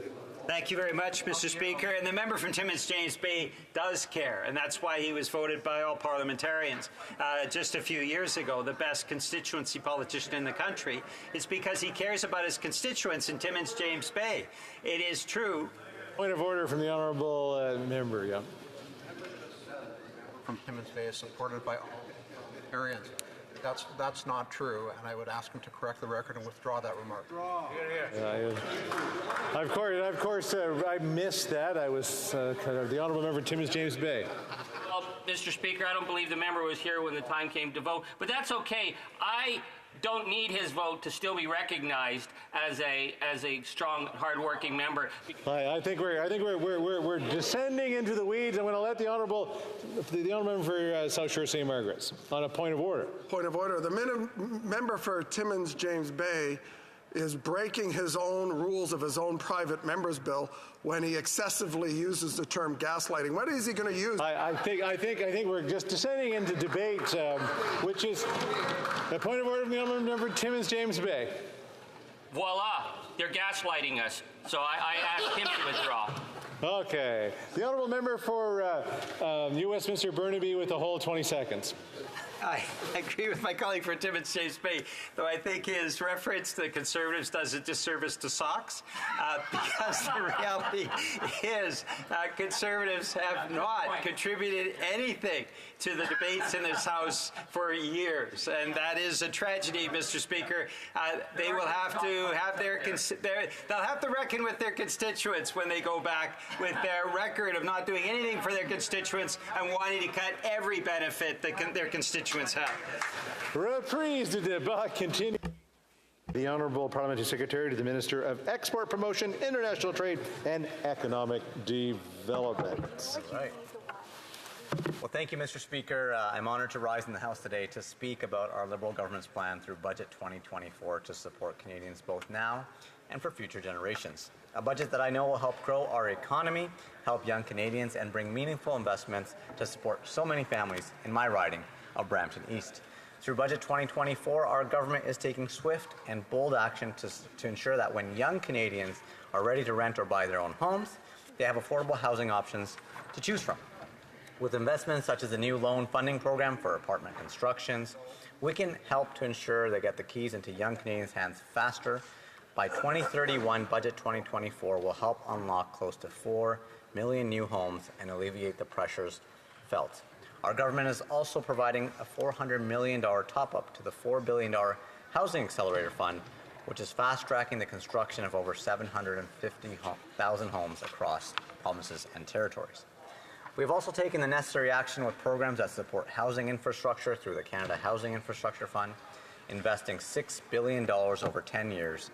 This will help communities to have the critical infrastructure necessary to bring more houses online and into housing markets faster than ever before. Mr. Speaker, through Budget 2024, our government is delivering on our promise to Canadians of fairness for all generations. First-time homebuyers can turn their dreams of home ownership into reality because we have enhanced the home buyers plan so that they can use the tax benefits of an RRSP to save up to $25,000 more towards their down payment. We're also increasing the amortization period on mortgages from 25 to 30 years for first-time homebuyers purchasing new builds. With these initiatives, we are sending a strong message that our government is not only taking meaningful strides, but also empowering young Canadians who want to enter the housing market for the first time. Our government is listening, and the proof of that comes through Budget 2024. We developed a real plan to help Canadians of every generation with a fair opportunity for a good middle-class life. Mr. Speaker, increasing the housing supply will alleviate the added pressures buyers and renters are currently facing.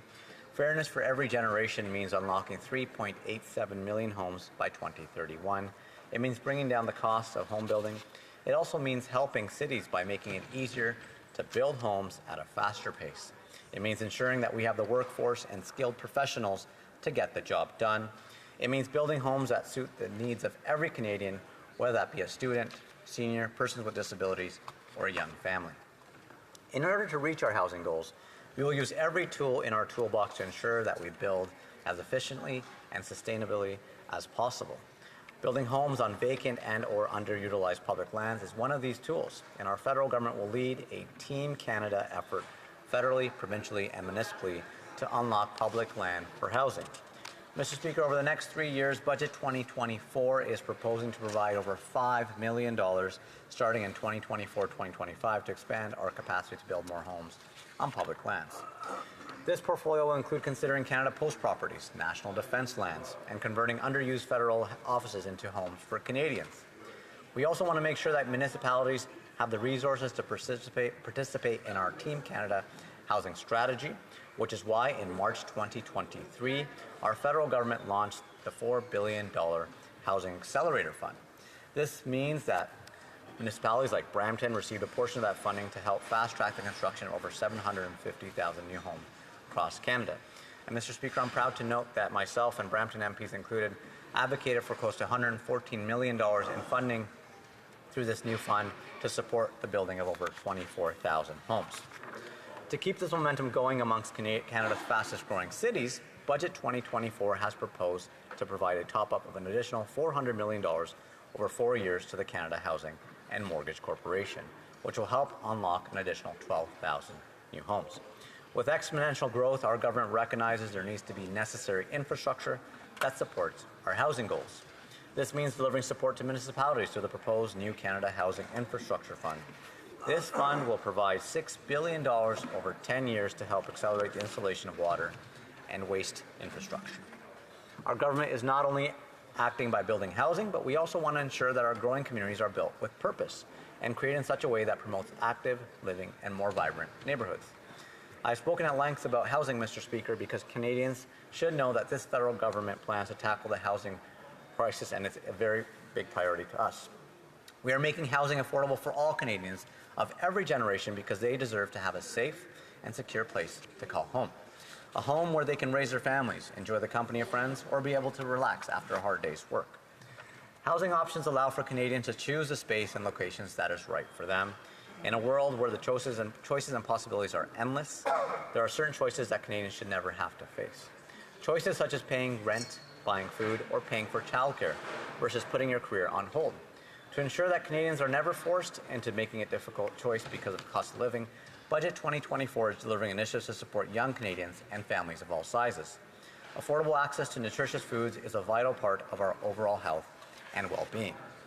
This is especially true for young children who are at critical growth and development stages in life.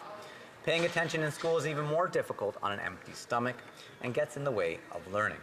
Almost 1 in 4 children do not get enough food, and studies have proven that there is a correlation between students who don't receive enough food and nutrition to graduation rates. That is why our government, through Budget 2024, is proposing to launch a new national food school program, which will be a necessary step towards eliminating food insecurity amongst young Canadians. As we work with our provincial and territorial partners, this new program will provide $1 billion over the next 5 years and is expected to provide meals for over 400,000 children. Our government is fueling the next generation of innovators because this is a Team Canada approach to giving our kids the best start in life. Our government wants Canadians and their families to start and end their day with affordable, nutritious food. We know that global factors and the lack of competition amongst Canada's major grocery chains have contributed to pricing fluctuations. Competition within markets is a good thing, which is why this government has already made it easier for more grocers to launch their businesses to help lower costs for Canadians. We are doing this and so much more through the Grocery Task Force. Investigations regarding price inflation and stabilization will occur to help monitor best practices in the grocery sector. Additional measures such as maintaining a data hub for food prices, tackling shrinkflation, and enhancing competitions are all included in our government's plan to fight for fair and affordable food prices. Our government has launched the very first national Canada Affordable Childcare Program. This is yet another way our government is making the choice easier for younger parents with children seeking to pursue or continue their careers. Our $10 a day childcare initiative is saving families in Brampton across Canada thousands of dollars. In fact, Mr. Speaker, in my riding alone, close to $8,000 in savings for families per year. Residents, of course, in my riding are very excited for this program, and we need to create more space for parents that want to enroll their children. And so we're unlocking more space by investing in our budget to create more spaces. The cost of childcare is no longer the equivalent of a mortgage payment thanks to our federal government initial $1 billion investment in the Childcare Expansion Loan Program, with an additional $180 million proposed through Budget 2024 to help build more childcare spaces. I'm also proud to say, Mr. Speaker, that the labour participation rate of working-age women reached a record high of 85.75%, which proves that our feminist economic policy benefits all Canadians. We understand that raising children can get expensive, which is why our government introduced the Canada Child Benefit, cutting child poverty by more than half. Not only did we cut child poverty in Canada by more than half, Mr. Speaker, we also gave seniors the support they needed by strengthening the Canadian Pension Plan and increasing old age security for seniors aged 75 and up. During a time when the costs and services increase, our government is doing more than ever to help Canadians while growing our economy. Growing our economy and investing in programs that work for every generation requires a fiscally responsible approach. The good news is, Mr. Speaker, our government has a plan in place to do exactly that. With Canada's net debt to GDP ratio the best in G7, declining deficits, and a AAA credit rating, we are providing real results for Canadians and the economy. We are delivering on our fiscal goals, which we set out in our fall economic statement, setting the deficits and federal debt on a downward track. We also factored into our government's plan new investments in sustainable green energy solutions, additional relief measures for new business owners and entrepreneurs. Building Canada's middle class requires a united approach and is fundamental to our focus on helping younger Canadians, like millennials and Gen Z, have the same level of opportunities as their parents and grandparents did. Fairness for every generation and these initiatives solidifies our government's approach to Canadians and proves that we are listening. Budget 2024 is a plan that builds our middle class, builds more homes, and builds more support for small businesses and entrepreneurs while building a strong economy. All in all, Mr. Speaker, our government is building on its promises, delivering actual results, and has created a good plan where no Canadian is left behind. A Team Canada approach lifts everyone up and takes bold action to alleviate the rising cost of living and social pressures Canadians feel. I know that constituents of Brampton East look forward to these initiatives like increased childcare spaces, more homes, more initiatives to attract industry and job growth. This is a budget that gives every Canadian a fair chance at success. Thank you, Mr. Speaker. Questions and comments? The Honourable Member for Lambton, Kent, Middlesex. Thank you, Mr. Speaker, and thank you to my colleague across the way for his speech. He mentioned affordable food prices in his speech, and as we know, the government is constantly deciding to introduce bad policy that's actually hurting our farmers, that will increase the cost of food. For example, the carbon tax.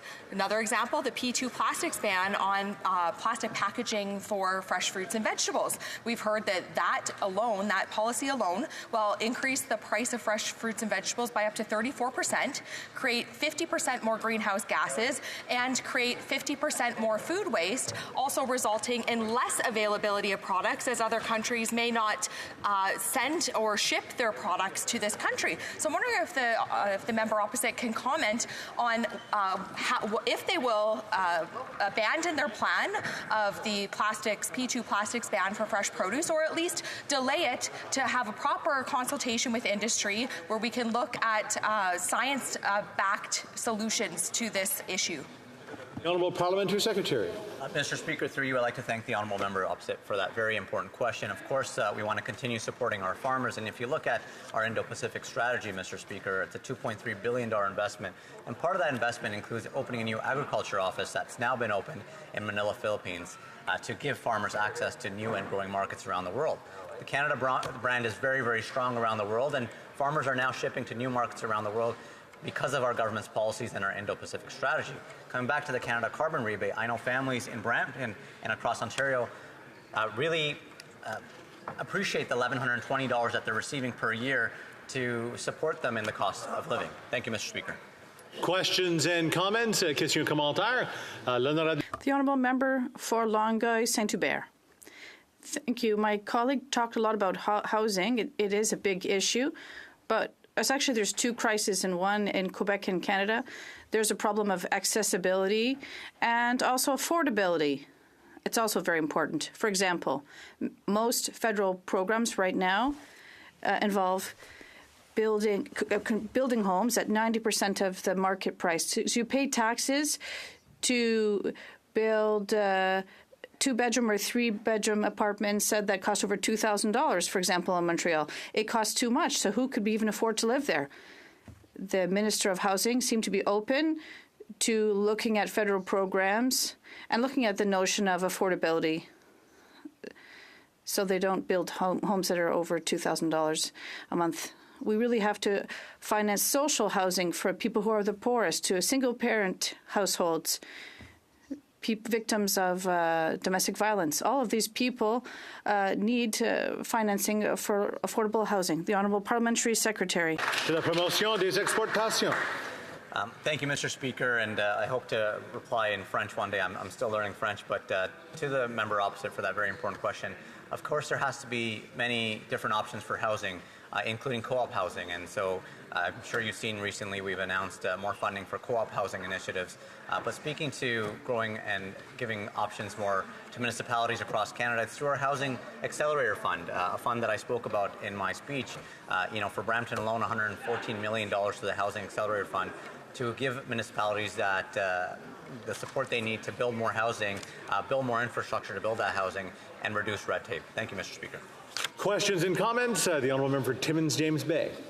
Speaker, we just passed the 80th anniversary of the landings on D-Day, and having been at Normandy for the 75th, incredibly emotional, the struggle to free Europe. We're very concerned with the rise of the extreme right in Europe and what that'll mean for the defense of Ukraine against the aggressions of Putin. I ask this from my honourable colleague because there's been multiple votes in the House where the Conservatives have voted against support for Ukraine. We know that this is a pattern of the rising right and feeding to extremist fringe groups. I want to ask my honourable colleague whether or not this government is willing to commit to be there for Ukraine militarily, culturally, and in the rebuilding in the long run to stop Putin's aggression. That's right. The Honourable Parliamentary Secretary, Minister of Export Promotion. Mr. Speaker, through you, I'd like to thank the honourable member for that very important question. Of course, Ukraine is a very important ally and partner, and Canada has committed to always being there for Ukraine through many different ways, humanitarian support, through military support, through resources, and of course through trade support. And the member spoke about a recent vote for the Canada-Ukrainian modernized free trade agreement, which the party opposite the Conservatives have voted against. I'm not sure why they voted against it when President Zelensky came to Canada and asked for this, because it's going to help Ukraine rebuild. It's going to grow both of our economies, because this is what businesses want. I've sat down with Ukrainian communities across Canada, from Kelowna to Calgary to Halifax, and they've all asked for this. And so I'm not sure why anybody would vote against this crucial support for Ukraine, but I can assure you, Mr. Speaker, that Canada remains committed to Ukraine. And comments, the Honourable Member for Pickering Uxbridge. Thank you, Mr. Speaker. I appreciate my honourable colleague's speech in this House. He comes from a riding in the GTA in Ontario like I do. Can he possibly speak to how the investments in infrastructure in our communities are helping to support Canadians across this country, and in particular in his riding as well? Member for Brampton East. Thank you, Mr. Speaker, and thanks to my colleague for that very important question. Infrastructure helps enables building communities. Infrastructure helps enables building transit capacity. And so in Brampton, Brampton MPs have come together and advocated for many different projects, like the Riverwalk project in the downtown Brampton core, which will help unlock flood lands that are prone to flooding to enable them to build more housing on that land. We've unlocked more infrastructure and transit spending as well to ensure that Brampton is one of the fastest growing cities in Canada, and so we want to make sure that our constituents have the transit options available. And just Friday, we made an announcement of $5 million for additional buses for our residents, and we'll continue advocating for our residents. Thank you, Mr. Speaker. Resuming debate, the Honourable Leader of the Official Opposition. The Prime Minister is repeating the same promises that he made 9 years ago, that all of his responsible spending would be covered by a rich man on a hill somewhere.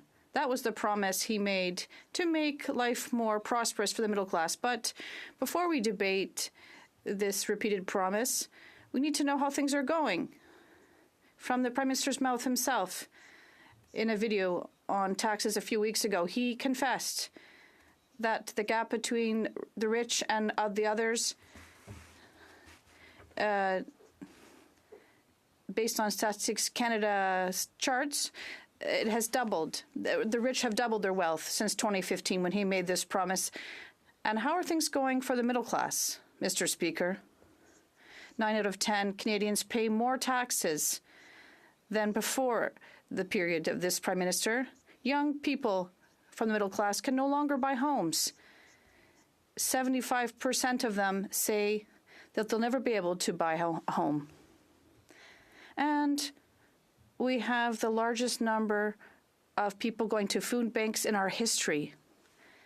In our economy, Canada has seen the weakest GDP growth amongst G7 countries since 2015, and now our growth is down. And we've said that we'll have the weakest growth amongst 40 developed countries for this decade and others to come. This also means that for every young person, their quality of life will fall in relation to that of young people of other countries. And Canada has lost 400 and some billions in investment to the U.S. This means $11,500 per person. And the PM solution is to repeat the same promises he made and broke 9 years ago. Now he's proposing a new tax on health, housing, farms, and farmers, and medium-sized enterprises. Listen, Mr. Speaker, a tax on doctors when we have a shortage of doctors means we'll even have fewer. A tax on farmers means we'll have food that will cost more. A tax on small businesses means there'll be fewer jobs and fewer opportunities for our young people. And a tax on our economy will send more money to the U.S. and elsewhere. Billionaires won't pay because the Prime Minister has given them 2 months after the announcement of the implementation of this tax to leave the country with their money. So who will pay the price? First, people who sell long-term assets on one go, like a mayor who tried to a person who tried to leave a farm to their children, and the 300,000 small businesses who indirectly will pass this on to their workers. They'll pay the price. This will simply increase the cost of food. It will make doctors less available, or there'll be fewer of them, and it will make our paychecks smaller. More tax will not solve the problem. So the Conservatives will vote against this tax on health, food, and lodging. In my first 60 days as Prime Minister, I would establish a working group that will involve inventors, farmers, workers, lobbyists to propose a reform of the tax system. Lower taxes to bring production, hiring, and bigger pay taxes back to Canada. Second, to lower the share of taxes paid by the poor Canadians and the middle class, and ending tax credits abroad. And third, simpler, with 20% less of red tape. Lower, simpler, fairer. This will make us a country where hard work allows us to obtain a bigger paycheck and a bigger pension. So buying food, gas, and a home that is affordable in safe communities. That is what our common sense plan is, Mr. Speaker. 9 years ago, the Prime Minister promised you that he would spend like a drunken sailor, but that there would be a rich guy on a hill somewhere who would pay the price, and the middle class would prosper. Well, how's that promise playing out? Well, according to his own video 2 weeks ago, the rich are twice as rich. Their net worth has gone from $6 trillion to $11 trillion. And how's the famous middle class that we don't hear so much about anymore? Well, 76% of people who don't own homes believe they never will. Young people who don't have help from their parents cannot own homes almost anywhere in this country today. 1 in 5 are skipping meals. In Toronto, 1 in 10 are going to a food bank, a city now with 256 homeless encampments, 50 of them added just in the last 6 weeks alone. This is the help that for middle-class people and those working hard to join it, Mr. Speaker. The rich have gotten richer 9 years after this Prime Minister promised that higher taxes, spending, and debt would make things fair. Look around the country today. The Prime Minister admits life sucks. In his own words, how is that fair? Mr. Speaker, now his solution is to bring in a giant, job-killing tax on health care, homes, farms, and small businesses. So he wants to tax away doctors when we have a doctor shortage.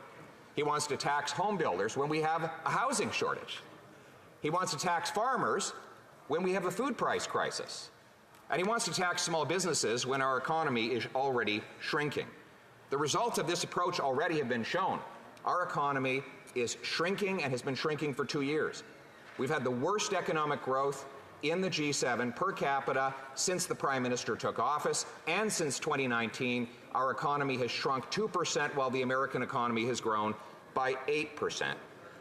Meanwhile, we have the worst housing price inflation in all of the G7, the second worst in the entire OECD after the Prime Minister doubled housing costs. This is exactly the opposite of what the Prime Minister promised would happen if he brought in more taxes. So who will pay this new tax? The good news is if you're a billionaire, you won't pay it. The Prime Minister has given you 2 full months to sell your assets and get your money out of Canada to go build a business south of the border or in some faraway place. So who will be left behind to pay the bills? Well, people selling long-term assets, like the wonderful grandmother who tried to divide up her farmland so her kids could have a small property to live on and is getting hit with a $40,000 tax bill, or the 300,000 businesses, most of them small businesses, and indirectly all of their workers who will see long-term pay cuts or stalled wages as a result of their owners' inability to invest. Those people who, like taxi drivers and others who've saved up inside a company, will pay higher taxes on every single new dollar they invest in our economy. Raising taxes, punishing our healthcare providers, our home builders, our small businesses, and farmers will only drive wages down and drive the cost of living up. That's why common sense Conservatives will do exactly the opposite. Within 60 days of becoming Prime Minister, my government will name a tax reform task force of entrepreneurs, inventors, farmers, and workers, but no lobbyists, to design a bring-it-home tax cut that will, 1, bring home production and paychecks with lower taxes on work, hiring, and making stuff. 2, bring home fairness by reducing the share of the tax burden paid by the poor and the working class while cutting back on tax-funded corporate welfare and cracking down on overseas tax havens. And 3, bring home less paperwork by simplifying the tax rules. Mr. Speaker, we will make this a country again where hard work is rewarded, where those who spend sleepless nights mortgaging their homes, wondering how they will pay the bills, will be richly rewarded for their sacrifice in building the economy. A country based on meritocracy, not aristocracy, where you get ahead by working hard, not having a family trust fund like the Prime Minister. A country where if you work hard, you earn a powerful paycheck that buys affordable food, gas, and homes in safe neighborhoods. That future is for the common people. The common sense of the common people united for our common home. Your home, my home, our home. Let's bring it home. Here, here. Here, here.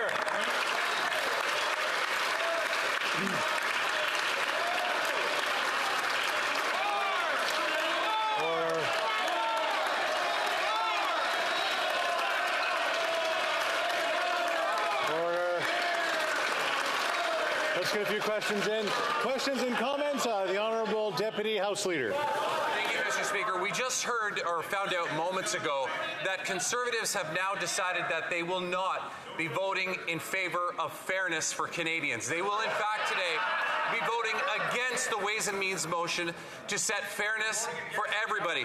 Can the Leader of the Opposition take the opportunity now to explain his position, because he has been absolutely mute on this for the last number of weeks? Good question. Leader of the Official Opposition. I think the member has a problem with his earpiece, because I just finished explaining my position, Mr. Speaker.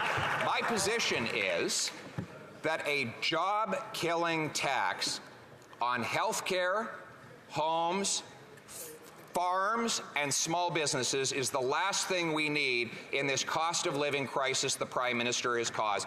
He wants to tax doctors away when we have a doctor shortage. He wants to tax farmers when we have a food price crisis. He wants to tax home builders when we don't have enough homes. He wants to tax small business when our economy is already falling off the cliff and having the worst growth in the G7. Mr. Speaker, that is insanity. Common sense Conservatives will bring in taxes that are lower, fairer, and simpler, so that hard work pays off with a powerful paycheck that buys affordable food, gas, and homes in safe neighborhoods.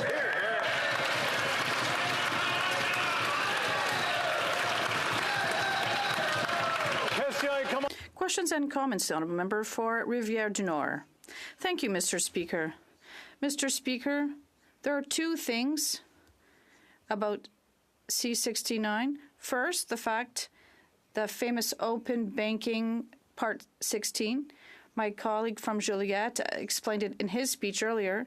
It's a real problem for Quebec. I'd like to know if the Leader of the Official Opposition, if he became Prime Minister, would abolish this part of the bill and give Quebec back its power in terms of credit unions.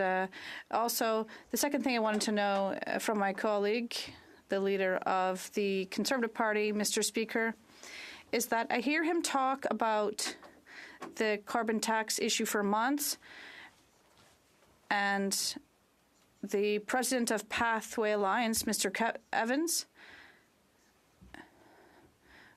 the people who contributed to his campaign said that Mr. Poilievre, well, the best advice I would give him is that the carbon policy would be essential to maintain our position internationally. So what does the Leader of the Conservative Party think of Mr. Evans' statement? I'd just like to say that we cannot say the name of the person, the Honourable Leader of the Official Opposition. Mr. Speaker, this seems to be another useless lobbyist who's saying stupid things. I don't listen to these lobbyists from big organizations like this. If the Bloc wants to listen to them, they can do so. But I know that big organizations, large companies, have no issue forcing workers and families to pay more tax on gas, but that's not me. I work for workers and consumers, and that is why we're going to cut taxes. The question points once again to the useless lobbyists that support the government's high tax agenda. They always want to raise taxes on someone else and make others pay. That's why, if you're an entrepreneur, you should fire your lobbyists and talk to the people. That's what I've been saying for years. And finally, elect a Conservative government that will axe the tax, build the homes, fix the budget, and stop the crime. Questions and comments? The Honourable Member for Port Moody Coquitlam. Mr. Speaker, the member and I went to the same high school, and in grade 10, the required reading was The Handmaid's Tale. It was hard to read, Mr. Speaker, and I'll tell you what else is difficult to read what's happening down in the United States and the fact that the United States is looking at taking away a woman's right to choose. And I think about the fact that the member is courting incels for months and months and months at a time, and that the last Conservative from Port Moody Coquitlam was an anti-abortionist. I want to know for sure today, right now, does the member support a woman's right to choose? And is the member going to take away a woman's right to choose if they ever, and I hope it never happens, becomes a government in this country? Honourable Leader of the Official Opposition. No.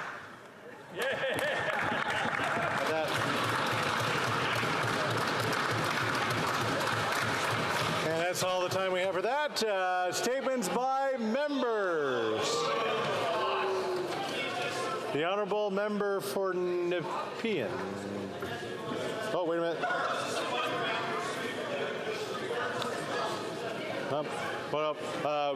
The honourable member for Moose Jaw, Lake Centre, Lanigan. Wait. Okay. My turn. Yeah. Well, we'll try to order. Statement by members. The honourable member, Moose Jaw, Lake Centre, Lanigan. Mr. Speaker, on April 1st, the Royal Canadian Air Force celebrated its centennial anniversary. This anniversary recognizes not only the importance of the Royal Canadian Air Force to Canada, it also recognizes all those who have served and sacrificed. Moose Jaw, home to 15 Wing, was originally part of the British Commonwealth Air Training Program, generally considered the greatest aircrew training program of all time. This tradition continues today through the NFTC program, and 15 Wing is also home to the Canadian Armed Forces Snowbird Air Demonstration Team.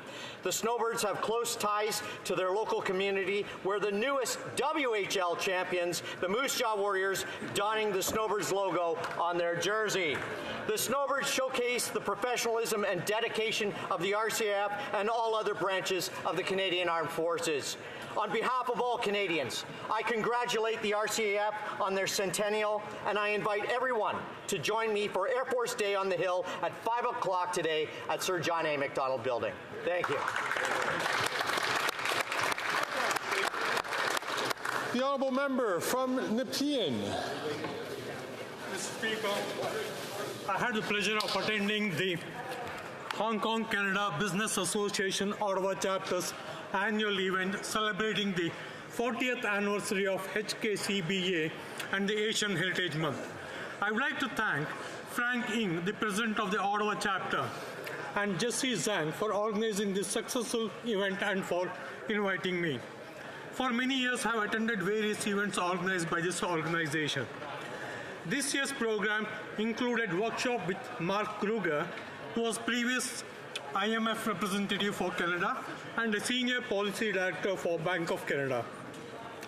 Participants included Sonia Chong, the national chair, Joseph Chong, the national vice chair, Jody Robinson, executive director, China Trade and Investment at Global Affairs Canada, several elected officials, and over 150 business professionals. Thank you, Mr. Speaker.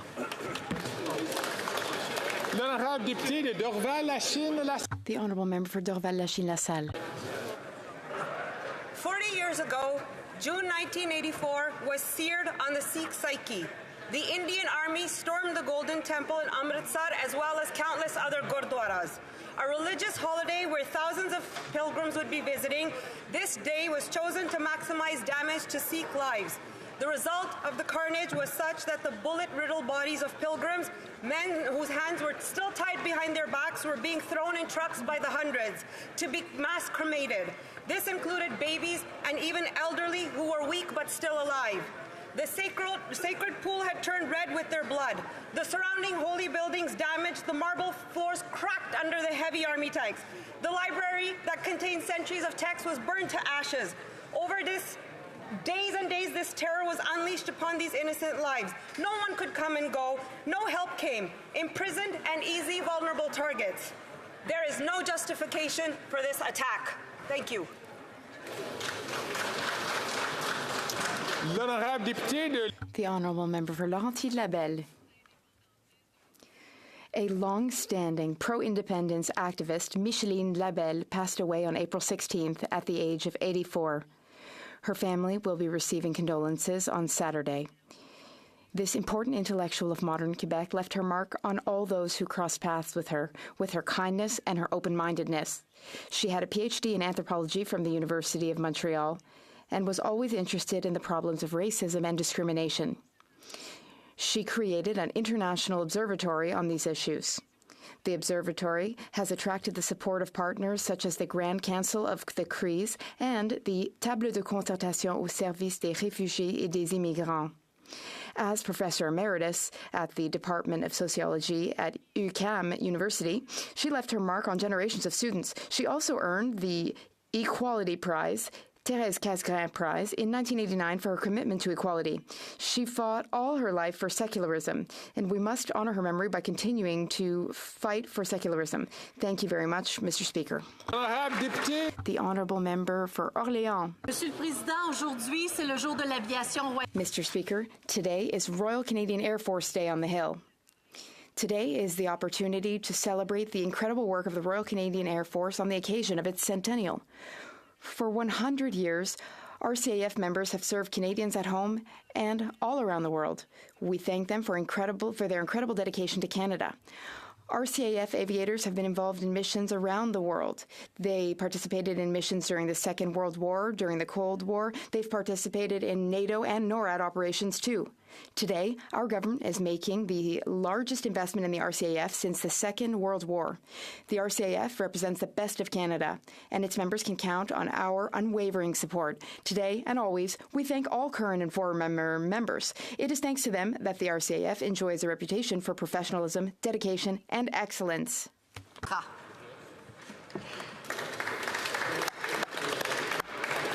The Honourable Member from Northumberland, Peterborough South. Mr. Speaker, Canada is in trouble. The OECD calculated that Canada's economic growth will be the worst of nearly 40 advanced economies for this decade and for 3 decades to come. Of course, the Liberal solution to any problem is tax, tax, tax. Their capital gains increase is their latest tax grab. They say it'll only affect 0.13% of Canadians. But this is the same government that tells us that we get more in carbon tax rebate than we pay in carbon tax. It's laughable. At a time when Canada desperately needs investment, growth, and innovators, this government is pushing them out the door. This is not the answer. A future Conservative government will make work pay again. We will celebrate success, not demonize it. We will build a path to prosperity and eliminate those dream-crushing barriers along the way. We're on the side of hope, growth, prosperity, and they're on the side of decay, decline, and poverty. The Honourable Member from Niagara Centre. Mr. Speaker, each month a student at Notre Dame College School in Welland is awarded the Super Locker. This honor is awarded to students who perform simple acts of kindness at their school and throughout their community.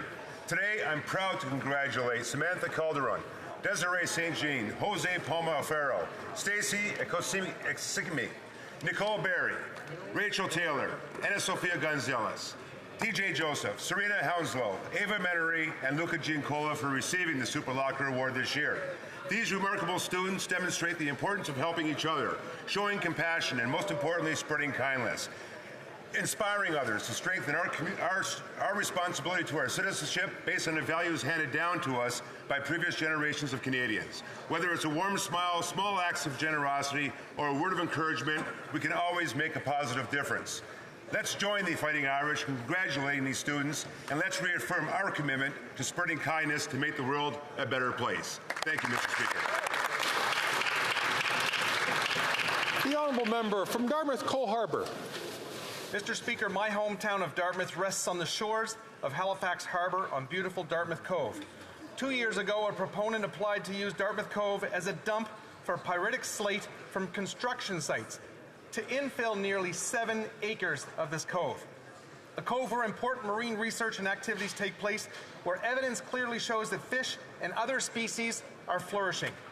The local councillor made it very clear that this infill would be a moonscape, not zoned for development. Dartmouth spoke out. We continue to speak out against this infill for the sake of infill, because Dartmouth Cove is not a dump for someone's fill. Now the proponent, Mr. Speaker, is threatening to sue me if I speak out. I was elected to represent the people of Dartmouth Cole Harbour, to be their voice. It is my job to bring their concerns to Ottawa, to advocate, to stand up, to speak out. Dartmouth Cove is not a dump site for someone's fill. Mr. Speaker, I will not be silenced. Here, here. Way to go. Way to go, Jared. The Honourable Member from Mission, Matsqui, Fraser Valley. Fraser Canyon. Mr. Speaker, at a time when food insecurity is skyrocketing and millions are lining up at food banks, this government is bringing forward a punishing capital gains tax hike that will disproportionately affect family farms and small business. According to the Grain Growers of Canada, it will amount to a 30% increase on what farmers have to pay Ottawa when they pass on their family business to their son or daughter. Conservatives have fought hard to preserve family farming, including passing Bill C-208 in the last Parliament, but the Liberals are trying to undo it with a punishing capital gains tax hike. It's like they're trying to outlaw family businesses. If families can't afford to farm, it will lead to more industrial farming and higher food costs. Why is this government trying to kill family farms when all they want to do is put high-quality, affordable food on our tables? Mr. Speaker, how is any of this fair? The honourable member from Oakville North, Burlington. Thank you, Mr. Speaker. Gun violence is a public health issue that includes suicide, gender-based violence, and gun crime. Last Friday was National Day Against Gun Violence. In 2022, I worked with the Toronto Raptors' John Wiggins to create a day that honors those killed by gun violence and commit to eliminate gun violence in all its forms. Last year, the Prime Minister declared the National Day Against Gun Violence would be observed in Canada on the first Friday in June. Last year, we joined the Toronto Raptors and many community organizations who advocate for community safety and anti-gun violence. This year, I hosted a roundtable with Halton MPs to hear from local organizations who are doing great work with youth in our community with funding through the Building Safer Communities Fund. I was pleased to see MPs and community organizations across the country recognize the National Day Against Gun Violence with events raising awareness on the issue. Thank you, Mr. Speaker. The honourable member from Cypress Hills, Grasslands. Mr. Speaker, farmers and small businesses are the backbone of the Canadian economy, particularly in rural Canada. Yet after 9 years of this NDP Liberal government, they continue to try new ways to divide Canadians. The Prime Minister is hiking taxes on farmers again, but we're in the middle of a food price crisis. What these Liberals fail to understand is after 40 years on the family farm, the blood, sweat, and tears that go into being successful isn't about to fund the Prime Minister's socialism experiment with the NDP. It's about filling a need in a community. It's about feeding a hungry world. Growing a farm or a business is about providing jobs and dignity for people. I talked to Alan, a 74-year-old farmer back home who's looking to sell some farmland for his retirement. Thanks to the proposed Liberal changes to capital gains, he will lose over $500,000 from his retirement. If the family farm can't survive, big industrial, multinational conglomerate billionaires will take over. But that's what the Prime Minister wants. How is that fair for Canadians? The honourable member from Peterborough, Kawartha. 93-year-old Liz Diachin, who will have to pay $40,000 in capital gains because she's trying to gift her grandson and daughter land, has a message for the Prime Minister. She's not rich. She doesn't have $40,000 extra dollars. She's trying to help her family, and she would like to know which bank would lend a 93-year-old $40,000. Peter from Peterborough also has a message for the Prime Minister. He wants to know why the Liberals think it's okay to change the rules that dictate his retirement plan. He purchased an investment property in 1986 that was supposed to be his retirement. And now, because of these Liberals' increase in capital gains, he no longer has enough money to retire. The Liberals claim they want tax fairness for every generation. So how is destroying Canadians' retirement fair? The honourable member from Northwest Territories. Mr. Speaker, 16 years ago today, this country experienced an unprecedented moment. National leaders of the Indigenous Organizations of Canada stood on the floor of the House to receive formal apologies from the Prime Minister and leaders of every political party. It was a historic day of nonpartisanship as we heard apologies to 80,000 survivors for the harms caused by more than a century of Canada's residential schooling policies for Indigenous children. The promises made on that day were a commitment to working together towards reconciliation. As elderly survivors leave us, it is essential that we keep alive the promises that were made to them, their families, and the communities. To mark this occasion, my constituent, Dr. Marie Wilson, is in Ottawa for the official release of her book, North to Nowhere, Song of a Truth and Reconciliation Commissioner. As we read the book, let us all remember the solemn promises made by each of our parties, and let us renew our determination to keep those promises. Thank you, Mr. Speaker. The honourable member from Windsor West. Two community champions in my riding, and both were named Ted. We mourn the passing of James Edward Ted Farron and Ted Boomer, both Windsor icons. Ted Farron was a longtime local business owner of Farron's Gourmet Butcher Shop and known in the boxing circles. He and his wife Michelle supported endless causes like hospice, recruiting physicians, and was one of only 4 civilians to be made an honorary member of the Firefighters Association. I first met Ted when he hired a person for my supportive employment program I ran. Ted Boomer is also synonymous with Windsor's Blues Fest, founding the event in 1995 and bringing in top performers to Windsor Essex for decades, like Ace Frehley from Kiss, Nazareth, Iggy Pop, Jeff Healey, Gord Downey, to name a few. I got to know Ted when he and his wife, Louise, brought the Blues Fest to downtown and gave us international fame. Both Teds were local community boosters and will be missed by many. My condolences to their families and friends who can take comfort in knowing their local legacies will live on. I know I and many others remain influenced by their character and contributions.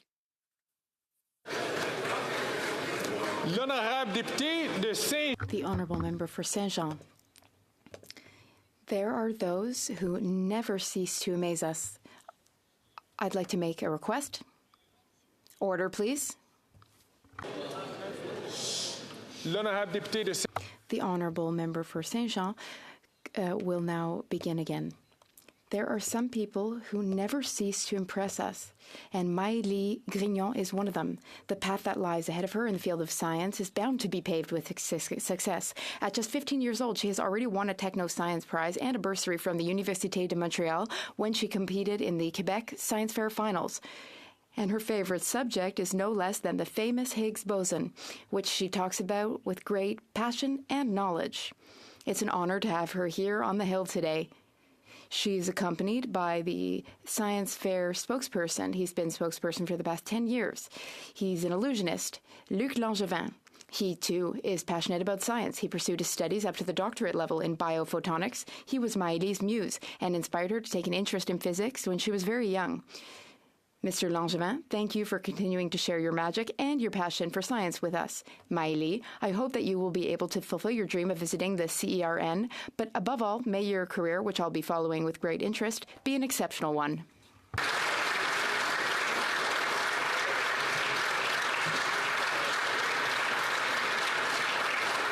The honourable member from Souris Moose Mountain.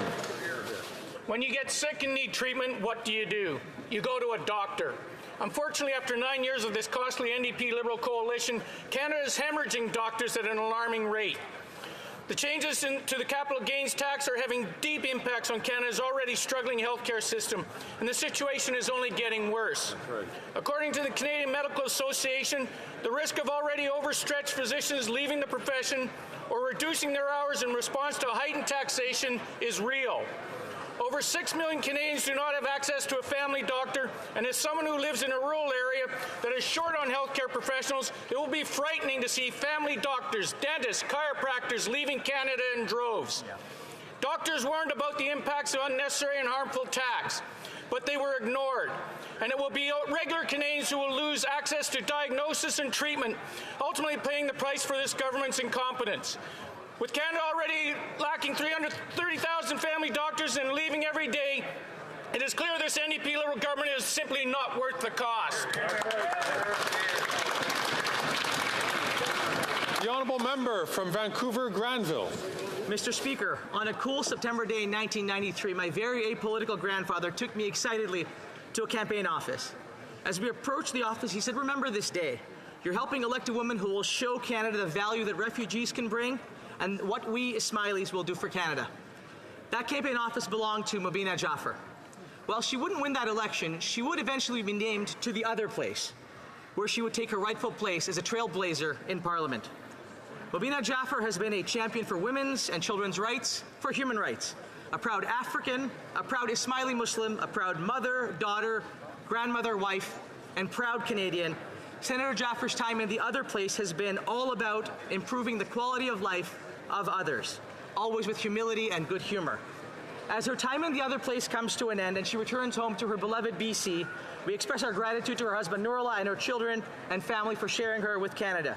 Thank you for your wisdom, your kindness that you have shown to me and to so many others.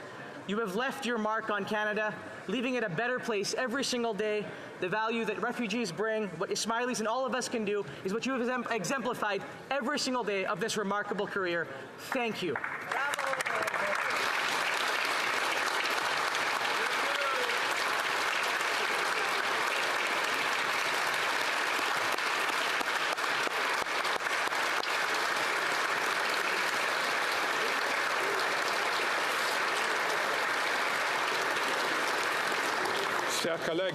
Dear colleagues, before we begin oral questions, I'd like to remind you the importance, please, of ensuring your earpiece is either on your ear or in your desk. Before we start oral questions, I just want to re-emphasize the importance of making sure that your earphones are either on your ears or in your desks so that we can make sure to provide the safest environment for our interpreters.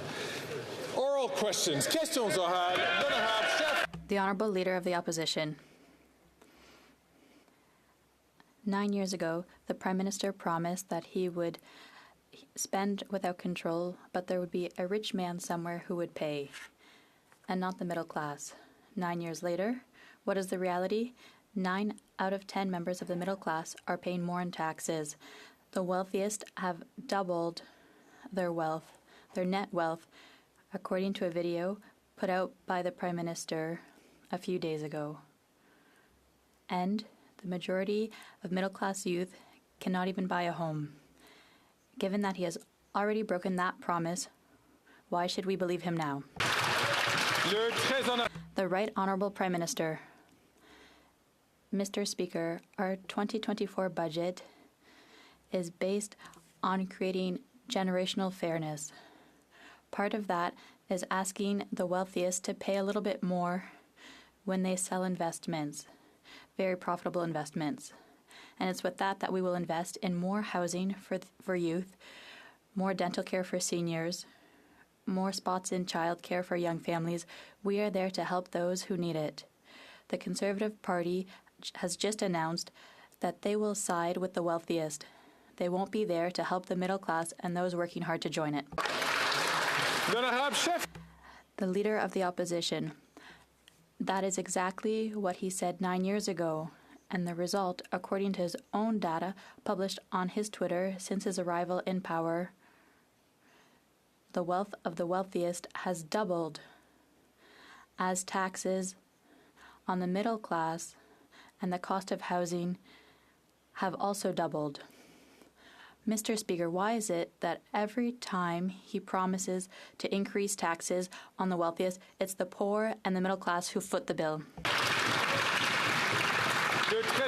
The Right Honourable Prime Minister. Mr. Speaker, it's the same types of justifications the Conservative Party gave in 2015 when they voted against increasing taxes on the wealthiest 1% and lower them for the middle class. It's the same type of argument they used to vote against the Canada Child Benefit that lifted hundreds of thousands of children out of poverty. And today, they are in the same situation, defending advantages for the wealthiest in this country, while we are asking for a little more to help with housing for young people, helping seniors with dental care, and many other things, Mr. Speaker. The Honourable Leader of the Opposition. 9 years ago, the Prime Minister promised he could spend uncontrollably and there'd be a rich guy on a hill somewhere who would pay the bill. The middle class wouldn't have to pay. Well, what is the result?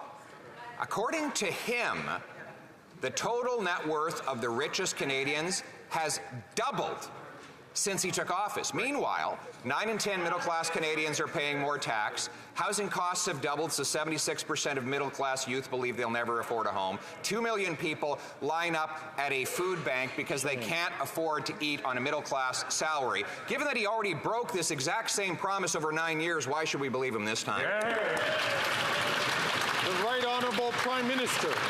Mr. Speaker, if it didn't have real-world impacts on Canadians, it would almost be amusing to watch the Conservative leader tie himself in knots to try and justify voting in favor of advantages for the wealthy Canadians when they sell really profitable investments. We're asking them to pay a little bit more so we can invest more in housing for young people to be able to have the same kinds of opportunities previous generations did. We're delivering dental care for over 200,000 seniors in just the last 6 weeks.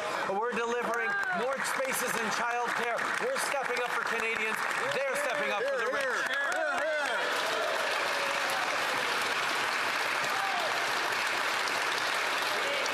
The Honourable Leader of the Opposition. Real world impacts. That's what we have today after 9 years of this Prime Minister promising to tax, borrow, and spend us into fairness. But according to the StatsCan data he put out himself since he became Prime Minister, the net worth of the wealthiest Canadians has doubled. Why? Because the taxes he puts always land on the middle class. 9 in 10 middle class people are paying higher taxes. The vast majority of Canadians, than 100% of middle class, are paying higher carbon tax, and his last round of small business tax hikes hit plumbers and electricians, not the rich. Why is it that every time he mentions the middle class, they get poor? The Right Honourable Prime Minister. Mr. Speaker, our price on pollution delivers more money to 8 out of 10 Canadians right across the country with the Canada Carbon Rebate. And today, Mr. Speaker, there's an opportunity for everyone in this House to stand up and ask the wealthiest Canadians to pay a little more when they sell extremely profitable investments. We are doing that on this side of the House. The Conservatives will be protecting the advantage that is there for the wealthiest Canadians while we invest more in housing, while we invest more in dental care, while we invest more in Canadians who need it. Hear, hear. The Honourable Leader of the Opposition. Mr. Speaker, if you are a small business owner, you have even $1 of investment gain, you pay this higher tax that the Prime Minister is promising because there's no exemption inside the 300,000 small businesses. And it's incredible that during a housing shortage, he wants to tax home builders. During a healthcare shortage, he wants to tax away our doctors. During a food price crisis, he wants to tax our farmers. And while our economy is shrinking more than any other economy in the G7, he wants to tax our small business job creators. Mr. Speaker, isn't this the definition of insanity? The Right Honourable Prime Minister. Since we put our budget forward, the Conservatives have been incredibly careful not to say a thing about the capital gains rate that we're raising. They didn't want to talk about it for 2 full months, and today, when they are choosing to vote with the wealthiest Canadians and against young Canadians who need more housing, young Canadians who need a better break, seniors who need dental care, they're all trying to spin it in 9 different ways. The reality is they have an opportunity to vote with middle-class Canadians, and they're choosing to vote against them.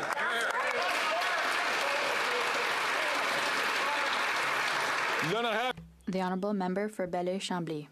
Mr. Speaker, the Prime Minister doesn't have the habit of listening or reading to what the RCMP suggests, but the RCMP is saying it doesn't have the tools to counter a threat to security, to social peace, the threat of hate speech. It doesn't have the tools to do its work. Obviously, the religious defense in the criminal code that allows people to say and incite violence is a precious tool for those who want to sow violence.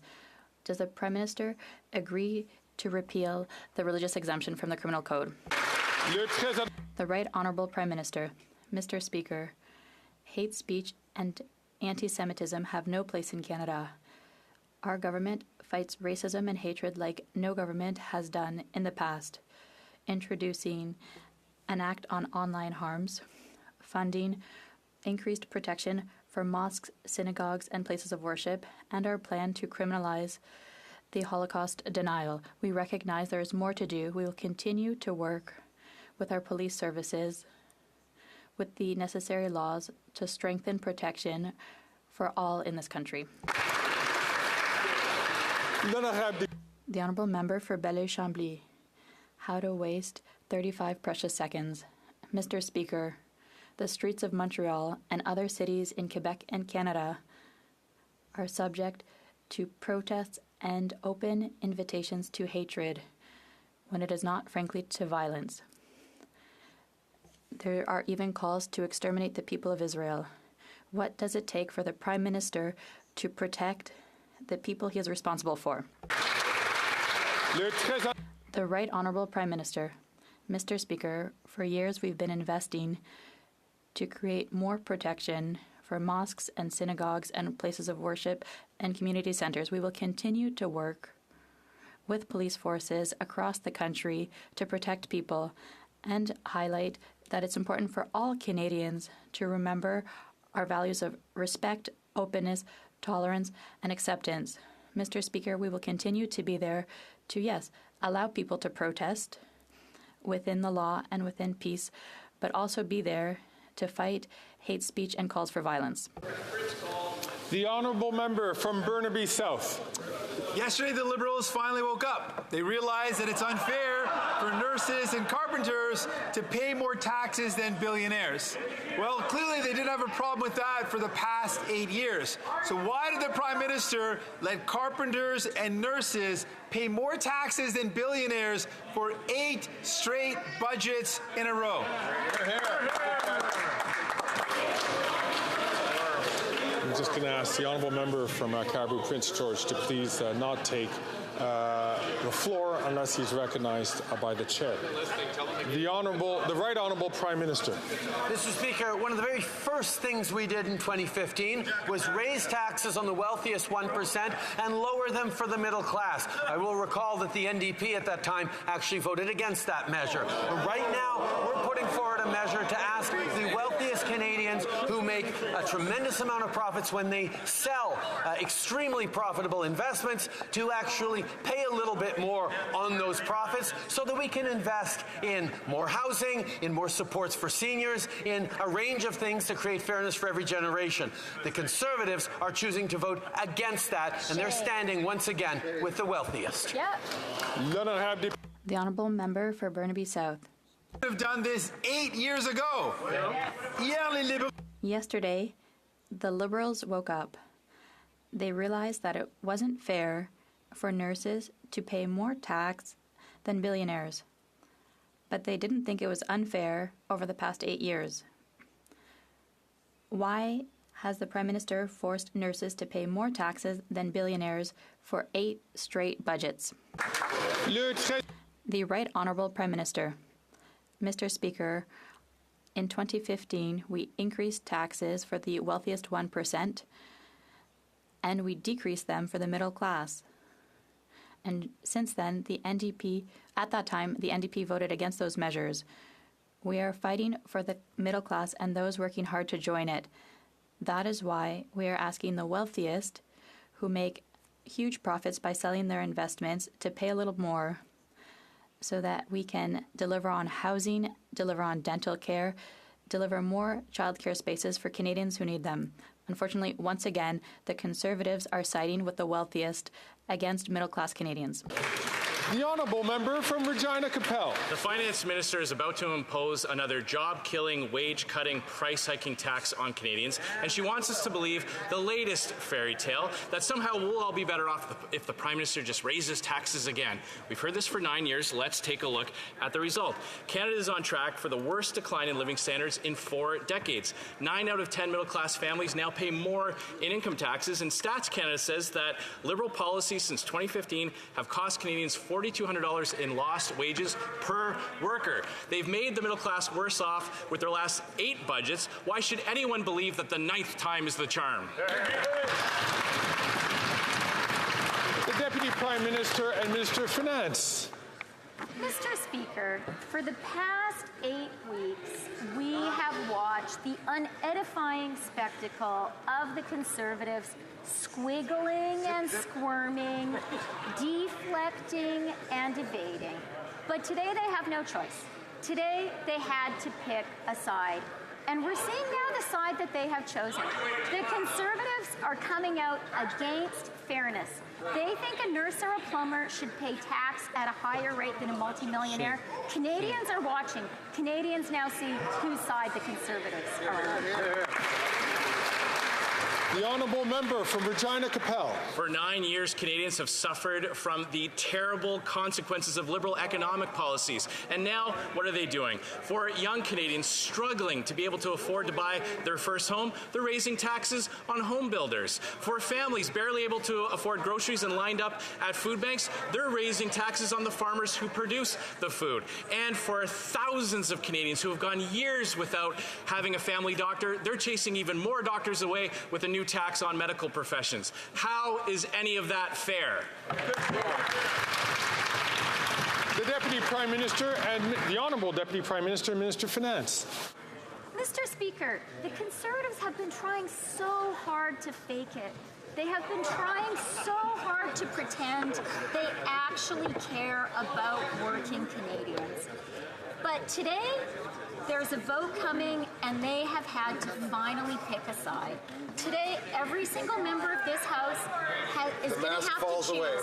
Are you on the side of a nurse, a plumber, a teacher? Or are you on the side of a multimillionaire?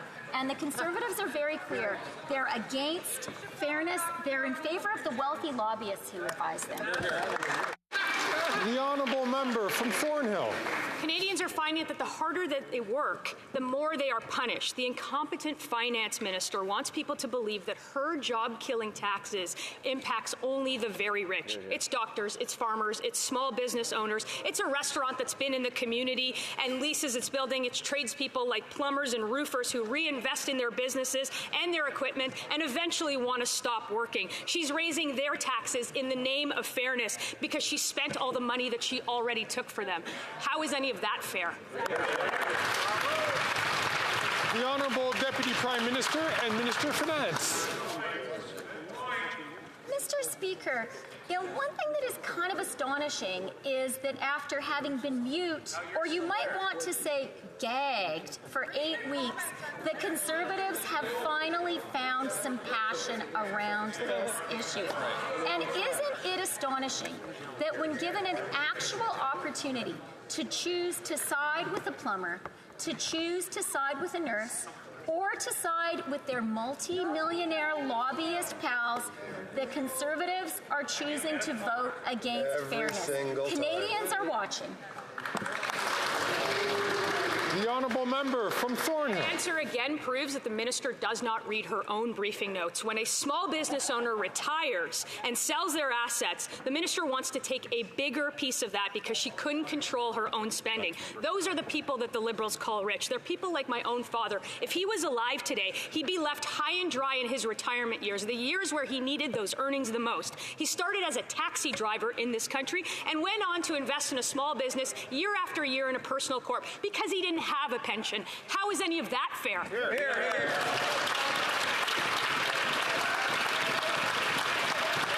The Honourable Deputy Prime Minister and Minister of Finance. Mr. Speaker, squiggle and squirm as you might, it is really hard to put lipstick on a pig. And that is exactly what the Conservatives are trying to do today. The Conservatives have found themselves unable when it really counted to side with working people. They have been unable to vote for fairness, to vote for the nurse, to vote for the plumber, and now they're evading responsibility for that choice. But we won't let them. We're in favor of fairness, and they are not.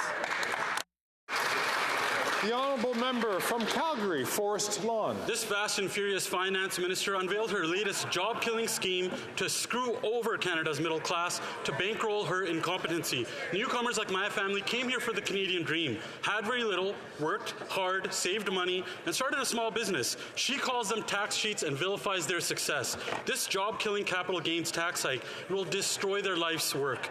Hey, they can save it all by cancelling their Disney Plus. But before this minister runs away from the mic again, does she think her attack on small businesses is actually fair? The Honourable Deputy Prime Minister and Minister of Finance. Mr. Speaker, For the past 8 weeks, the Conservatives have been dithering and delaying and deflecting. They were squirming. They were so uncomfortable because they recognized they had to make a really big choice. Were they actually going to be on the side of working people, Canadians who live paycheck to paycheck, or on the side of multimillionaires? Well, today, we know whose side they're on. We are voting for fairness. The Conservatives are voting against it, as we always knew they would. The honourable member from Calgary, Forest Lawn. Her and the leader of the NDP can do as many photo ops with their bikes as they want, but these champagne socialists are taking money from the middle class to give to rich liberal insiders, their elitist Bay Street buddies, and the bloated bureaucracy. This job-killing tax hike vilifies success, punishing small businesses and their workers. That's why GDP per person in Canada is collapsing and Canadians are poor. Before she spends another $1 billion next week to service her debt, can she tell us, is this fair?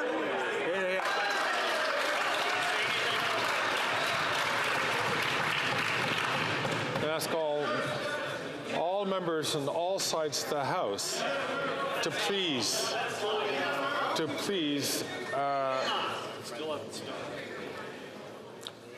to not express yourselves unless you're recognized by the Speaker. It's for a whole bunch of reasons, but the very least of all is so that we can hear the question and hear the answer. The Honourable Deputy Prime Minister and Minister of Finance.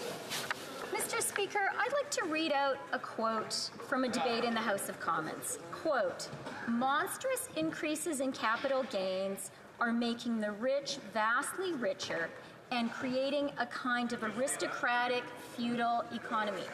You know who said that? The member for Carleton. He did, yeah. And today, he is leading his party in voting to make those gains even more monstrous, in voting in favor of that aristocratic feudal economy. Well, we vote for fairness. They vote against it.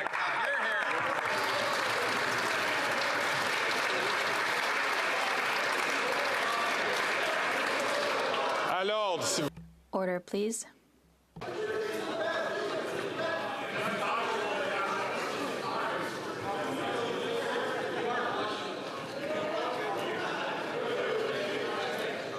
Ask members to the right, please, to keep their comments unless they're recognized by the chair. The Honourable Member for Drummond. The Coalition Sauvons-Lassique informed us in an open letter that the NFB has decided to modernize its aid to independent cinema program. Modernizing should mean improving, but unfortunately that's not the case. Before, to access the NFB's editing rooms, there were 2 conditions: be a filmmaker and have a project funded by a public institution. The NFB would impose 3 new conditions, including compliance with its editorial line. When a crown corporation wants to impose a message, it's called propaganda. Will the Minister allow this to happen? The Honourable Minister of Canadian Heritage. Thank you, Mr. Speaker. I thank my colleague for his question. I'm aware that currently the NFB is looking at its program to support independent producers. They have a clear mandate to support independent producers in all their diversity, including French. I will ensure that they continue to respect their mandate, and I invite producers to share their concerns with the NFB management. They are independent, and they will make decisions accordingly. The Honourable Member for Drummond. Pierre Perrault, Norman McLaren, Léa Poole, Micheline Langto, Denis Arcand, Pierre Falardeau, Denis Villeneuve. All these Quebec filmmakers have benefited from the NFB, a veritable laboratory for our independent and audacious cinema, and it's a safe bet that none of them would match the NFB's editorial line today. Above all, none would agree to submit to its editorial line. We know the NFB is independent. The Minister doesn't need to remind us, but we thought our cinema was too. Can the Minister tell the NFB to drop its ideological criteria for our filmmakers? The Honourable Minister of Canadian Heritage. Thank you, Mr. Speaker. Over the years, we've always supported the NFB, among others, because we know how important it is for the next generation of cinema in Quebec and Canada. All of the names given by my colleague highlights how much talent and quality we have in Quebec and Canada, so we will continue to support them. And that's why we've increased just about all budgets in culture, because we know how important it is. And we've done that because we believe in our talent, in our culture, and we will continue to do so, Mr. Speaker. The Honourable Member for Drummond. Canada's Independent Cinema Assistance Program was working well. No one was complaining. But it lacked a little too much constraint for the NFB's taste, and that's how it is everywhere now with crown corporations. Letting artists be artists is no longer an option, it seems. They have to be told who to be, what to think, how to express themselves on what issues. They have to be molded, put into boxes, all the time. The case of the NFB is worrying, and it's natural for the cultural sector to mobilize and protest. Now, which side is the minister on? Art or state propaganda? The Honourable Minister of Canadian Heritage. Mr. Speaker, I thank the producers of the coalition for their work, all those in Quebec who stand up to ask institutions to support them well. And the government is listening. We've shown it budget after budget since 2015 by setting up new supports, especially with telefilm. We support the NFB. We've added money to the Canadian Media Fund, all to ensure that we have diversity in content, that there's capacity for producers to contribute their talent to our screens, and to have Quebec and Canada shine around the world. We will continue to be there for our cultural industry, Mr. Speaker. The Honourable Member from Cumberland Colchester. Speaker, the average doctor is $300,000 in debt from medical school, and the Ontario Medical Association says the latest NDP Liberal tax grab will, and I quote, put further pressure on the viability and sustainability of a fragile system and could force existing physicians out of practice and dissuade new grads from practicing in Canada. Canadians are in the midst of a healthcare crisis. Why is the Minister of Finance making it harder for Canadians to find a family doctor? The Honourable Minister of Health. Thank you, Mr. Speaker, and I thank the critic for his first question in almost a year on the matter of the healthcare crisis in this country. I could tell him that it's extremely important that nurses and doctors and that everybody pay the same tax rate, and we want to make sure that it's fair. And we've been making critical investments, Mr. Speaker, with every province and every territory, $200 billion. But in order to make those investments in our healthcare system, we need a fair and just tax system. That's why we're making sure we do that, Mr. Speaker, precisely so that we can make the investments and not have the cuts that we would see with the Conservatives. The Honourable Member from Cumberland Colchester. Speaker, every week I speak to Canadians who do not have a family doctor. How is this fair? The elderly, Canadians with chronic diseases, Canadians with mental health struggles, kids with cancer, none of them can access the healthcare system. How is this fair? And the Canadian Medical Association says things are only going to get worse. They say this tax will jeopardize efforts to recruit and retain doctors. As physicians leave this country en masse, how many Canadians will go without health care due to this NDP Liberal tax grab? The Honourable Minister of Health. Mr. Speaker, a fair and just tax system won't threaten our healthcare system. What will threaten our healthcare system is eliminating dental care for seniors, is eliminating pharmacare, is cutting into healthcare, and that's exactly what we've seen from the Conservatives. We were able to make over the next 10 years, $200 billion worth of investments with provinces and territories. Those are put at direct risk and jeopardy because of Conservative cuts. And I find it interesting that the only time they've ever asked healthcare questions in this House is when we started talking about fairness and making sure that everybody pays their fair share. The Honourable Member for Mégantic-l'Érable. After 9 years of this Prime Minister, over 2.3 million people don't have a family doctor in Quebec. Serge Gagné, a retiree, told Le Journal de Montréal, I was told, you shouldn't be here, you don't have a family doctor. The Canadian Medical Association is clear. In the midst of a doctor shortage, these changes could jeopardize efforts across Canada to recruit and retain quality healthcare professionals. How many families, mothers, and seniors will be deprived of a doctor by this Prime Minister because they will have chosen to practice elsewhere? How is this fair for Mr. Gagné? The Honourable Minister of Health. Mr. Speaker, for the first time, the Conservative Party is asking questions about our healthcare system. It's so interesting to me. because what is threatening our healthcare system is not a fair and equitable system. It's conservative cuts. They want to cut investments, major investments, to dental care, to pharmacare, and agreements with each province and territory. We must continue to invest in our healthcare system, Mr. Speaker. The Honourable Member for Mégantic-L'Érable. Mr. Speaker, after 9 years of this Prime Minister, Quebec farmers are crying out for help. Instead of hearing their cry, the Prime Minister has chosen to hike taxes on them. He ignored their representatives, who said categorically by increasing the capital gains inclusion rate to 2/3, we're jeopardizing the success of intergenerational farm transfers to young farmers across Canada. The Prime Minister is jeopardizing the future of regional agriculture. How is this fair to future generations of farmers? The Honourable Deputy Prime Minister and Minister of Finance. Mr. Speaker, as the daughter of a farmer, I understand the situation of our farmers, and we increased the cumulative exemption for farmers. But I'd also like to point out that Quebec has a choice. The Quebec Finance Minister decided to follow the federal example with capital gains because Quebec needs revenues, for example, for health care. The Honourable Member for Rosemont-La Petite Patrie.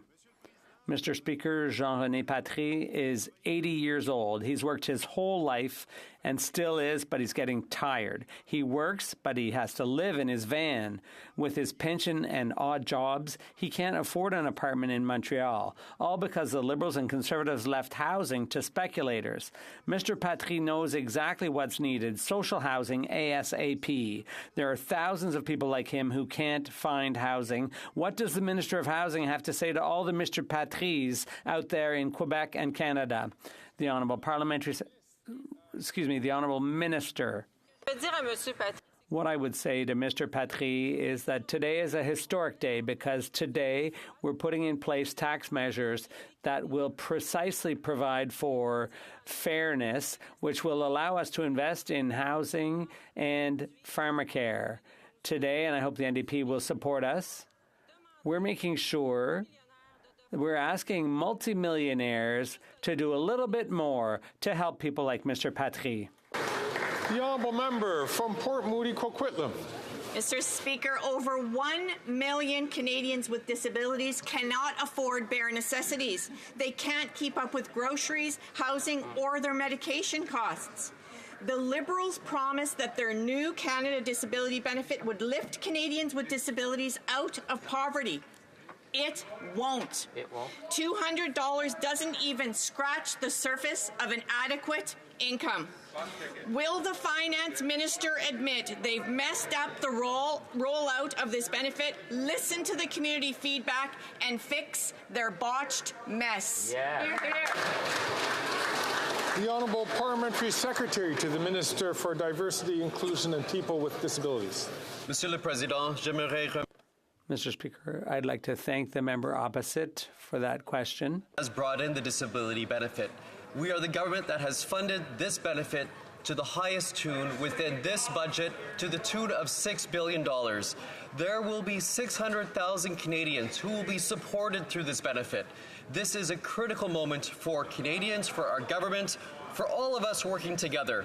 I want to thank all advocates who have been advocating for this and working for this. We are building a fairer and more inclusive Canada. Thank you, Mr. President. The Honourable Member from Mississauga-Malton. Mr. Speaker, Canadian families know that this government will be there to support them when they need it most. Government programs such as $10 a day childcare and a pharmacare system that helps pay for contraceptives have allowed a record number of women to enter the workforce. This is huge for Canadian families and the economy.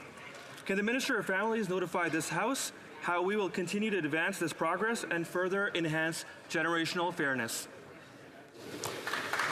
The Honourable Minister for Families and Social Development. Mr. Speaker, on this side of the House, we are proud of the programs that we have put in place to help Canadian families get ahead.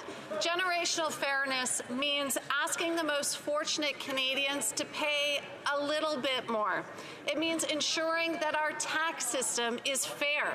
Today, Conservatives have made it clear they are not in favor of fairness. They would rather cancel $10 a day childcare, cancel our national school food program, cancel dental care for those who need it. Really, Mr. Speaker, this is definitely not fair for Canadians. The Honourable Member for Foothills. The Liberals' increase in the capital gains inclusion rate from 50 to 60% is a direct attack on Canadian farm families. The Liberals like to claim that this will only impact the ultra-rich, but that just isn't true. This will impact family farms and young farmers who are just trying to take over the family farm. And the average grain farm will easily exceed the lifetime exemption rate. This tax increase isn't fair and will jeopardize the economic viability of farm families and our rural communities. Will the Prime Minister end his attack on family farms who are just trying to put food on our table? The Honourable Minister for Agriculture and Agri-Food. Mr. Speaker, I appreciate my honourable colleague's question, but it's important to note that when he and his government were in power, they slashed $500 million at Agriculture and Agri-Food Canada. They slashed $200 million out of the Business Risk Management Program. And of course, the question I have is how much more would you slash if you ever got the chance to slash? But I can assure you, Mr. Speaker, that we have reinstated the funding to Agriculture and Agri-Food Canada, and we have reinstated the funding to the Business Risk Management Program. We have and will continue to support farmers in this country, Mr. Speaker. I'd like to remind the Honourable Minister that, of course, questions should be put through me. That's the best way that it should be done. The Honourable Member from Foothills. Well, it's still not reassuring that the Agriculture Minister still doesn't know that there's going to be a capital gains inclusion rate change that is going to impact Canadian farmers. Farmers who are trying to work hard every day to feed Canadians. And the only thing that this tax change is going to do is feed an obese Liberal government. They say this is about fairness, but it isn't fair to young farmers. When they buy the family operation, they are burdened with millions of dollars in debt. This is a gift to the ultra-rich who will buy up family farmland, making mega multinational industrial farms. Will the Prime Minister admit this is not a tax on the ultra-rich, this is an attack on the very survival of family farms? The Honourable Leader of the Government in the House of Commons. Mr. Speaker, over the past 9 years, this Conservative Party has a record. When they were asked to vote to lower taxes on the middle class, what did they say? No. When they were asked to approve a Canada Child Benefit, what did they say? No. When they were asked to vote on child care, on pharmacare, on dental care, what did they say? They said no. Why is it when Canadians look to this Conservative Party to stand up for them, they take a seat? I don't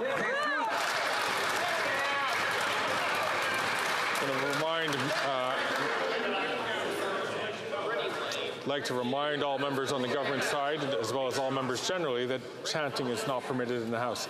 The Honourable Member from South Shore, St. Margaret's. Lobstermen in Nova Scotia fish for our food, risking their lives in the winter. Waves crashing over them, fishing in blizzards and high seas. They risk their lives for 40 years so they can save a little to retire on the sale of their boat and their license. The NDP Liberal latest tax grab on fishermen is to increase massively the tax on the sale of their licensed boat and gear even after the fishing exemption. So why do the NDP Liberals think that robbing fishermen of a dignified and honest retirement is fair? Yes. The Honourable Deputy Prime Minister and Minister of Finance. Mr. Speaker, today is an important day for Canadians because today, after taking 8 weeks of truly undignified dithering and deflecting, the Conservatives have finally shown their true colors. And now we know what they really stand for. They had chance to stand with the plumbers, with the welders, with the nurses, with the teachers. But they've decided that multimillionaires should pay lower taxes than working Canadians. That's just... The honourable member from South Shore, St. Margaret's. Only thing this Liberal minister is doing is bringing in retirement-killing taxes on fishermen. Right. Mrs. J and her husband from Nova Scotia worked for 50 years to build their lobster and fish buying business. They sold their business to create their modest retirement income by investing that proceeds and creating a humble retirement. They paid their fair share of taxes already, but Liberals want to take more of the retirement income. Why does this Prime Minister think that robbing an 85-year-old widow of her hard-earned, dignified retirement income is fair?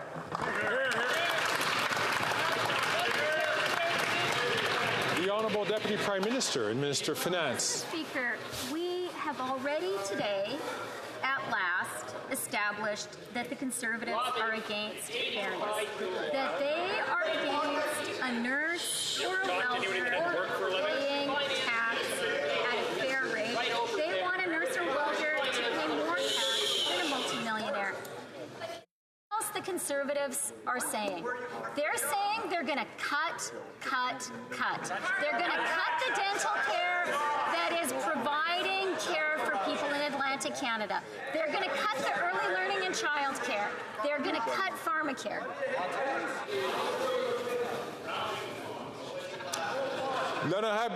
The honourable member for Berthier-Maskinongé. Colleagues,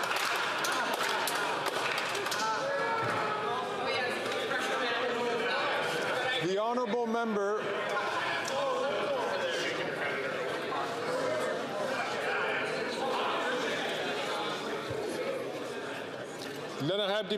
The honourable member for Berthier-Maskinongé. Harvests were terrible last year, partly because of natural disasters. Last week, farmers finally reached a deal with Quebec for compensation, and they're saying loud and clear it's Ottawa's turn now. Well, fresh produce growers are in town today. They met with the minister this morning to remind him that they exist and they deserve support. They've been demanding emergency federal assistance for almost a year now. When will the minister finally listen to them and trigger agri-recovery? The Honourable Minister of Agriculture and Agri-Food. Thank you very much, Mr. Speaker, and I appreciate my honourable colleague's question and concern, and he knows I am concerned too. And I did meet them and appreciate the work that you have done with the farmers, but he is well aware that agri-recovery is a joint effort between the Government of Canada and the provincial governments across the country. I can share that with the House that we have been working closely with the Government of Quebec and things are progressing well. I know the farmers need the money and we'll work as fast as we can, making sure we follow proper procedure to get the money in the hands of the farmers as quickly as we can. Thank you, Mr. Speaker. The honourable member for Berthier-Maskinongé. The Weather Channel is forecasting another high-risk summer for natural disasters, and the federal government has still done nothing to compensate for last year's. As a result, we're off to a pretty bad start. 1 in 5 farms is unable to pay their debts. 1 in 10 farms is at risk of going out of business within a year. Mr. Speaker, so emergency help is urgently needed. Producers have been calling on Ottawa for almost a year. Quebec has been asking Ottawa to act for 7 months. Will the minister finally trigger agri-recovery? The Honourable Minister of Agriculture. Mr. Speaker, again, I appreciate my honourable colleague's question and concern. I'm fully aware that the farmers need the funding as quickly as possible. There is a procedure to follow. I think my honourable colleague is well aware that we're following that procedure with the Quebec government, and as soon as I possibly can, and it's approved, I will make sure the money is in the hands of the farmers that's much needed as quickly as possible. Thank you, Mr. Speaker. The honourable member from Kelowna Lake Country. During a housing crisis, the Liberal finance minister is making things worse. The new capital gains tax will kill investments in Canada and drive up the cost for those who provide housing. Rental experts are saying the consequences of this tax hike would be disastrous in the short, medium, and long term, citing concerns for viability of long-term investment. This will lead to less places to rent and more cost to renters. Canadians are already facing the highest average asking rent ever. So how is it fair that the Liberals are putting the brakes on new housing when Canadians can barely afford to rent? The Honourable Deputy Prime Minister and Minister of Finance. Mr. Speaker, let's remember that this member is from a party whose leader got 7 affordable units built when he was in charge of housing. Let's remember that their housing plan would actually put more tax on home builders. And let's remember that this is the party that believes in cuts, cuts, cuts. They're going to cut dental care, they're going to cut pharmacare, they're going to cut early learning and child. The Honourable Member from Kelowna Lake Country. That member has lost all credibility with Canadians, and a job-killing tax on healthcare, homes, farms, and small businesses is the last thing that Canadians need right now in a cost-of-living crisis. This new tax won't build any homes. It will only discourage investment of purpose-built rentals. Richard Lyle, residential construction expert, said there's not a chance the Liberals will meet their own housing targets. Housing starts are down, and this tax hike will only make it worse. This Prime Minister is not worth the cost. How is it fair that the Liberals are raising taxes when home building starts are down? The Honourable Parliamentary Secretary to the Minister of Housing, Infrastructure and Communities. With all due respect to the member, Mr. Speaker, she talks about credibility. She was in the House of Commons committee meeting responsible for housing when an expert from the rental sector told her that her party's position on not waiving GST for the building of purpose-built rentals was deeply irresponsible. That's a direct quote, Mr. Speaker. On top of that, she voted against her community of Kelowna getting almost $32 million to incent zoning changes that will lead to the building of 20,000 homes over the next 10 years. That's the Conservative Party, Mr. Speaker. They identify problems, but they never offer solutions.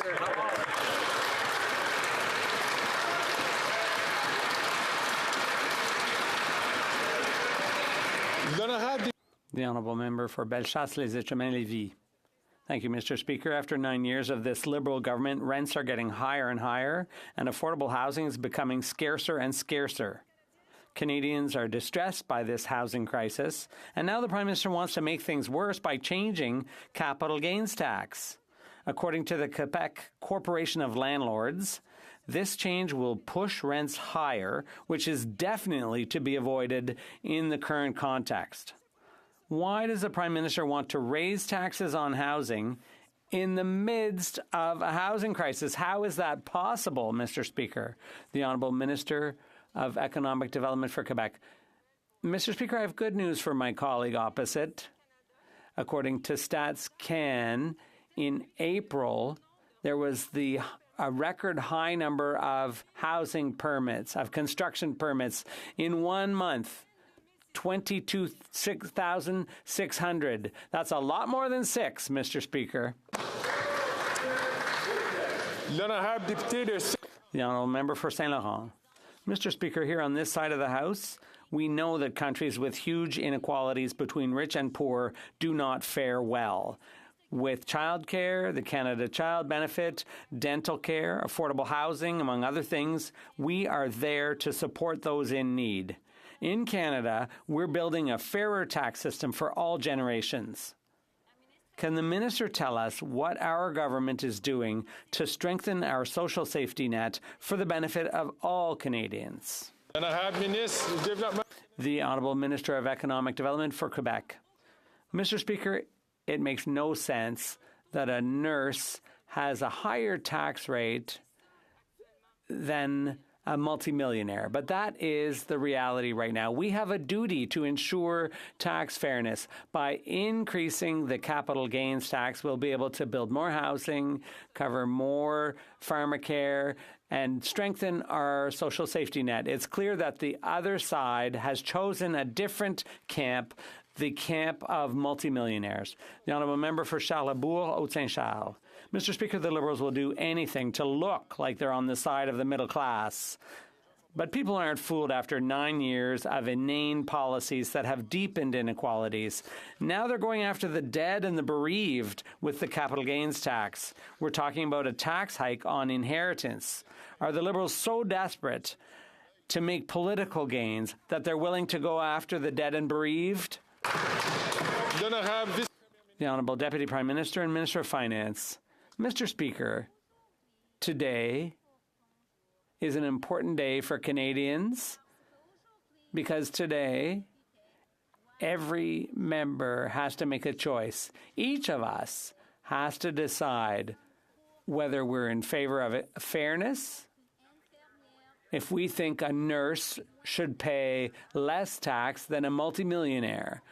For us, our party, we have made that choice. But now Canadians can see what the Conservatives think. They're against fairness and in favor of multimillionaires. The Honourable Member for Charlesbourg, Haute-Saint-Charles. Yeah, Mr. Speaker, we've made our choice, and our choice is to think of seniors who are trying to leave an inheritance to their children, but these Liberal tax measures will be such that taxes will gobble up their inheritance. Can the Minister of Finance explain why people's inheritances will be gobbled up by the Liberal government? The Honourable Government House Leader.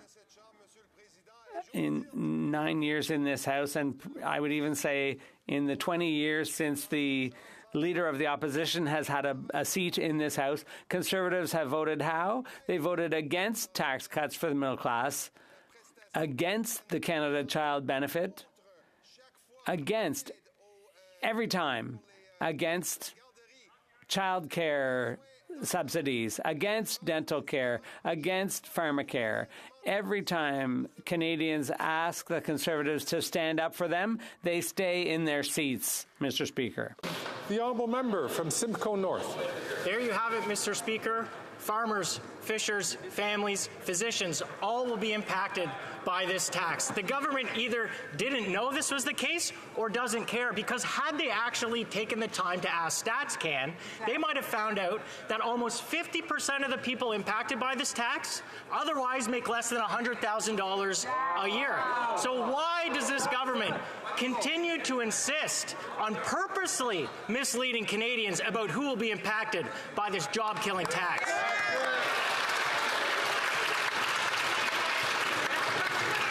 The Honourable Deputy Prime Minister and Minister of Finance. Mr. Speaker, the only party trying to mislead Canadians is the Conservatives, because they have been trying to pose as the party of the little guy. But today, they've had to make a choice. It was a hard choice for them. It took them 8 weeks of struggle. But at the end of the day, the Conservatives made the choice they always make. That's right. They're voting against fairness. They're voting in favor of austerity. They're voting in favor of their rich lobbyist friends. That's what The Honourable Member from Don Valley East. Thank you, Mr. Speaker. Many young people in my riding of Don Valley East are worried about not being able to find a place to call their home. They see housing being used more and more as a way to make money, and it's hurting their possibility of home ownership. Can the Minister of Public Service and Procurement tell this House what is the government's plan to make housing more affordable and to help build a fairer future for all young Canadians? Good question. The Honourable Minister for Public Services and Procurement. Thank you, Mr. Speaker. Unlike Conservatives who've been treating home ownership as a casino, we put in place a foreign buyer's ban so that foreign speculators no longer price out hard-working Canadian families. Unlike the Conservatives, we're working with MPs in the GTA area to use public lands for affordable homes and not for the profits of the highest bidders. And our plan for tax fairness is asking wealthier Canadians to pay a little bit more so we can build more homes faster. Now, will the leader of the opposition support that plan for housing fairness and tax fairness? Probably not. The honourable member from Timmins, James Bay. For decades, the Mushkegowuk Cree of James Bay have fought to end substandard health and to get a proper hospital built. But now that the deadline is looming for the future of the Winnebago Hospital, the federal government has walked away. If they don't return to the table with funding, the construction companies will quit and provincial funding will evaporate. And all these years of hard work will be lost. The communities and the NDP have called on the Prime Minister to intervene. It's now or never. So is the Minister willing to commit today to flow the funds so this hospital in James Bay can finally be built? The Honourable Minister for Indigenous Services. Every Canadian in this country deserves access to health care, and that's why we're working so closely with the hospital, with Ontario, to make sure that residents in the Moosonee area can actually access health care, just like every other person in Ontario. Mr. Speaker, I met with the board yesterday. I met with Grand Chief Fiddler, and the Prime Minister has also written a letter confirming our commitment to this project. The honourable member from Winnipeg Centre. Mr. Speaker, the Liberals are jeopardizing affordable childcare by refusing fair pay and benefits for childcare workers. In Alberta, experts say childcare workers earn less than a livable wage, driving many away from the sector. But this is an issue across Canada, as low pay and benefits are common for childcare workers, most of whom are Indigenous and women of colour.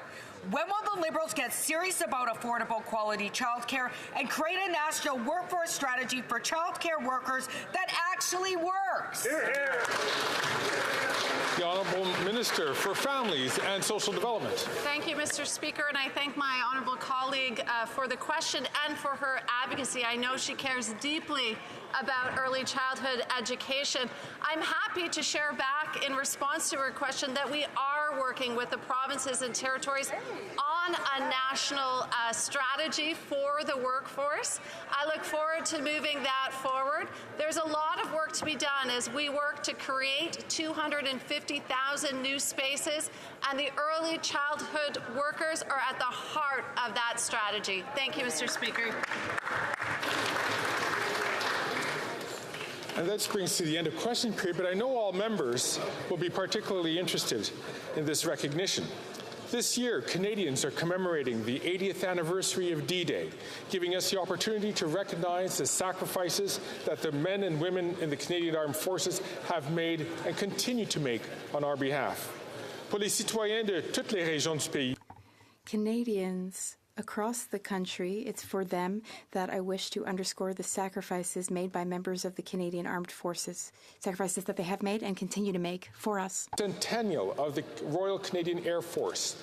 Accordingly, I wish to draw to the attention of members in the presence of the gallery of members of the Royal Canadian Air Force, including Lieutenant General Eric Kenney, Commander of the Royal Canadian Air Force, and Lorena McKinnon, who is departing after 10 years of serving as its honorary colonel.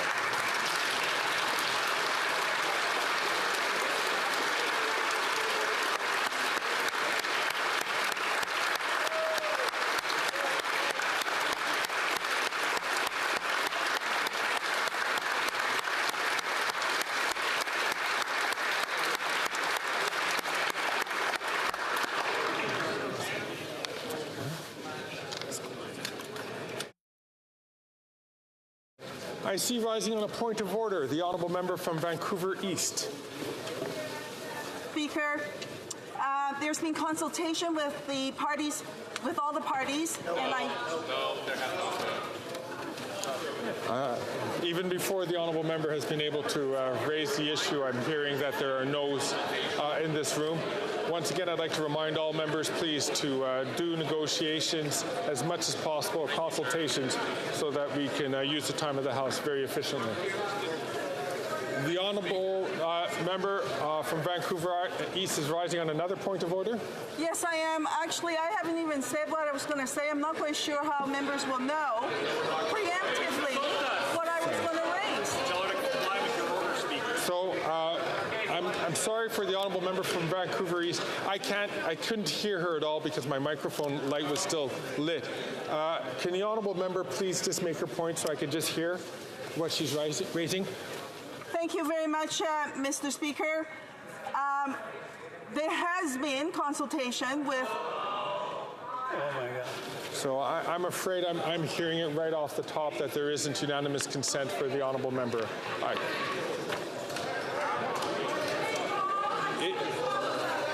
It being 3:19, the House will now proceed to taking of the deferred recorded division on the motion of Mr. Villemur related to the business of supply.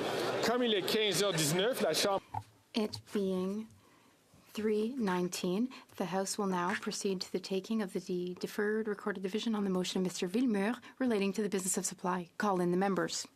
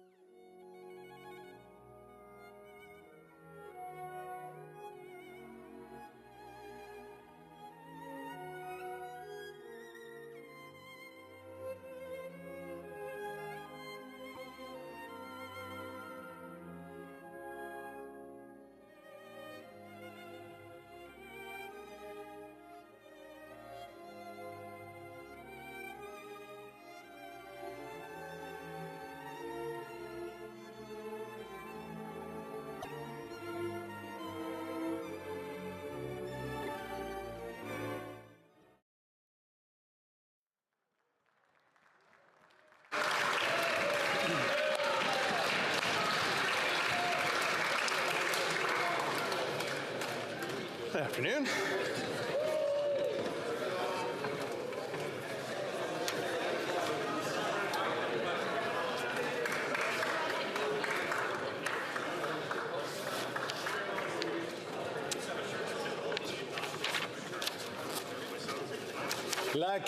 The question is as follows. Mr. Villemur, seconded by Ms. Bedibe, moved that the House A take note of the special report on foreign interference in Canada's democratic processes and institutions of the National Security and Intelligence Committee of Parliamentarians. B. Express concern.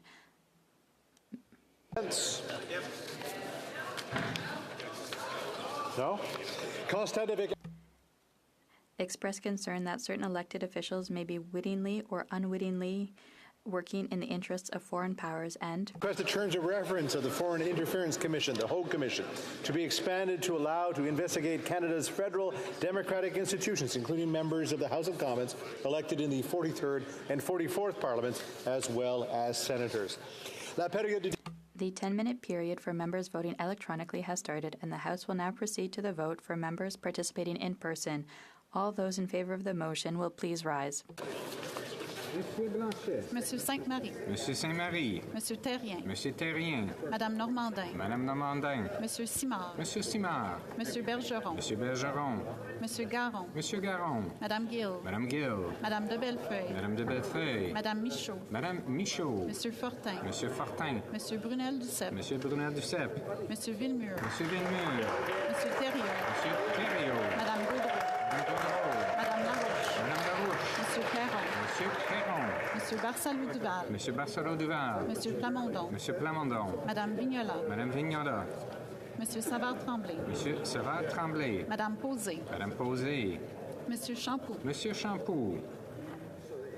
Monsieur Beaulieu. Monsieur Beaulieu. Monsieur Lemire. Monsieur Lemire. Madame Saint-Clair-Desgagnés. Madame Saint-Clair-Desgagnés. Madame Chabot. Madame Chabot. Monsieur Trudel. Monsieur Trudel. Madame Desbiens. Madame Desbiens. Monsieur Blanchette-Jonca. Monsieur Blanchette-Jonca. Madame Bérubé. Madame Bérubé. Monsieur Désilet. Monsieur Désilet. Monsieur McKinnon-Gatineau. Monsieur McKinnon-Gatineau. Mr. Blair. Mr. Blair. Monsieur Duclos. Monsieur Duclos. Monsieur Boissonneau. Monsieur Boissonneau. Miss Tassie. Miss Tassie. Miss Jagger. Miss Jagger. Miss Murray. Miss Murray. Mr. Casey. Mr. Casey. Miss Sahota. Miss Sahota. Mrs. Valdez. Mrs. Valdez. Miss Jazek. Miss Jazek. Mr. Dollywall. Mr. Dollywall. Miss Jones. Miss Jones. Miss O'Connell. Miss O'Connell. Mr. Gerritsen. Mr. Gerritsen. Mr. Lamoureux. Mr. Lamoureux. Madame Fortier. Madame Fortier. Mr. Fragiscatos. Mr. Fragiscatos. Mr. Bruson. Mr. Bruson. Mr. Baptiste. Mr. Baptiste. Mr. Kuzmerchuk. Mr. Kuzmerchuk. Mr. May Cambridge. Mr. May Cambridge. Mr. Assassi. Mr. Assassi. Monsieur El Khoury. Monsieur El Khoury. Mr. Fillmore. Mr. Fillmore. Mr. Fonseca. Mr. Fonseca. Mr. Hardy. Mr. Hardy. Monsieur Yacono. Monsieur Yacono. Mr. Johari. Mr. Johari. Mr. Sidhu Brampton East. Mr. Cedar Brampton East. Mr. Badaway. Mr. Badaway. Mr. Sousa. Mr. Sousa. Mr. Sarai. Mr. Sarai. Mr. Kellaway. Mr. Kellaway. Ms. Vandenbeld. Ms. Vandenbeld. Madame Brière. Madame Brière. Mr. Fisher. Mr. Fisher. Mr. Long. Mr. Long. Mr. McKinnon, Coquitlam, Port Coquitlam. Mr. McKinnon, Coquitlam, Port Coquitlam. Mr. McLeod. Mr. McLeod. Mr. Morrissey. Mr. Morrissey. Madame Shanahan. Madame Shanahan. Miss Sidhu Brampton South. Miss Cedar Brampton South. Mrs. Zaid. Mrs. Zaid. Mr. Rogers. Mr. Rogers. Mr. Lewis Kitchener-Conestoga. Mr. Lewis Kitchener-Conestoga. Mr. Baines. Mr. Baines. Miss Bradford. Miss Bradford. Mr. Collins, Hamilton East, Stony Creek. Mr. Collins, Hamilton East, Stony Creek. Mr. Gahir. Mr. Gahir. Mr. Hanley. Mr. Hanley. Mr. McDonald, Malpec. Mr. McDonald Malpec. Miss Taylor Roy. Miss Taylor Roy. Miss Thompson. Miss Thompson. Mr. Carr. Mr. Carr. Miss Gainey. Miss Gainey. Mr. Schmale. Mr. Schmale. Mr. Bazan. Mr. Bazan. Mr. Kimmich. Mr. Kimmich. Mr. Perkins. Mr. Perkins. Mrs. Thomas. Mrs. Thomas. Monsieur Paulus. Monsieur Paulus. Mr. Shear. Mr. Shear. Mrs. Gray. Mrs. Gray. Mr. Barlow. Mr. Barlow. Mr. Moore. Mr. Moore. Mr. Ellis. Mr. Ellis.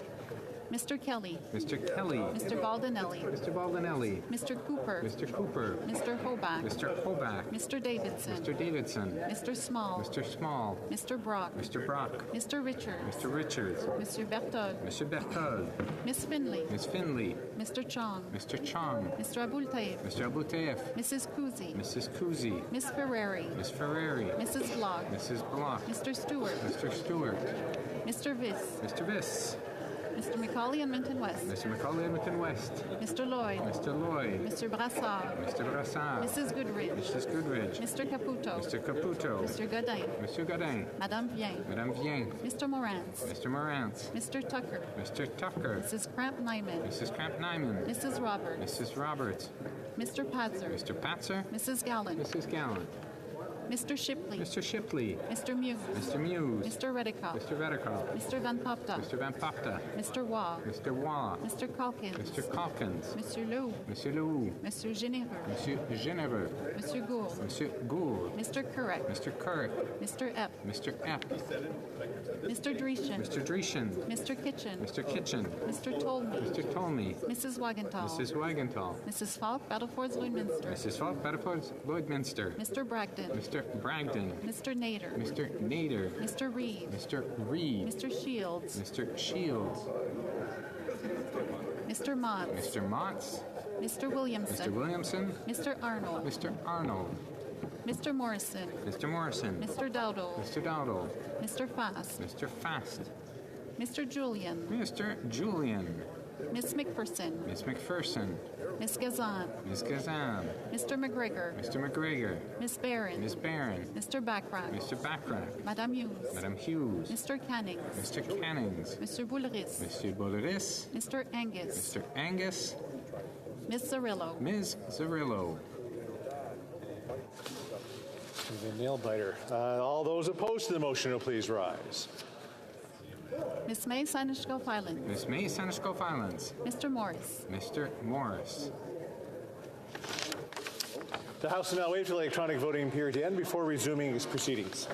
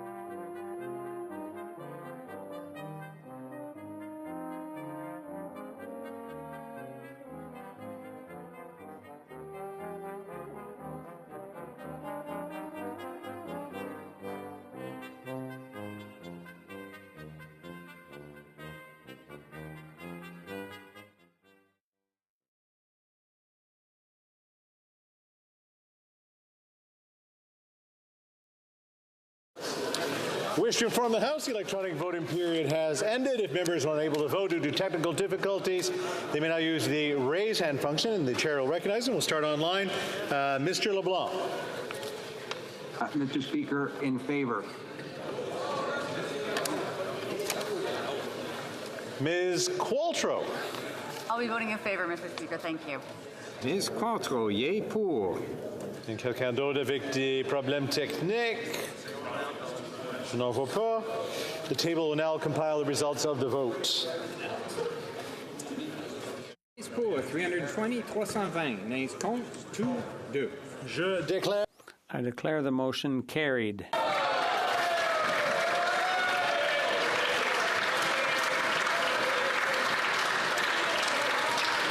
La Chambre procèdera. The House will now proceed to the taking of the deferred recorded division on the motion at third reading of Bill C-20. Mr. LeBlanc, seconded by Mr. Beach, move that Bill C-20, an act establishing the Public Complaints and Review Commission and amending certain acts and statutory instruments, be now read a third time and do pass.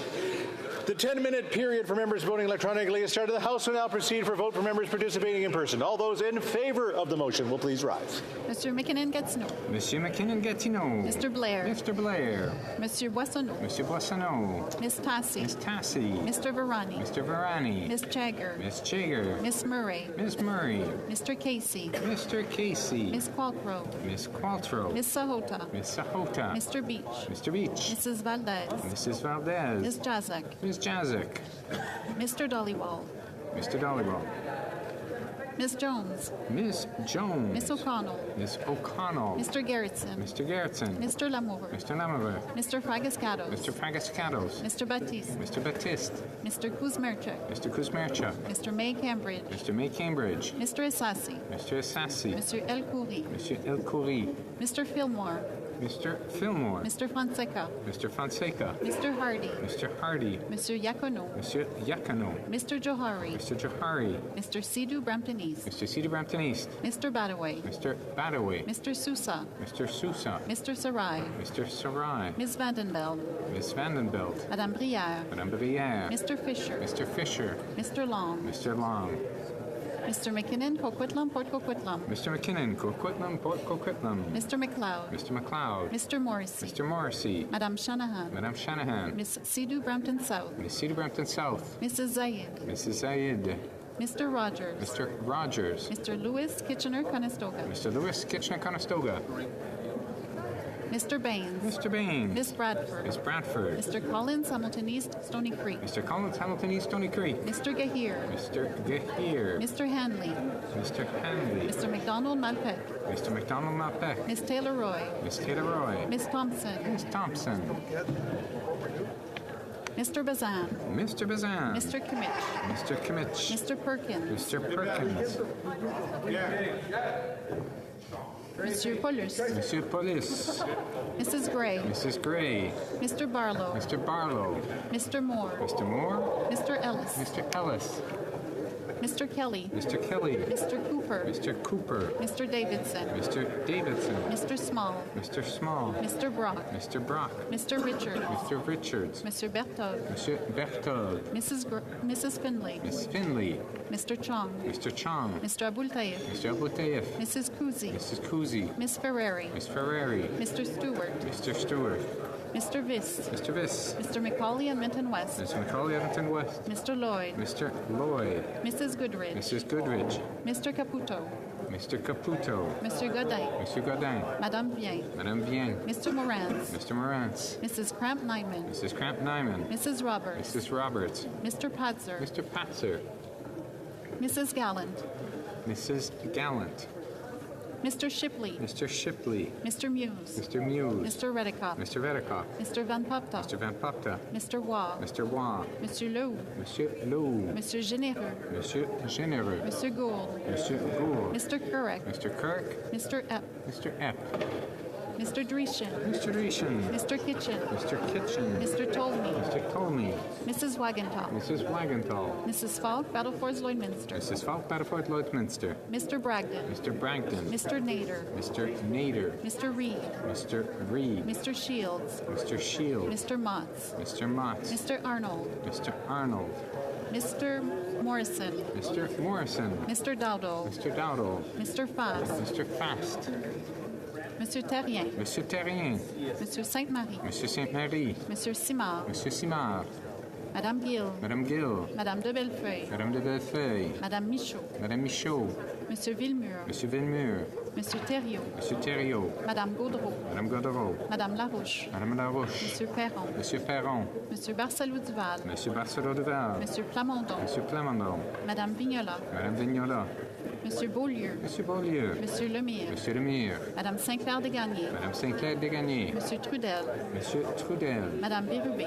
Madame Bérubé. Mr. Julian. Mr. Julian. Miss McPherson. Miss McPherson. Miss Gazan. Miss Gazan. Mr. McGregor. Mr. McGregor. Miss Barron. Miss Barron. Mr. Backrack. Mr. Backrack. Mr. Cannings. Mr. Cannings.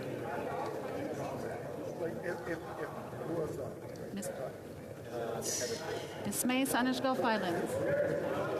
Miss May, Saanich Gulf Islands. Mr. Morris. Mr. Morris. Back to Miss Zarillo. Ms. Zarillo.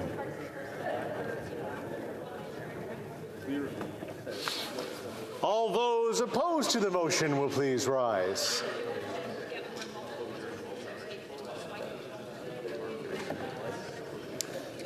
The House will now wait for electronic voting period to end before resuming its proceedings.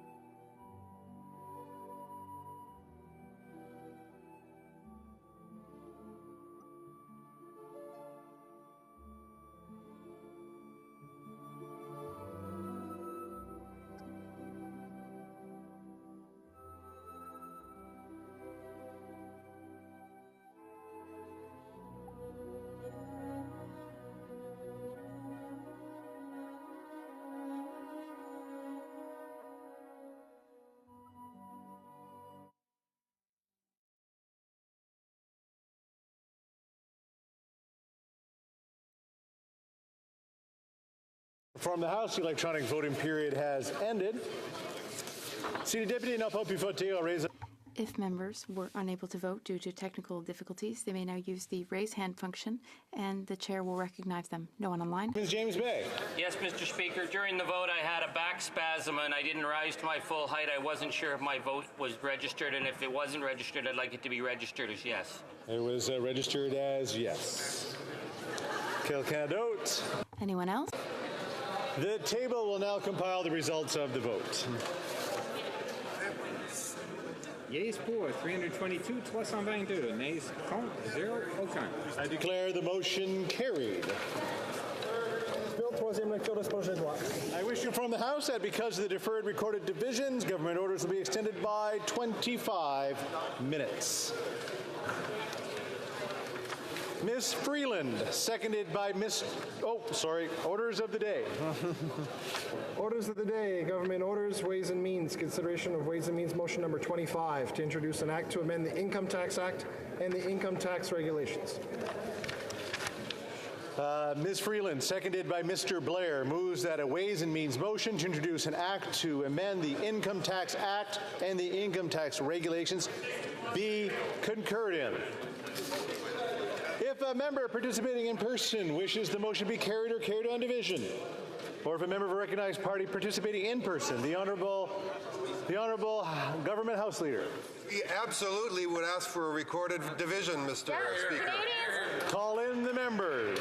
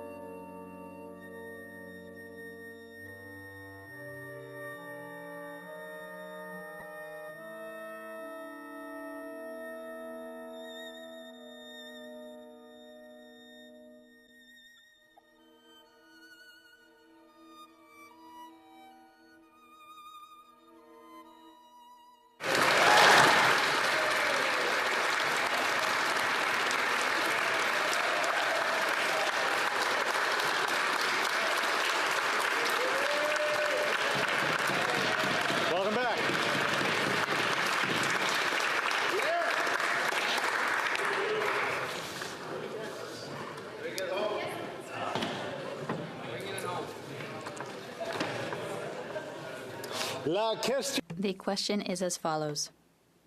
Ms. Freeland, seconded by Mr. Blair, moves that a Ways and Means motion to introduce an act to amend the Income Tax Act and the income tax regulations be concurred in. La période de 10 minutes. The 10-minute period for members voting electronically has started, and the House will now proceed to the vote for members participating in person. All those in favor of the motion will please rise. Mr. Trudeau. Mr. Macaulay Cardigan. Mr. Macaulay Cardigan. Mr. Sajjan. Mr. Sajjan. Mr. Blair. Mr. Blair. Mr. O'Regan. Mr. O'Regan. Mr. Holland. Mr. Holland. Mr. Rodriguez. Mr. Rodriguez. Mr. McKinnon-Gatineau. Mr. McKinnon-Gatineau. Ms. Freeland. Ms. Freeland. Mr. Guilbeault. Mr. Guilbeault. Mr. Wilkinson. Mr. Wilkinson. Mr. Boissonneau. Mr. Boissonneau. Ms. Hutchings. Ms. Hutchings. Ms. Tassi. Ms. Tassi. Mr. Varani. Mr. Varani. Ms. Sachs. Ms. Sachs. Ms. Chagger. Ms. Chagger. Ms. Murray. Ms. Murray. Mr. Casey. Mr. Casey. Mr. Vandal. Mr. Vandal. Madame Saint-Onge. Madame Saint-Onge. Ms. Qualtrough. Ms. Qualtrough. Ms. Haidu. Ms. Haidu. Mr. Miller. Mr. Miller. Ms. Sahota. Ms. Sahota. Madame Bibot. Madame Bibot. Madame Petitpas-Taylor. Madame Petitpas-Taylor. Mr. Beach. Mr. Beach. Madame Martinez-Ferrada. Madame Martinez-Ferrada. Mrs. Valdez. Mrs. Valdez. Ms. Jazek. Ms. Jazek. Mr. Dollywall. Mr. Dollywall. Mr. Gerritsen. Mr. Gerritsen. Mr. Lamour. Mr. Lamoureux. Mr. Fragascatos. Mr. Fragascatos. Mr. Baptiste. Mr. Baptiste. Mr. Kuzmerchuk. Mr. Kuzmerchuk. Mr. May Cambridge. Mr. May Cambridge. Ms. Zerowicz. Ms. Zerowicz. Mr. Assassi. Mr. Assassi. Mr. El Khoury. Mr. El Khoury. Mr. Fillmore. Mr. Fillmore. Mr. Fonseca. Mr. Fonseca. Mr. Hardy. Mr. Hardy. Mr. Yacono. Mr. Yacono. Mr. Johari. Mr. Johari. Mr. Sidhu Brampton East. Mr. Sidhu Brampton East. Mr. Badaway. Mr. Badaway. Ms. Dama. Ms. Dama. Mr. Kellaway. Mr. Kellaway. Ms. Vandenbeld. Ms. Vandenbelt. Madame Brière. Madame Brière. Mr. Fisher. Mr. Fisher. Mr. McDonald Avalon. Mr. McDonald Avalon. Mr. McKinnon Coquitlam Port Coquitlam. Mr. McKinnon Coquitlam Port Coquitlam. Mr. McLeod. Mr. McLeod. Mr. Morrissey. Mr. Morrissey. Madame Shanahan. Madame Shanahan. Mr. Turnbull. Mr. Turnbull. Mr. Chang. Mr. Chang. Mrs. Zayed. Mrs. Zayed. Mr. Rogers. Mr. Rogers. Mr. Lewis Kitchener-Conestoga. Mr. Lewis Kitchener-Conestoga. Ms. Bradford. Ms. Bradford. Mr. Collins Hamilton East Stony Creek. Mr. Collins Hamilton East Stony Creek. Mr. Meow. Mr. Meow. Ms. Thompson. Ms. Thompson. Mr. Carr. Mr. Carr. Ms. Gainey. Ms. Gainey. Mr. Saint-Marie. Monsieur Saint-Marie. Mr. Simard. Madame de Bellefeuille. Madame de Bellefeuille. Madame Larouche. Madame Larouche. Monsieur Beaulieu. Monsieur Beaulieu. Monsieur Lemire. Monsieur Lemire. Mr. Julian. Mr. Julian. Ms. Gasson. Ms. Gasson. Mr. McGregor. Mr. McGregor. Mr. Backrack. Mr. Backrack. Mr. Morris. Mr. Morris. All those opposed to the motion will please rise.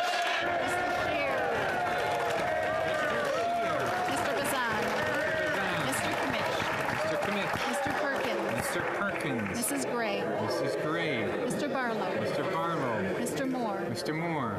Mr. Ellis. Mr. Ellis. Mr. Kelly. Mr. Kelly. Mr. Cooper. Mr. Cooper. Mr. Davidson. Mr. Davidson. Mr. Small. Mr. Small. Mr. Richard. Mr. Richard. Mr. Berthold. Mr. Berthold. Mr. Workington. Mr. Workington. Miss Finley. Miss Finley. Mr. Chong. Mr. Chong. Mr. Abul Taib. Mr. Abu Taif. Mrs. Kuzi. Mrs. Kuzi. Miss Ferrari. Miss Ferrari. Mr. Viss.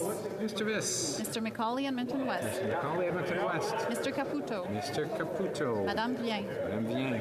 Mr. Morantz. Mr. Morantz. Mr. Tucker. Mr. Tucker. Mrs. Roberts. Mrs. Roberts. Mr. Patzer. Mr. Patzer. Mrs. Gallant. Mrs. Gallant. Mr. Muse. Mr. Muse. Mr. Van Papta. Mr. Van Papta. Monsieur Leroux. Mr. Leroux. Monsieur Généreux. Monsieur Généreux. Mr. Kurek. Mr. Kirk. Mr. Epp. Mr. Epp. Mr. Kitchen. Mr. Kitchen. Mr. Tolmie. Mr. Tolmie. Mrs. Wagenthal. Mrs. Wagenthal. Mrs. Falk, Battleford, Lloydminster. Mrs. Falk, Battleford, Lloydminster. Mr. Bragdon. Mr. Bragdon. Mr. Shields. Mr. Shields. Mr. Motts. Mr. Motts. Mr. Arnold. Mr. Arnold. Mr. Fast. Mr. Fast. Do you understand the country you're in? La Chambre. The House will now wait for the electronic voting period to end before resuming its proceedings.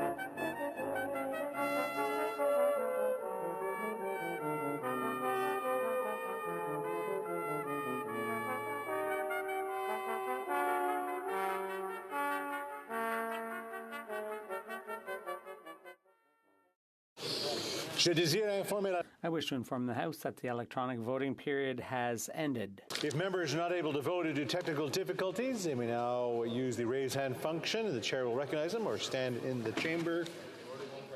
I don't see anyone there. Le bureau va maintenant. The table will now compile the results of the vote. Yeas pour 208, 208. Nays contre 118, 118. I declare the motion carried.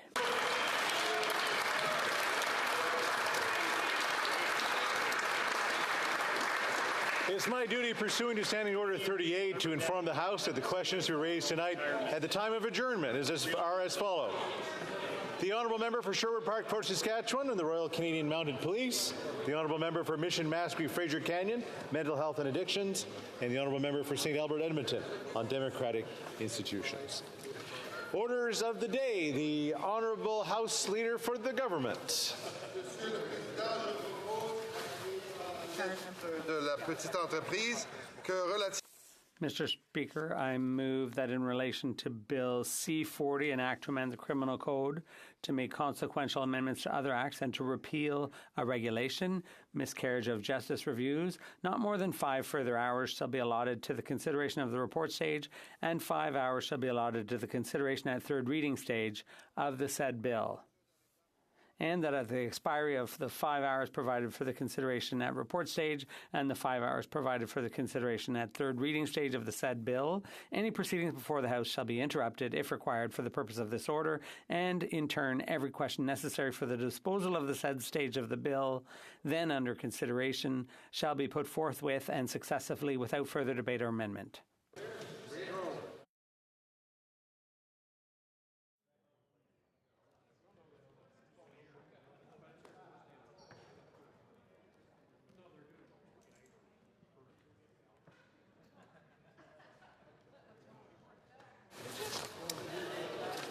Mr. Varani, seconded by Ms. We'll try that again. Mr. McKinnon, seconded by Mrs. Valdez, moves the following motion.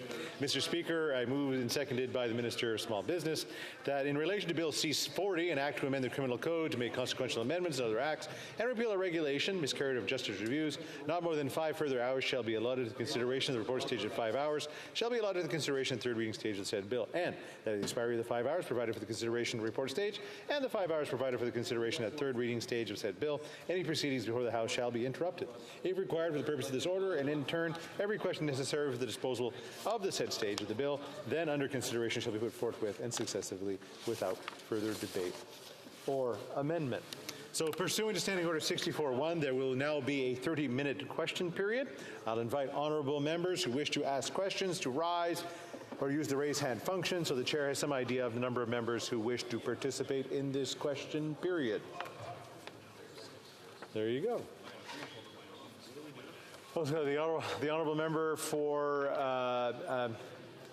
Fundy Royal. Thank you, Mr. Speaker, and I want to, through you, ask the Minister. This bill is now, as amended from committee, a significant departure from what was presented by his predecessor, former Minister Lametti, on this miscarriage of justice bill. The bill originally, when presented by Minister Lametti, he noted it is important to note that the miscarriage of justice review process is not an alternative to the justice system, nor is it another level of appeal. Rather, it provides a post-appeal mechanism to review and investigate new information or evidence that was not previously considered by the courts. In a radical departure from what was originally proposed, the minister at committee has had his Liberal members appeal the bill so that there's no longer a requirement to appeal a court decision before someone could avail themselves of the wrongful conviction path. And the standard by which the new Liberal-appointed commission is to look at a wrongful conviction is whether one may have occurred. That is the lowest threshold of all international comparisons, and it is much lower threshold than Canada's current threshold that there is that a miscarriage of justice likely occurred. So I want to ask the minister, did he consult with his predecessor about this radical departure, which will create a two-tier justice system and will result in re-victimization of victims' families when they have to go back before the courts? Honourable Minister of Justice.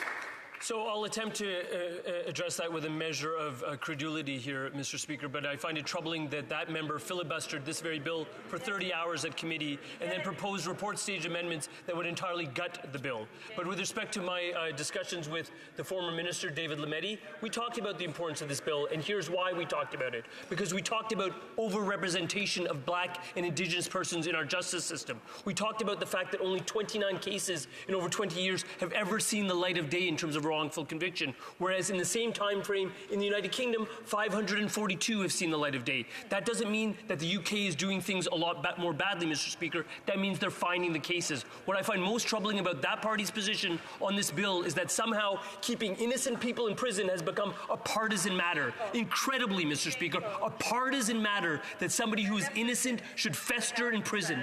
The reason we are time allocating this bill is because we need to move on correcting an injustice, and we will be firm in our conviction in doing so. Question Kamal Tar, the honourable member for New Westminster Burnaby. Thank you very much, Mr. Speaker. And the reality is, in this House, what we've seen is Conservatives blocking every good piece of legislation, refusing to let things go through like dental care, like pharmacare, like affordable housing.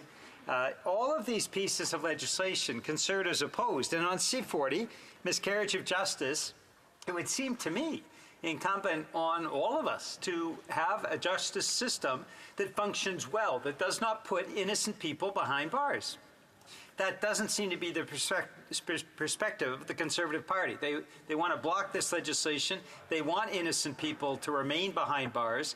It is, I think, a profound disservice to Parliament that they've been blocking this legislation. And they haven't really offered any explanation except for the fact that they oppose everything that is going to benefit people, all measures of justice. And I wanted to ask my colleague why he believes Conservatives have opposed this bill, have tried to block it at every single step, have filibustered it at committee, when what it does is provide for justice in this country and provides for a mechanism to ensure that innocent people aren't kept behind bars.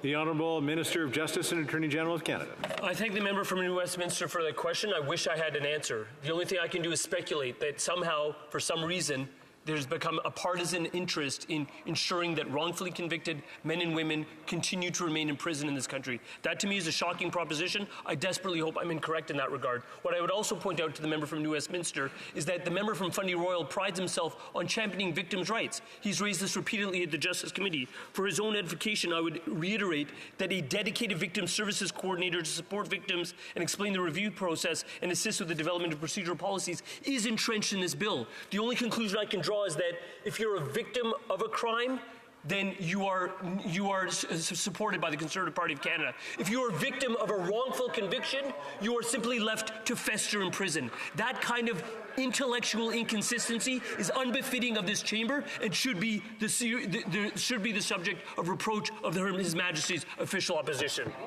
The Honourable Member for Abitibi-Temiskaming. Thank you, Mr. Speaker. When it comes to miscarriages of justice, I wonder if this issue is being given enough time to be debated, given the shortage of judges that we have. Will the minister ensure that those appointments are made as quickly as possible so fewer people are left waiting for justice? The Honourable Minister of Justice. I appreciate the question, even though it has nothing to do with what we're discussing right now. But for my colleagues' information, the record of the previous government was to appoint 65 judges per year. My record has been, after only months, to appoint twice as many, 120. And I will continue to work quickly to do this because this helps the justice system and it helps especially the victims of miscarriages of justice. Thank you. Thank you, Mr. Speaker. Mr. Speaker, I receive a lot of emails, at least receive a lot of phone calls from constituents within the riding of Waterloo. They often ask about this chamber, and right now what we are debating, what we will be voting on, is having to use time allocation to advance legislation once again. This morning I had meetings set up, and I know that the government of the day we had to go to orders of the day because we have an official opposition who refuses to call the question. Even earlier today we voted on C-20. They have been filibustering that legislation, putting up automated speeches, most likely through ChatGPT, but yet when it came to calling the question and voting, they did support legislation because it was important legislation. So what I would like to ask the minister is, why are we having to debate time allocation? Why are we having to make sure that we get the legislation called to a question? And unfortunately, there are some members who will not get to speak on this legislation because the official opposition under this leader refuses to call questions. And the member from Fundy Royal did ask a question today, and the only thing I believe he's done really well is to make sure that this House advanced ensuring that there was no longer conversion therapy in Canada. It's something he does not speak to, but he was the member who moved the motion to have unanimous consent because they did not want to debate it. So I would like to ask the member, how do we ensure justice is served? Why are we using time allocation? Thank you. Honourable Minister of Justice. We're using time allocation because the members of the official opposition have openly indicated that they have zero interest in proceeding with this bill. The most recent effort has been to propose report statement amendments that would completely gut this legislation. They have no interest in supporting it because I guess wrongfully convicted men and women deserve to fester in Canadian prisons. And what I would underscore in terms of the access to justice points that were made by the member from Kitchener-Waterloo is that access to justice is replete throughout this document. What this new commission would do is ensure that there is information provided to the public and potential applicants about miscarriages of justice. They would provide translation and interpretation services. They would provide assistance to those who can't afford a lawyer. They would even provide assistance in terms of obtaining the necessities of life, such as food and housing. Through those types of measures, you actually reach out to people who might not have the resources to ensure that they can vindicate their own rights and remove themselves from a wrongfully convicted situation. The fact that that has become partisan is really unbecoming of this chamber. Questions and comments? The honourable member for Kamloops Thompson Caribou. It's always a pleasure to rise on behalf of the people for Kamloops Thompson Caribou, and I'm quite dismayed at the minister's response because he keeps on saying it's disappointing that this matter has become partisan. If there's one person who's making this issue partisan, he should look in the mirror and have a conversation with him in the morning whenever he's brushing his teeth. Now, Mr. Speaker, let me tell you this. As a prosecutor and as a defense lawyer, I came up against issues of wrongful conviction. In fact, there was a time, even as prosecutor after guilty plea, that I dealt with an issue on this. To say that Conservatives don't care about justice and that this is a partisan issue couldn't be further from the truth.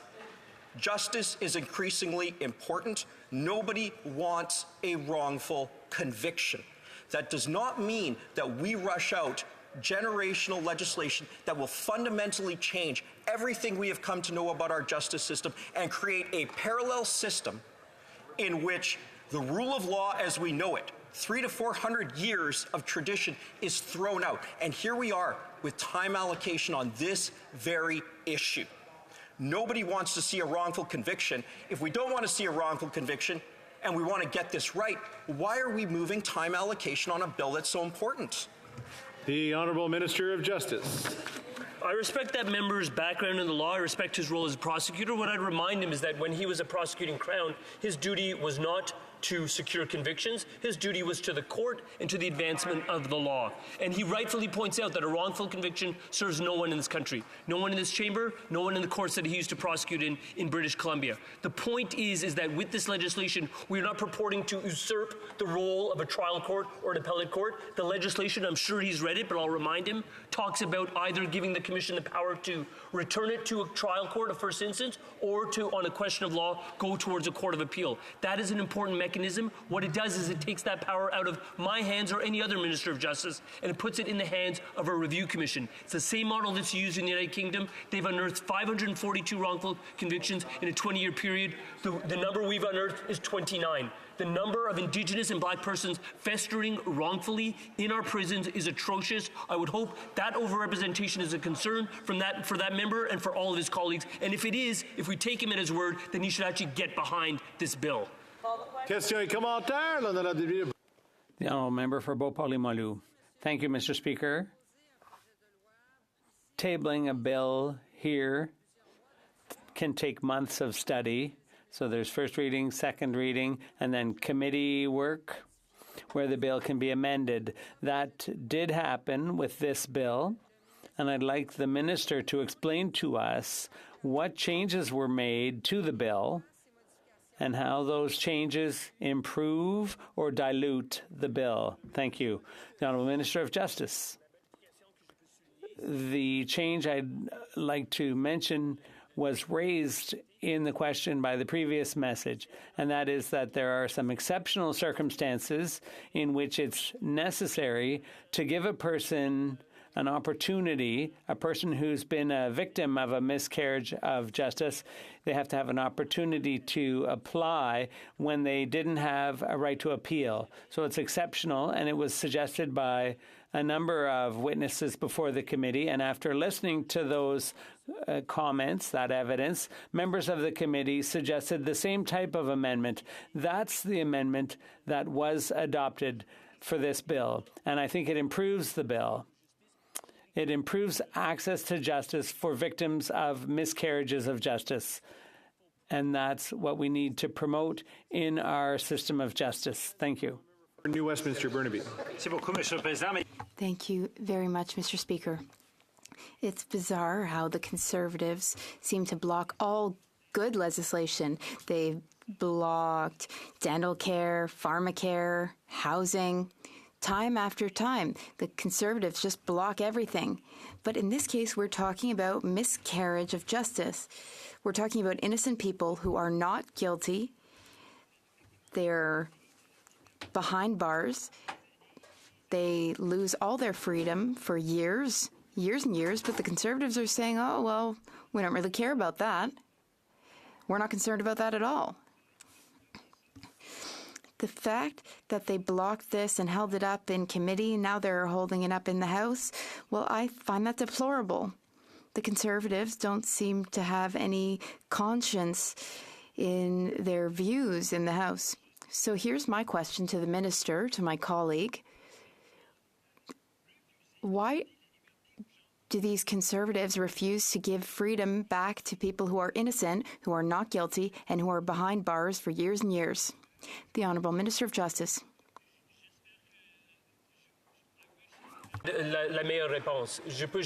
I wish I had a good answer to that question. I can only speculate. Among the 29 individuals who were found to be victims of miscarriage of justice, none of them are women. 6 of the 29 are racialized individuals. The Conservative Party doesn't seem to care about that. That doesn't seem to make them realize that there may be a problem.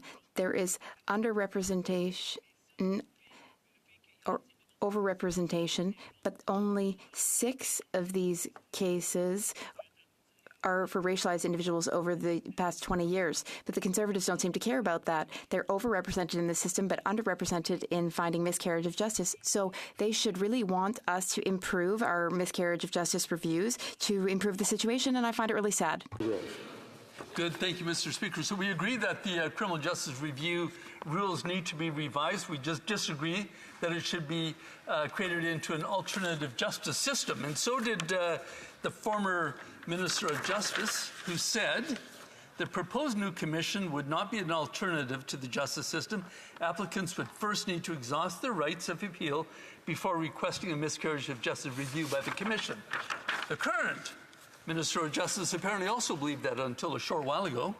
He said this at committee: you need to have exhausted your appeals at least to a court of appeal, or in some instances all the way to the Supreme Court of Canada. We actually agree with that. So why the change of mind? Why create an alternative justice system?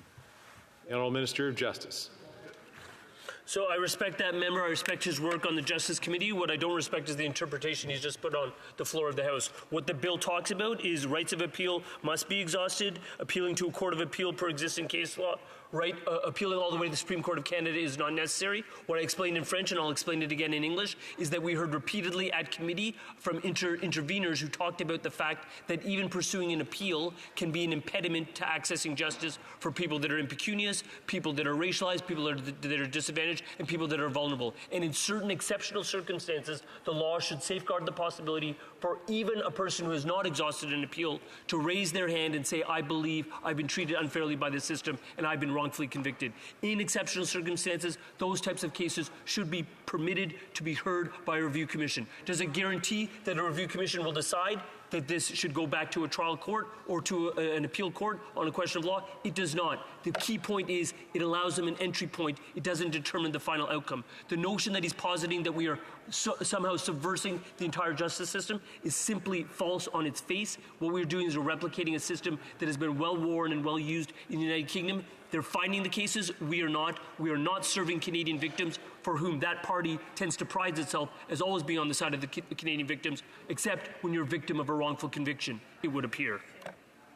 In comments, the Honourable Deputy de Shefford. The Honourable Member for Shefford.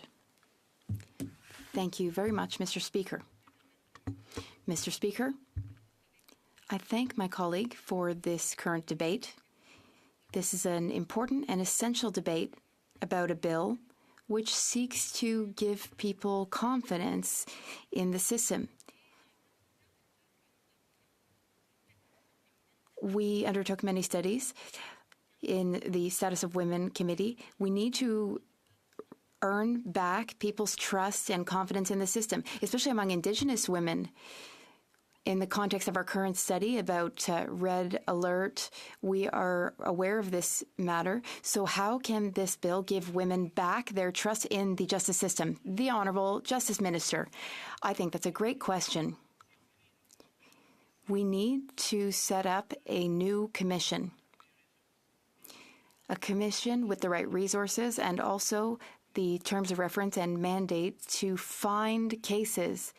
They will do so by engaging in outreach among prisoners and their communities. So they will visit the prisons themselves. They will, for instance, visit the Kingston Women's Prison. The commissioners will be able to visit the prisons. They will hand out pamphlets. They will be able to chat directly with prisoners. They will explain to prisoners that if they feel that they were mistreated, if they feel that they're a victim of miscarriage of justice, then they have recourse. And in fact, I must repeat that 0 of 29 cases found over the past 20 years were women. That doesn't make sense statistically. We need to be able to pass this bill because the status quo is not serving the women that the member asked about in her question. Secretary of Government House Leader. Yes, thank you, Mr. Speaker. A very quick comment and a question to the Minister. One is in regards to the comment that it is unfortunate that we don't see any form of sense of cooperation and coming from opposition members in wanting to deal with legislation and ultimately see it coming to a vote. But my question to the Minister is specifically in regards to trying to put a human face on the issue that we're talking about. David Milgaard and the Milgaard family is fairly well known in the province of Manitoba. I would even suggest beyond Manitoba's border. And I think it's one of the reasons why it is that this legislation is important for all of us to reflect on, Mr. Speaker. And I'm wondering if the Minister can provide just some of his thoughts in regards to that particular file. The Honourable Minister of Justice, Attorney General for Canada. Well, I thank the Parliamentary Secretary for that question. I mean, David Milgaard's case is taught in every law school in this country. It was certainly taught to me in 1995 when I was at U of T's law school. And the reason it's taught is because the injustice that befell that individual was such a tragedy that he was wrongfully convicted for, and it served for over 20 years in prison for a crime that he never committed. He carried that as an albatross, but also as a force for change going forward after his removal from prison, as did his mother. This bill is actually named David and Joyce Milgaard's Law because the then Minister of Justice, David Lametti, made a direct commitment to that family that he would get this bill done. What I'm trying to do right now is see through on that commitment. It's important to David Milgaard. It's important to every law student and every lawyer out there. It's important to everyone who cares about the justice system. Most importantly, it's important to the people, hopefully, who are listening right now from prisons around this country and understanding that if you are wrongfully convicted, there is a means for restoring justice to you in your particular case, and this commission will help do that. That's vindicating David Milgaard and what his life stood for, and that's vindicating the rights of Canadians everywhere in this country. Questions and comments? The Honourable Member for Fundy Roy.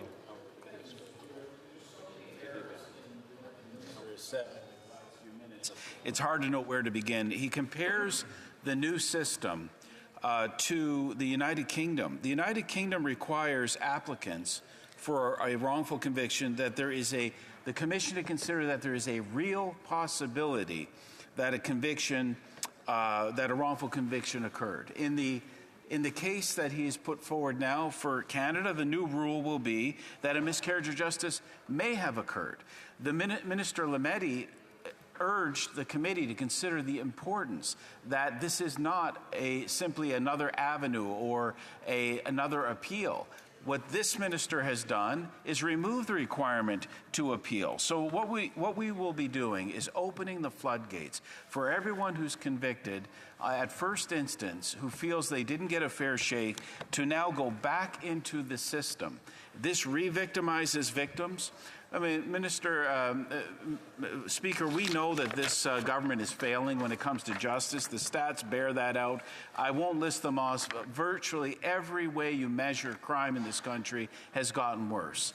And flooding our justice system for rehearing cases of those that have been convicted of serious crimes only serves to re-victimize true victims. If this minister knows of individuals who he feels have been wrongfully convicted, he's in a position to do that because as Justice Minister, there's currently a process for those who have been wrongfully convicted. This process, as put forward, is deeply flawed. And I'd ask him to reconcile the UK standard that there is a real possibility of a miscarriage of justice or wrongful conviction versus his new made-up standard of which there is no international parallel of a miscarriage may have occurred. The Honourable Minister of Justice. Let me start with the fact that it's puzzling that the word systemic racism never come out of that member's mouth or come out of any other member of his colleague's mouth. It doesn't come out when we're talking about mandatory minimum penalties. It certainly doesn't come out when we're talking about wrongful convictions. Second point, let's also talk about how we got to this bill. It was informed by the important input of Dean Juanita Westmoreland Traore, a black woman, and Harry Laforme, an Indigenous man who happens to be a judge. Those two people represent the two key demographics we're trying to address with this bill, which that member selectively ignores. Thirdly, yes, our standard is a miscarriage of justice may have occurred, and it is in the interest of justice in doing so. That standard evolved from the Commission's recommendations from Laforme and from Traore. Will we stand by that standard? You're absolutely right, we'll stand by that standard. He talked to me about the fact that I don't seem to know the law I'm duty-bound to implement. Well, newsflash to the member for Fundy Royal is, in fact, I don't go out and search for wrongful convictions. They come to my desk. The point he's missing is that in the last 20 years, 29 cases have come to my desk or my predecessor's desk. In the same time period, 542 came in the UK. Does that mean the UK has got some woefully atrocious justice system? No, it means they've got a mechanism for searching for the cases. I don't understand ideologically or for partisan reasons why on earth any member of this parliament would have a vested interest in not searching out injustice where they see it. That's what we're trying to do with this bill. If they don't want to do that, that's their choice, but they're not going to stand in our way of seeking justice for victims in this country. Thank you, Mr. Speaker. Questions and comments? Question commentaire, l'honorable député de La Pointe de l'Île. The honourable member for La Pointe de l'Île. My question is not about the substance of the bill, but rather about the time allocation motion. In some cases, for example, at the Official Languages Committee, we've seen the Liberals blocking and delaying for many meetings in a row because they don't accept the decision of a majority of members in committee. Here, the Liberals are implementing a time allocation motion. So when the Liberals do so, it seems to be fine, but when other parties do so, they don't accept it. What does my colleague think about that? The Honourable Minister of Justice. I feel that time allocation is a useful tool when necessary. And that's the case here. It is necessary. We've seen the behavior of Conservatives in the Justice Committee. They filibustered for over 30 hours. And at report stage in the House, they moved amendments which basically would empty the bill of its contents. The Conservatives clearly have absolutely no interest in miscarriage of justice reviews. The current system, the status quo, is not successful. The cases. There are certainly more cases out there. This commission gives us the tools for doing so. That's why we are importantly promoting the establishment of a commission, because it can change and have an impact on real people's lives, including the victims that the member of Fundy Royal likes to speak about. He conveniently omits victims of wrongful convictions, which is quite selective from my perspective and certainly irrational and intellectually hypocritical. 3 minutes remaining. Questions and comments. The honourable member for Waterloo. Thank you, Mr. Speaker. Mr. Speaker, I have the utmost confidence in our independent institutions, especially when it comes to our justice system. And I know oftentimes people in this chamber like to pretend that they are the judge and the jury, but I know that there are people without partisan stripes who are able to do that work, and that's why that confidence remains. But I also know that our justice system is not perfect. And though mistakes are rare, what we're noticing is that there are mistakes that are made, and they should be corrected in an efficient manner. So I know, because I've heard from constituents as well, that wrongful convictions have a devastating impact on the wrongfully convicted person, but also on the victims who deserve truth and justice. And what I understand that is we are going to have to go through a report stage because the Conservative Party of Canada members decided at report stage to move and amend the legislation so that nothing would exist in this legislation, meaning once again, they do not want to address the concerns that exist.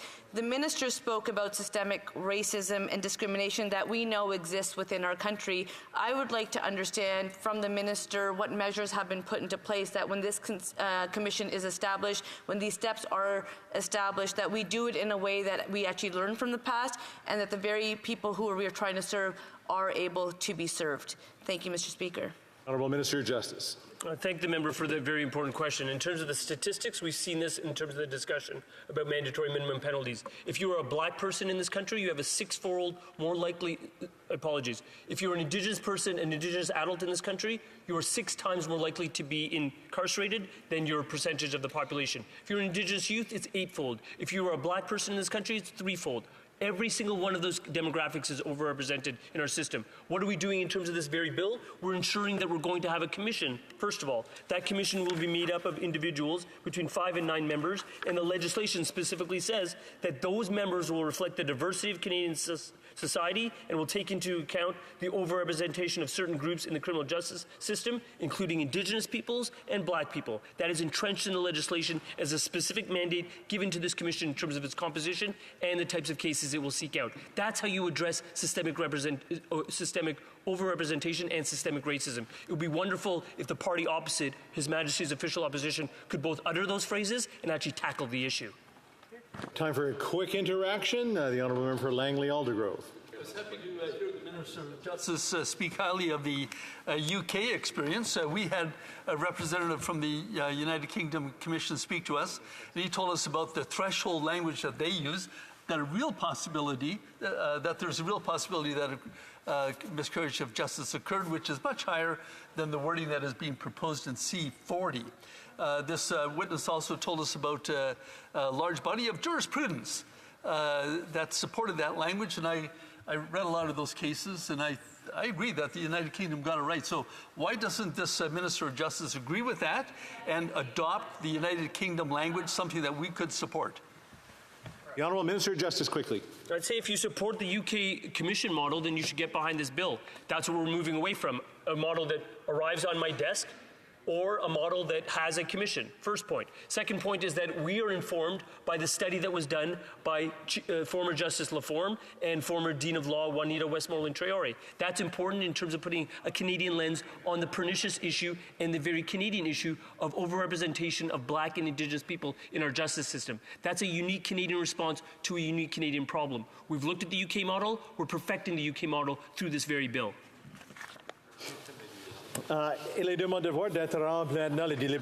It is my duty to interrupt deliberations and put to the question, Mr. McKinnon, Gatineau. Valdez moved that in relation to Bill C-40, an act to amend the criminal code, and to make consequential amendments to other acts and repeal a regulation, miscarriage of justice reviews. Not more than 5 further hours shall be allotted to the consideration of report stage of the bill, and 5 hours shall be allotted to the consideration at third reading stage of the said bill. And at the expiry of the 5 hours provided for consideration at a report stage and the expiry of the 5 hours provided for the consideration at third reading stage of the said bill, any proceedings before the House shall be interrupted if required for the purpose of this order, and in turn every question necessary for the disposal of the stage of the bill then under consideration shall be put forthwith and successively without further debate or amendment. If a member participating in person wishes that the motion be carried or carried on division, or if a member of a recognized party participating in person wishes to request a recorded division, I would invite them to rise and indicate it to the chair. The Honourable Parliamentary Secretary of the Government House Leader. Mr. Speaker, we're comfortable in passing it on division. Do we have... well, someone's got to ask. You're on the right chair. The Honourable Member for South Shore St. Margaret's. Mr. Speaker, we request a recorded vote. And the members.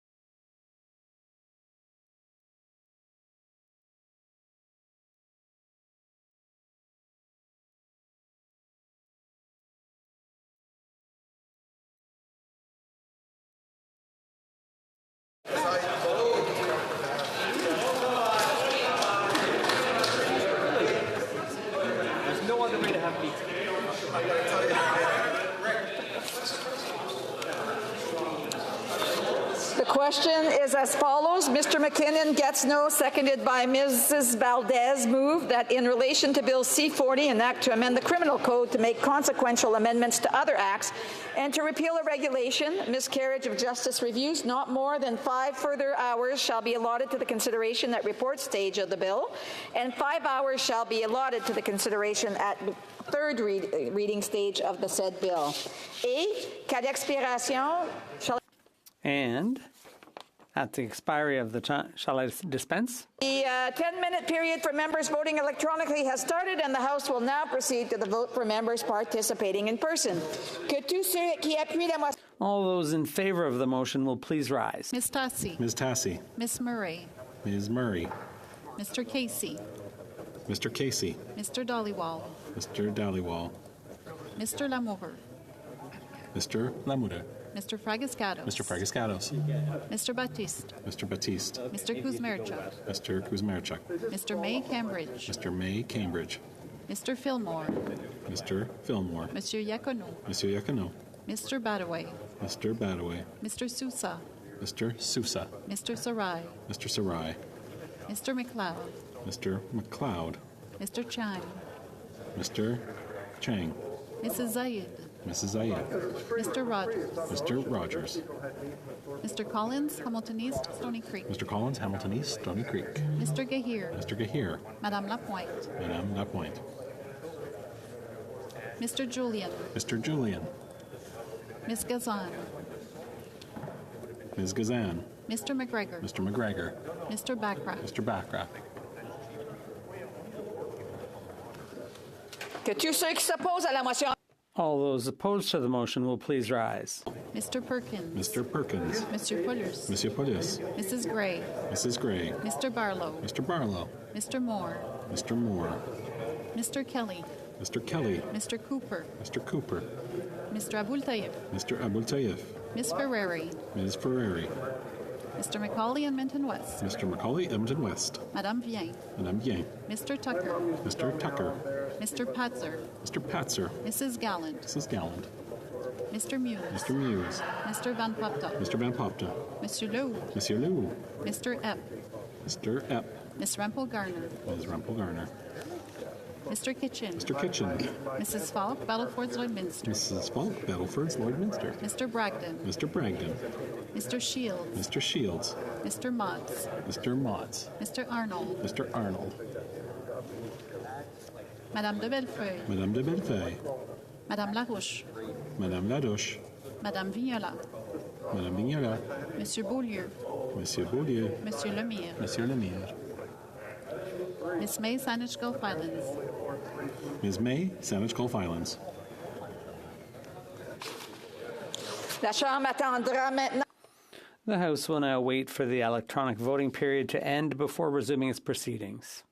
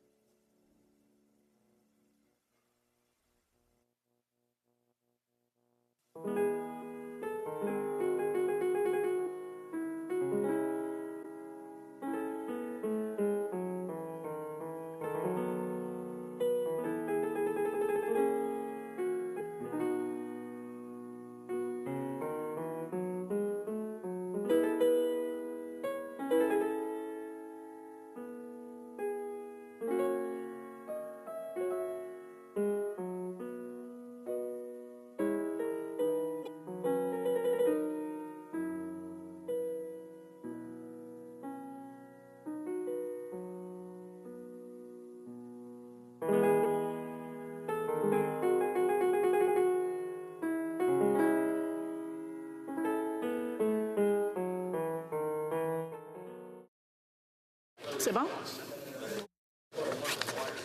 Je désire informer. I wish to inform the House that the electronic voting period has ended. Vote due to technical difficulties. They may now use the raise hand function or rise in the House, and the chair will recognize them. Okay. Le bureau va maintenant compiler les. The table will now compile the results of the vote.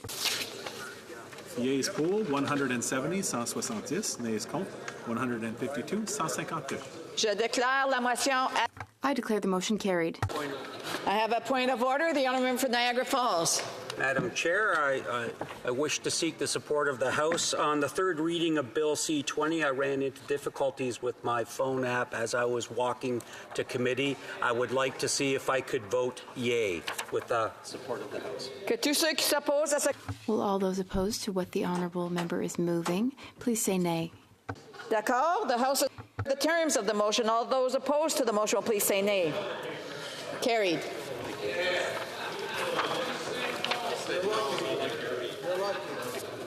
It being 6:03, the House will now proceed to the consideration of private members' business as listed on today's order paper. Orders of the day, ordre du jour.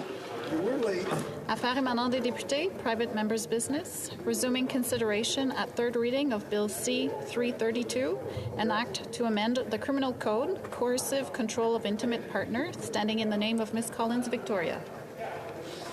Resuming debate, the honourable member.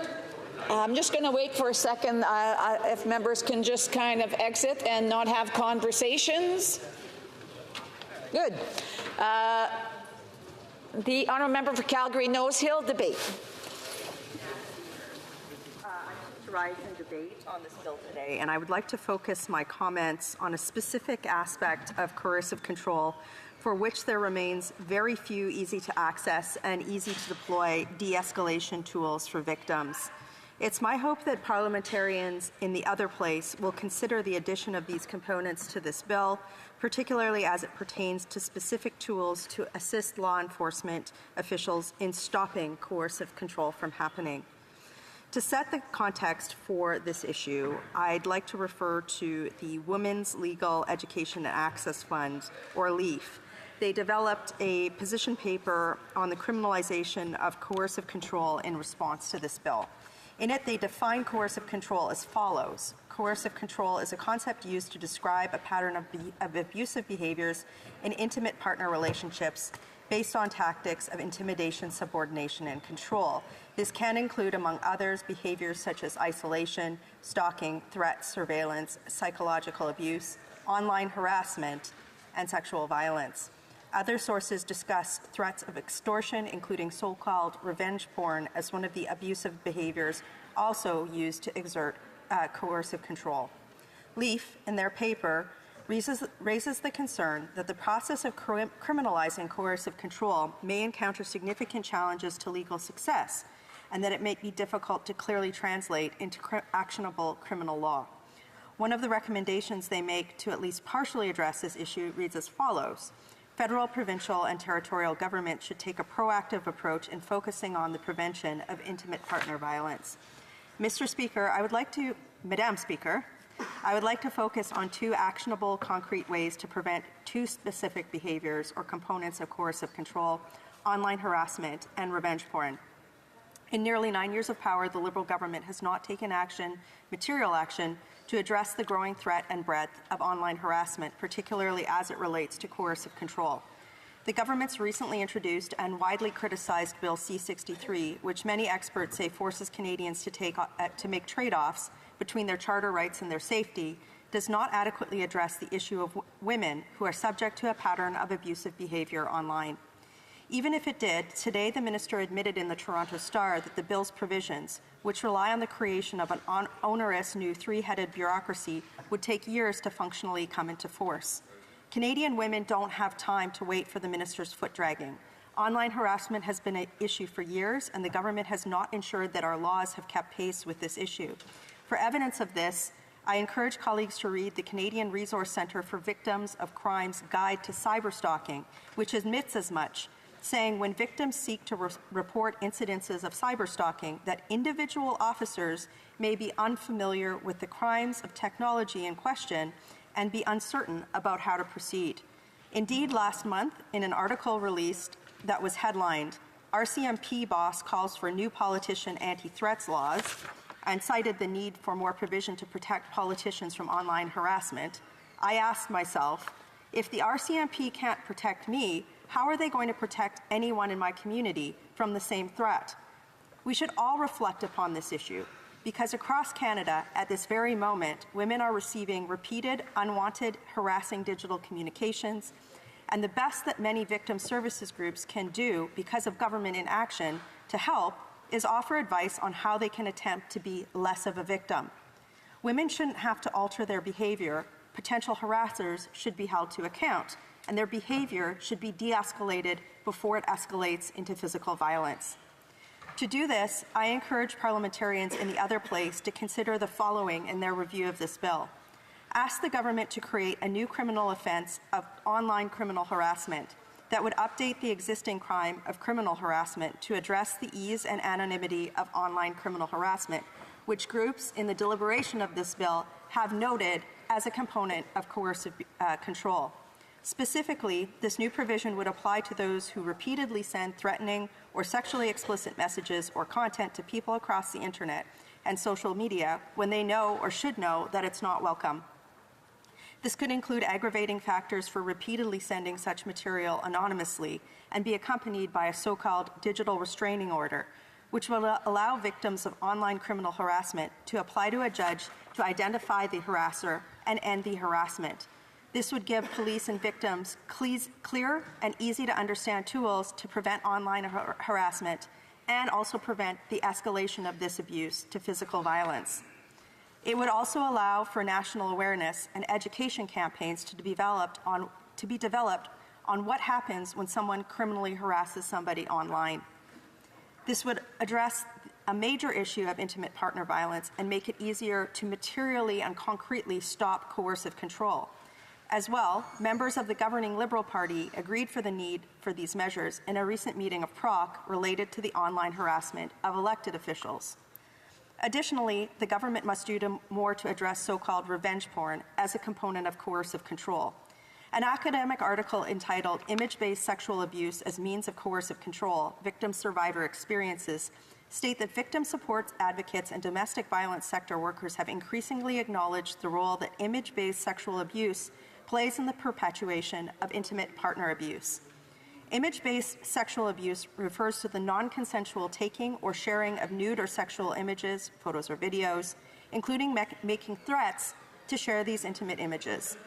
In the context of an intimate relationship, image-based sexual abuse can include any of the following acts: taking or sharing nude or sexual images without consent, threats to share intimate images to coerce a partner into sharing more intimate images or engage them in an unwanted act, and or recording and or disseminating sexual assault imagery. But colleagues, this has become even more of a concern given the advent of deepfake intimate images. I've been raising this issue in this House for over a year, and the government has still not moved to update the definition of intimate images in Canada's criminal code to specifically include deepfaked intimate images. This component is not in Bill C-63. This inaction is already harming women. A Winnipeg high school student had deep-faked intimate images circulated against her, and no charges were filed, likely due to the gap in our law. As it relates to coercive control, can you imagine how easy it would be for an abuser to create so-called revenge porn to use against their victim using online technology? The government must act now. But if the government won't ask, we must as parliamentarians. Therefore, I ask members of the other place to consider the following, including the following in the review of their bill. Updating Canada's existing laws on the non-consensual distribution of intimate images to ensure that the distribution of intimate deepfakes is also criminalized via a simple definition update in the Criminal Code. This could be done easily and likely with all party support in this place, and it's shameful that the government has not moved to do that to date. Additionally, since the government has admitted today in the Toronto Star that it is committed to dogmatically sticking with Bill C-63 as their only way to address online harms, despite widespread criticism and despite admitting that even the few supportable provisions in the bill wouldn't come into force for years, we in the opposition must look for ways to address these issues outside of the government, particularly since online harm is a growing component of coercive control. In addition to what I've already suggested, we as parliamentarians should address the broader issue of online harms by doing things like, through legislation, not backroom regulation, precisely specifying the duty of care required by online platforms, of which the duty of care could include mechanisms to provide parents with the safeguards, controls, and transparency to prevent harm to their kids when they are online, mechanisms to provide or to prevent and mitigate against self-harm, mental health disorders, addictive behavior, bullying and harassment, sexual violence and exploitation, and the promotion and marketing of products or services that are unlawful for minors.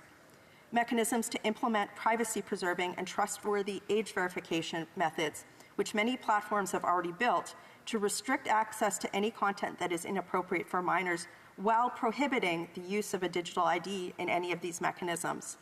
As well, we require mechanisms to give adults a clear and easy-to-use way to opt out of any default parental controls that a duty of care might provide for. And then, through legislation, ensure the appropriate enforcement of such measures through a system of administrative penalties and consequences by government agencies and bodies that already exist. Additionally, the enforcement mechanisms could provide for the allowance of civil action when duties of care are violated in an injurious way. Madam Speaker, to address coercive control, we need to address online harassment. I hope that colleagues in the other place will consider the suggestions I've made to do just that. Thank you.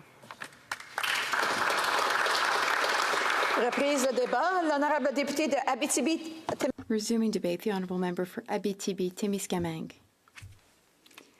Thank you, Madam Speaker. Madam Speaker, I am pleased to contribute today to debate on Bill C-332, which seeks to amend the Criminal Code to make controlling or coercive conduct an offence. The Bloc Québécois supports this bill in principle. The bill proposed by the member for Victoria is part of a growing trend in the attention that legislators pay to coercive violence. In recent years, the Standing Committee on Justice and Human Rights produced a report on this issue, which was presented to the House on April 27, 2021. In addition, the Standing Committee on the Status of Women has studied the issue, and the Standing Committee on Canadian Heritage addressed the issue during its study on safe sport, where people in positions of authority can exercise coercive power over their athletes. I am the Bloc Québécois spokesperson for sport, and I sit on the Heritage Committee. In committee, we heard from many athletes who shared their stories of abuse and mistreatment. I commend them for their courage, and I assure them that we will do everything that we can to strengthen the legislation. This bill is not perfect. Many loopholes have in fact already been identified. That said, there's nothing to stop the federal government from introducing amendments to the laws governing sport or to the provisions of other laws pertaining to justice and human rights. I would like to focus on coercion in sports and how this inappropriate practice can lead to abuse and mistreatment of athletes.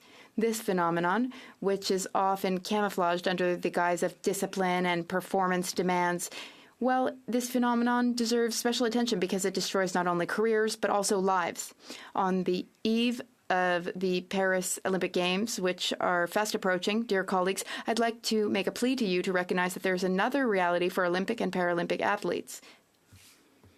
Behind every dazzling victory and gold medal, there are often enormous sacrifices, endless hours of training, and sometimes silent suffering. The quest for sporting excellence can push some athletes to their extreme limits, where the pressure to succeed can become overwhelming. Beneath this facade of glory and success, the realities of overtraining, ignored injuries, and unrealistic expectations can lead to situations of abuse and coercion. Acknowledging these darker aspects is essential for establishing balance between the pursuit of performance and the preservation of athletes' well-being, ensuring that sport remains a source of personal development and not a source of distress. Coercion manifests itself in many ways in the world of sport. It can be physical, such as the obligation to train beyond the limits of pain. It can be psychological through intimidation or threats. It can be emotional coercion through manipulation and constant devaluation. Unfortunately, these practices are often justified by the need for performance and the achievement of objectives, but can also be enhanced by the power imbalance that can develop in the relationship between coach and athlete. The athlete is in a constant state of compromise and is not always able to detect the intention of each isolated gesture. But this situation of vulnerability is fertile ground for a predator to make the worst gesture: mistreatment or abuse. It's as if the notion of respect is not always present.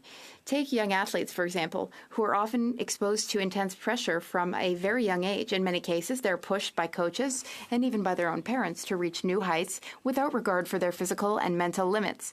This excessive pressure can lead not only to permanent physical trauma, but also to serious psychological disorders such as anxiety, depression, and even suicidal behavior. Coercion, however, is the discomfort and meaningless gestures that are subtly applied when the athlete finds him or herself in the presence of a ill-intentioned person. Right now, I remember the committee's session with Judge Rosemarie Aquilina of the state of Michigan, who delivered a poignant testimony. Just about all of us have heard of abuse scandals in gymnastics, stories that make headlines and shock public opinion. For example, take the case of Larry Nassar, former U.S. national gymnastics team doctor who sexually abused hundreds of young gymnasts under the guise of medical care. For years, these girls were forced into silence, often out of fear of reprisal or out of shame, reinforced by a culture of coercion and blind obedience. Here in Canada, I don't know whether you've seen Rick Westhead's report entitled Broken: Inside the Toxic Culture in Gymnastics, in which he talks about the case of the famous Brubaker couple who did the same to Canadian gymnasts. The report also covers the silence and the role of Gymnastics Canada in all that. Thank you to Gymnasts for Change for bravely standing your ground. Kim, Abby, Melanie, Emily, Jessica, Ryan, and all other fighters. My voice, my choice. Can't buy my silence. Empowered athletes, global athletes, you are all heroes. The stories told by athletes on Jean-Luc Brassard's program, L'Envers de la Médaille, over the past few weeks, or the stories told by athletes who testified before the Status of Women Committee and the Heritage Committee, or the many cases that made headlines in national newspapers. These are all cases of abuse that could have been avoided if we had been able to interpret the athletes' signals. Or, of course, had we had stronger legislation. I remember every committee meeting. After each meeting, I would leave shaken and shocked. These cases could have been avoided if adequate protective measures had been in place and if the victims had been taken seriously from the outset. How many investigations have been done poorly by police investigators and by those identified by federations themselves? Unfortunately, the culture of performance and the sports policy of winning medals at any price has often blinded those in charge, making them overlook obvious warning signs. And each time I say to myself, how is it that our society has allowed these things to occur? This bill makes sense today because it represents a significant step forward in sport. It's the first milestone in a series of changes needed to better protect people who are victims of coercion. In sport, these are unfortunately all too often children. I continue to believe that we need a public inquiry into mistreatment and abuse in sports in line with Part 1 on inquiries to get to the bottom of the issue. Public inquiries have always revealed systemic elements and identified possible solutions. I called on the federal government and the former and current Minister of Sport. The Heritage Committee has completed its report on the study of safe sport, and it will be tabled in this House very soon. Until then, the consequences of coercion and abuse in sport are profound and long-lasting. Athletes may suffer irreversible injuries. Psychologically, they can develop post-traumatic stress disorders, eating disorders, and various addictions. Emotional repercussions can include loss of self-esteem, feelings of shame, and relationship difficulties. The impact on sporting careers can be catastrophic. many promising young talents are forced to give up sport prematurely because of the abuse they have suffered. This deprives not only individuals of their passion and potential, but also sport in general of future champions. In conclusion, the Bloc Québécois strongly supports the objective of Bill C-332, which is to better protect victims of coercive or controlling violence. However, there are a number of important gaps that need to be addressed to ensure the effectiveness and fairness of the bill. It is essential to extend the scope of the bill to allow ex-spouses, family members, neighbors, and colleagues to testify, which could help break the system of one person's word against another's. In addition, the severity of sentences should be reassessed, and the presence of children in situations of coercive violence should be considered an aggravating factor. It is also crucial to examine the impact of this new offense on family law and child protection, as well as the reasons why prosecutors frequently drop charges in favor of lesser charges, which undermines the administration of justice and public confidence. The Criminal Code already includes 35 sections applicable to domestic or conjugal violence. It is imperative to apply them rigorously and find ways for them to be used more by prosecutors in cases of coercive or controlling violence. Finally, it is crucial to overcome the difficulties associated with gathering evidence and ensuring robust prosecution while protecting the presumption of innocence. A necessary debate must take place to balance the duty to protect victims of controlling or coercive behavior with the right of the accused to a fair trial. By addressing these issues, we can strengthen victim protection and ensure more effective and fair justice for all. And of course, put an end to the culture of silence. We can act now. Toxic culture runs deep, which is why action is needed on several fronts. We can start with increased awareness and education about athletes' rights from the earliest ages. Coaches and managers must be trained to recognize and prevent coercive and abusive behavior. Sports organizations must implement strict policies against abuse and provide safe and confidential mechanisms for reporting abuse. Athletes must be encouraged to speak out without fear of reprisal and must receive the necessary support when they do so. We need to put an end to the culture of silence. It's essential.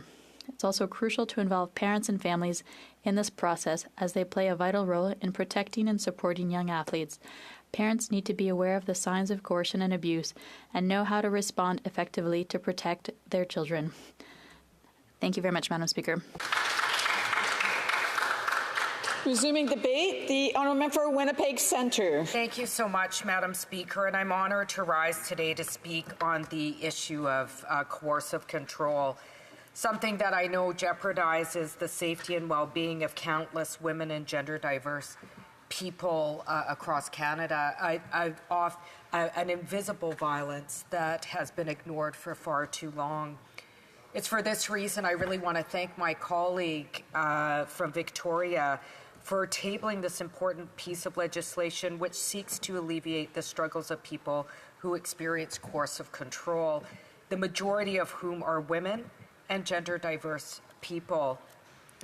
Coercive control includes different kinds of abusive behavior, like isolating individuals from family or friends, depriving them of basic needs, threatening to harm them or their children, and closely monitoring and controlling their behavior.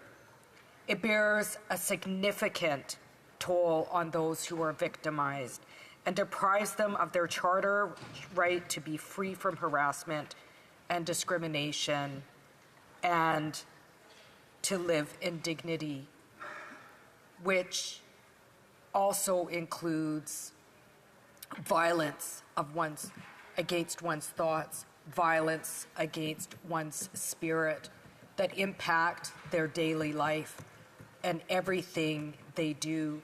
I've often heard that when you punch somebody physically, you can see that abuse.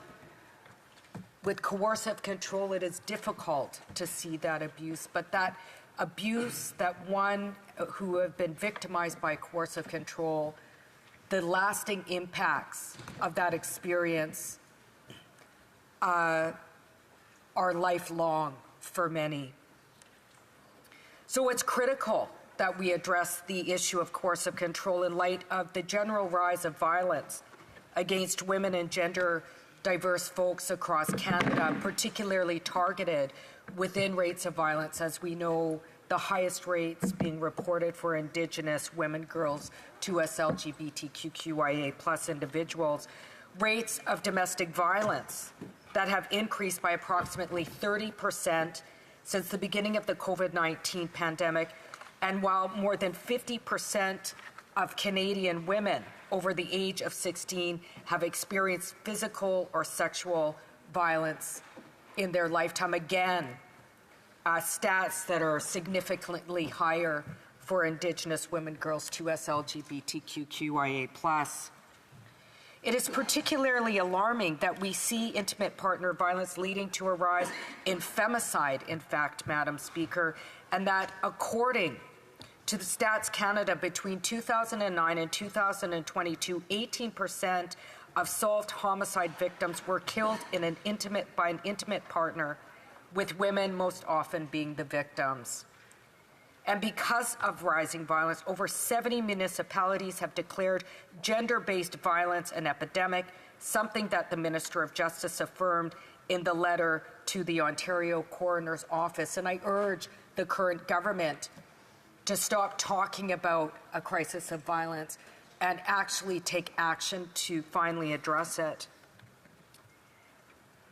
Although this bill is a positive step, there have been some concerns raised out about the bill, which I know that the member from Victoria has committed to trying to rectify, particularly from the National Association of Women in the Law, which comprises over 250 women's organizations.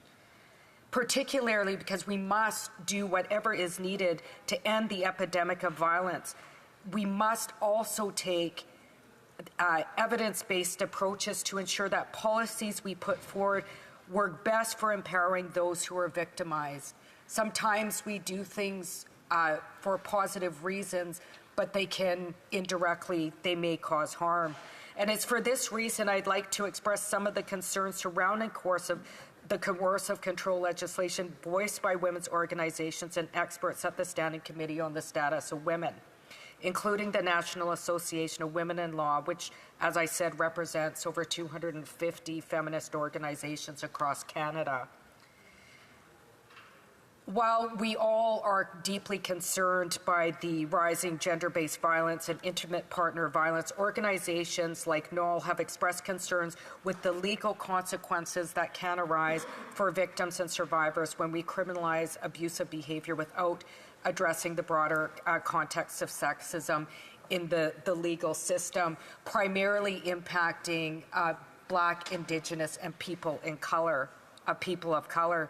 According to experts, less than a quarter of women and gender-diverse people who experience violence and abuse have enough faith that their accusation will be taken seriously to report it to the police. Instead, their encounters with the legal system mostly occur in the realm of family law, where issues of parenting are adjudicated. In this context, abusers are judicial violence to perpetuate abuse post-separation. Central to this violence is the pseudoscientific concept parental alienation.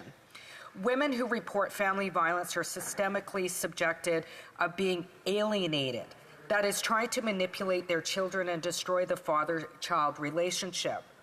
This occurs even when there are criminal charges, investigations or convictions based on a father's violence or abuse.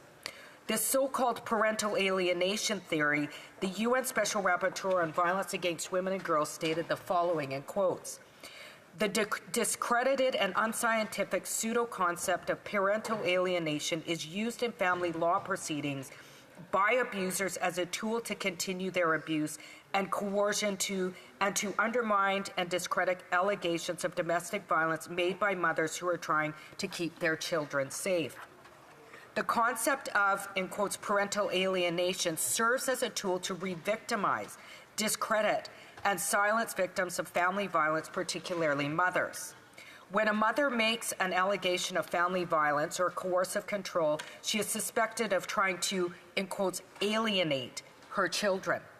Accusations of parental alienation are primarily directed at women, especially victims of intimate partner violence. Legal experts tell us that a theory of parental alienation is used almost systematically when women report intimate partner violence, including coercive control, by abusers and their legal teams. Yet judges and court officials across Canada usually believe these false accusations, or it's not uncommon for them to believe these false accusations due to an inherent bias against believing women who report abuse. If we criminalize coercive control and tell victims to go and report violence without addressing the family law crisis, we might unknowingly be putting victims at risk. If mothers do report coercive control, they will be suspected of parental alienation and may risk losing their children. Some mothers are even advised by their own lawyers not to disclose domestic violence in family court due to the risk of being accused of parental alienation. Some women have said that they have known in advance the consequences of parental alienation accusations. They never would have reported abuse or violence by an intimate partner. With this context in mind, we need a holistic approach to addressing coercive control, expanding beyond the realm of criminal law to encompass the nuances of family law. This includes, for example, prohibiting the pseudoscientific concept of parental alienation in courts and ensuring that judges take seriously women's accusations of violence. Failure to do so risks leaving a large percentage of victims vulnerable to continued exploitation and manipulation. These factors are what we must consider when creating policies to address coercive control. It is absolutely imperative that solutions we propose to an issue as serious as this one do not contribute to the struggles of victims and further empower abusers. This bill proposed by the member from Victoria is a wonderful first step in the process of finally addressing coercive control. I look forward to working with her and other members in this House to also look at outside issues within family law, including parental alienation, to ensure that those fleeing violence are safe to do so without consequences. Thank you, Madam Speaker. Resuming debate, the Honourable Parliamentary Secretary to the Minister of National Revenue. Merci, Madame la Présidente. Thank you, Madam Speaker. To speak to Bill C-332, an act to amend the Criminal Code controlling and coercive conduct. This bill strengthens Canada's legislative framework addressing intimate partner violence by creating a new offence aimed at better protecting victims of coercive control in intimate relationships. Coercive control involves ongoing conduct that deprives victims of their autonomy. It is a pernicious form of intimate partner violence and a significant risk factor for extreme violence. And Madam Speaker, I have spoken on this many times, not just in this House, but also in committee as well, when I was part of the Justice Committee, and we studied this very, very egregious behavior that is a predeterminer of intimate partner violence within communities and within homes. Now, before speaking specifically to Bill C-332, I want to thank the member from Victoria and the member from Esquimalt-Saanich-Sooke for their dedication to this cause. It's really, really important, and I really appreciate their dedication. I'm also grateful to all of the individuals and organizations who provided evidence to the Standing Committee on Justice and Human Rights during its study to this piece of legislation and its 2021 study on coercive control in intimate relationships more generally, and that includes my own Chief Nish in our region of Peel Police. I really appreciate all of their hard work on this. Gender-based violence, including intimate partner violence, is unacceptable and has no place in our country. Intimate partner violence is one of the most pervasive forms of violence against women. And our government is committed to ending the gender-based violence epidemic. Criminalizing coercive control is an important step to achieving this end. It is preventative, and it is very, very important in how we work together in our communities. Je suis très content. I am very pleased to note that the Standing Committee on Justice and Human Rights has adopted the amendments from the government to Bill C-332, which were largely inspired by the contribution of provinces and territories, stakeholders, and the experience of other countries which have criminalized coercive control.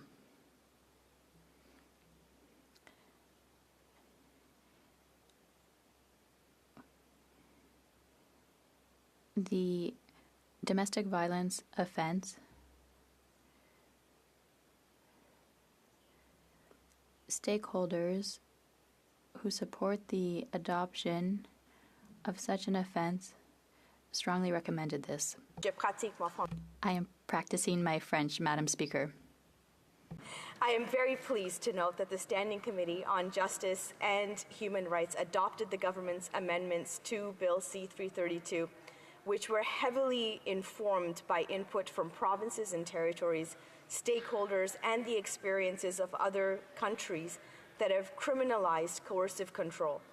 The amended offense is now modeled on Scotland's domestic abuse offense, which stakeholders who support the enactment of such an offense strongly recommended. Specifically, the amended offense would criminalize engaging in a pattern of conduct with intent to cause the accused's intimate partner to believe their physical or psychological safety is threatened, or being reckless as to whether their pattern of conduct could have this effect. Pattern of conduct is defined broadly to include subtle forms of abuse that are not criminal in and of themselves, that is, conduct that could reasonably be expected to cause the victim to believe that their physical or psychological safety is being threatened. The committee's amendments are not only responsive to stakeholder input, but also further the bill's pressing objective to protecting victims in coercive control cases. For example, the bill would amend the criminal code to require courts to impose a weapons prohibition bail condition where an offender is charged with the coercive control offense unless the justice considers that such a condition is not required in the interest of the safety of the accused or the safety of and security of a victim of the offense or of any person, and to consider imposing additional conditions to ensure the safety and security of the victim where the offender is released on bail. It would also make the appointment of counsel for cross-examination mandatory to on request by victims in coercive control cases where the accused person is unrepresented and seeks to cross-examine the victim themselves unless the judge or justice is of the opinion that the proper administration of justice requires otherwise. It would also authorize the taking of DNA from those convicted or discharged of the bill's proposed coercive control offense, which would assist with the investigation and prosecution of intimate partner violence cases. And it would also require courts to issue a weapons prohibition order where an offender is convicted or discharged of the coercive control offense. The amended bill, Madam Speaker, also responds directly to several concerns raised by stakeholders, including by removing the requirement for proof that the victim was afraid. We have heard that requiring such evidence places a burden on the victim to testify, which could and is going to be a re-victimization. It also requires them to show the effect of the accused's behavior on them. We know in other areas of law, and now here, that another approach is possible, and that is one which requires evidence showing that a reasonable person in the victim's circumstances would believe that their physical or psychological safety was threatened. This approach does not necessarily require a victim to testify, and it is familiar to Canadian courts. The bill would also remove the best interests defense, which was included in the bill as introduced. Significant concern was expressed that this defense could have resulted in excusing abusive conduct, in particular towards cognitively impaired and disabled individuals, based on the claim that the coercive conduct at issue was actually in their best interest. The bill would also delay the coming into force of the offense so that criminal justice practitioners can be trained on how to enforce it. Many stressed the importance of training prior to implementation, in particular because coercive control is an ongoing conduct offense, which is unusual in criminal law, as the vast majority of criminal offenses are incident-based. The bill underscores, Madam Speaker, the message that all forms of intimate partner violence are serious, including the more subtler forms, which have so often gone unrecognized. Supporting Bill C-332 is one of many concerted efforts that the government has taken to end gender-based violence, including intimate partner violence, and to support victims of both. For example, in 2021, the Government of Canada announced over $600 million in funding over 5 years to address gender-based violence in Canada. Of this, Justice Canada was allocated $48.75 million to ensure access to free legal advice and legal representation for survivors of sexual assault and intimate partner violence. In 2022, the government allocated funding of $539.3 million over 5 years to enable provinces and territories to enhance services and support within their jurisdictions to prevent gender-based violence and support survivors through the Gender-Based Violence National Action Plan. I'm pleased to have learned that bilateral agreements between the Government of Canada and all 13 provinces have been finalized. I realize I'm coming to the end of my time, Madam Speaker, but I am looking forward to working with all parties in this House to ensure that we are eradicating and actively preventing gender-based violence from occurring in all communities, including mine in Mississauga, Erin Mills. Thank you, Madam Speaker. Resuming debate, the Honourable for North Island, Powell River. Well, thank you, Madam Speaker, and I'm very proud to be standing in this House today to talk about Bill C-332. It is such an important bill because it talks about amending the criminal code around controlling and coercive conduct. And I want to thank the member from Victoria for bringing this forward into this House, and I also want to take this opportunity to thank the member for Esquimalt Saanich-Sooke, who brought forward a bill in the 44th Parliament that is very much the same. This is an important bill because I think when we look at any kind of intimate partner violence or gender-based violence, we know that we need to make the world safer by saying that this is real and that it happens. One of the most concerning issues of our time, especially during the pandemic, was an increase in domestic violence. It rose in Canada by 50%. So when people were in their homes trying to stay safe, all too often they became far less safe. And one of the challenges, of course, to address these issues is that there is nothing in place at this time about criminalizing coercive and controlling behavior. And this matters. It matters a lot because so often it happens in little ways. These kind of behaviors where you're having a relationship or you have a connection with someone, and we see little things that are done all the time that minimize a person's reality, that talks about controlling them so that they can't have the freedom that they should have. And it takes away a little part of themselves. I remember working with people who had gone through some sort of gender-based violence and intimate partner violence. And one of the things that they were clear about with me was that it was all these little things that kept happening. And in the beginning, it just seemed like you just give up a little piece of yourself and it would bring peace into the relationship and everything would be okay. And even if they felt uncomfortable with it, there was nowhere to go to say, you know, the person that I'm with is now taking away all of my credit cards, won't let me have access to my bank account, is telling me that I have to leave and come back at a certain time. And even when you reported it, nothing could be done. And so there was no recognition of that behavior, something that was actually leading to a place that was very, very dangerous.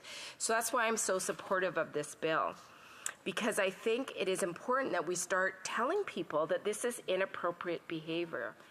Madam Speaker, before my role as a politician, I remember in my job as the executive director of the Immigrant Welcome Center of North Island, working with a lot of newcomer women who had come to Canada in different venues, sponsored by a spouse, had come over as a caregiver, and how shocking it was how often that was taken advantage. I remember one woman in particular who came into our office quite agitated and angry with Canadians, and when we sat her down to talk about it, Madam Speaker, she told us the story of meeting a Canadian man in her home country, how they fell in love, and she married him and then was sponsored and came back to Canada to live with him. And when she arrived in Canada, things slowly started to change with her husband, and he was very clear that in Canada, women didn't have the same rights as men, which of course we know here is not the case. But if you're a newcomer woman, you may not know that's the case. So she was very angry because she had come to Canada and he had done things like change the locks on the doors and actually made it, Madam Speaker, so that when the doors closed in the house, they automatically locked and he didn't give her a key. So if she got caught outside, he would be very angry with her. And so we had to work really hard to get this woman into a safe place. And when I look at this here, I can see very clearly if it had been criminalized at this place, we would have been able to move a lot faster with her. And I hope that as we do this, we remember the important part of teaching women, teaching people who are in vulnerable groups that this is not okay behavior, because it's those small things. And what it does, and I've talked to so many people who have survived this behavior, what it does is it teaches them not to trust themselves because their reality is rejected by the person that they have this relationship with. And when you can't trust yourself, it really leads you into paths where you don't take care of yourself in the way that you should because you feel like you've done something wrong. And that is the most despicable part of this behavior, Madam Speaker, as far as I'm concerned. When we take away a human being's ability to trust themselves, to know what feels good for themselves and what doesn't feel good for themselves, it is a terrible form of abuse that is often minimized. And it leads to violence often because those people don't have the ability to defend themselves because they have been picked at for so long that they no longer understand their own human rights. So I'm glad to have this bill put forward. I think that we have to remember that this kind of behavior is consistent with early warning signs of femicides, and we need to stop that. It isn't just about the physical violence, although that is so important. It's also about these small behaviors and these warning signs of aggressive behavior and toxic relationships, which include coercive and controlling behavior. Madam Speaker, I do want to take a moment in my riding. There's many spaces to help people flee violence, and I want to acknowledge all of them. They do incredible work, but one that has always stayed close to my heart is the work that's done in Campbell River around the transition home. And the reason why is because it has a beautiful history of Anne Elmore Haig Brown, who was a woman who worked very hard in that area of Campbell River to make sure that women were protected, largely women. So even though she didn't have an official safe house. She created one in her own home. She made sure that women and children fleeing abusive relationships were protected. She kept them often in her own home or in the cottages around her home. She was very quiet and discreet, and she never shared anyone's reality, but she kept them safe. And I think that kind of work is so important. She started a pathway towards Campbell River being able to move forward to have their own transition home and move on to the other services that are provided by the Ann Elmore Transition Society in Campbell River. But I think when we look at the history of domestic abuse, at intimate violence, intimate partner violence, we can see this path that has always been there of women and children fleeing violence, of not being able to come forward to talk about inappropriate behavior that is controlling. And because there was nothing there, the gaps just get wider. And I think the other thing that's important in that is it creates less trust with people who provide the supports, police, RCMP, for example. If you can't come in and get the help that you need right away, it means that you don't have trust in those systems, which makes it harder to ask for help later. So adding this is really going to allow police and RCMP to be able to take action much sooner than they are able to today.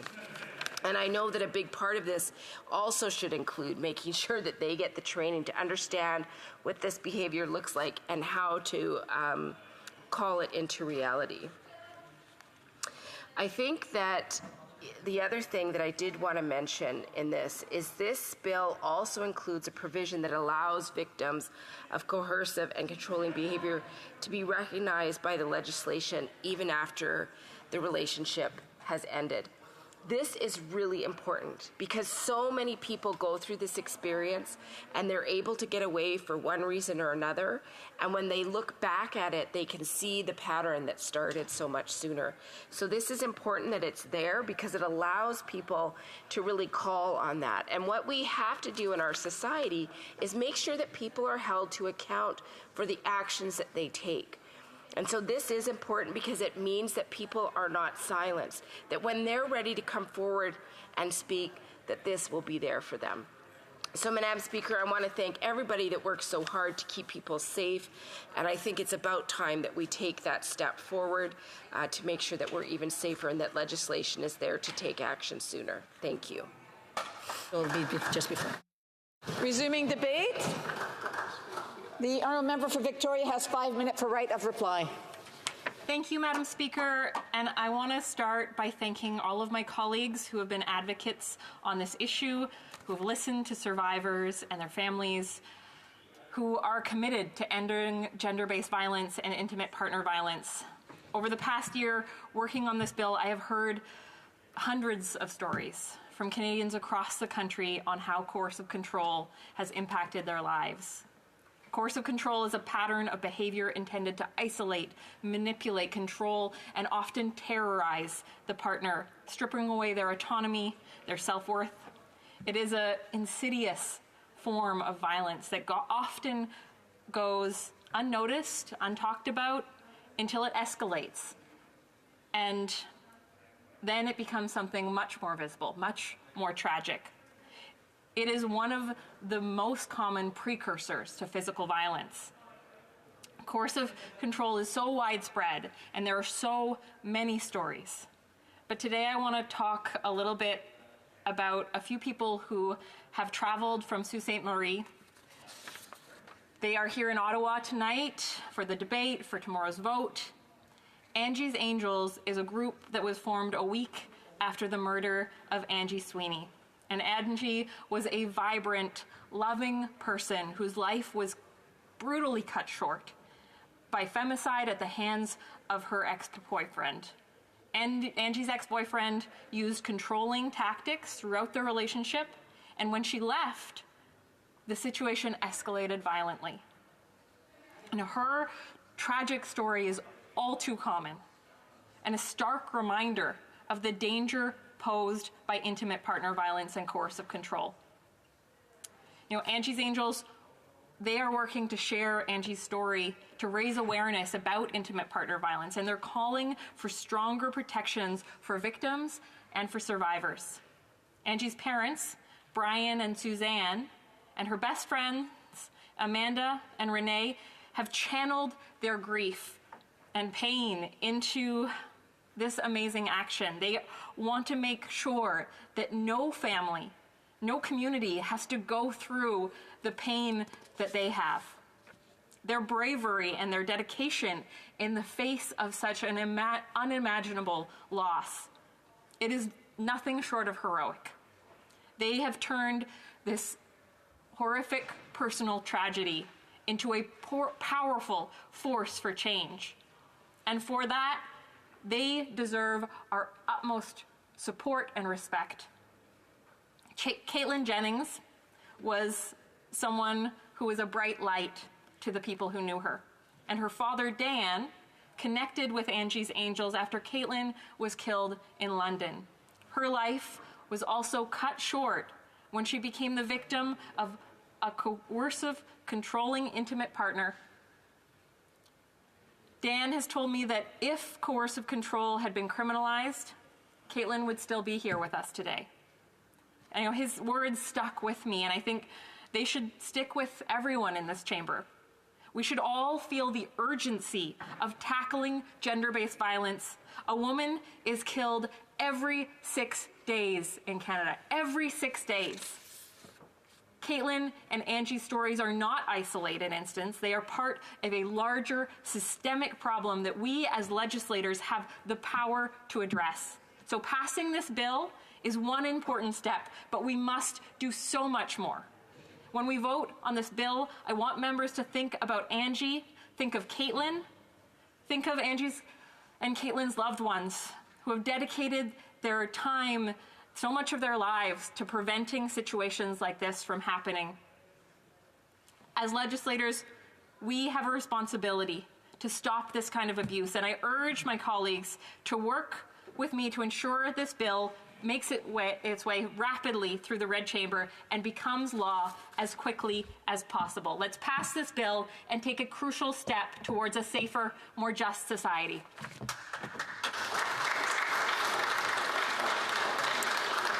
The question is as follows. Ms. Collins, seconded by Mr. Garrison, move that Bill C-332, an act to amend the Criminal Code, coercive control of intimate partner, be now read a third time and do pass. Si un député participant. If a member participating in person. Vote. Pursuant to Standing Order 98, the division stands deferred until Wednesday, June 12, 2024, at the expiry of the time provided for oral questions.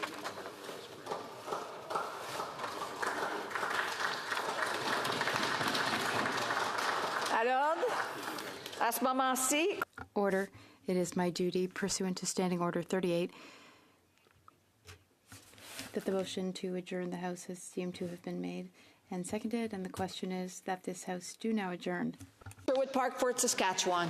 Thank you, Madam Speaker. Conservatives are sharply focused on the well-being of Canadians, which is why our priorities are to axe the tax, build the homes, fix the budget, and stop the crime.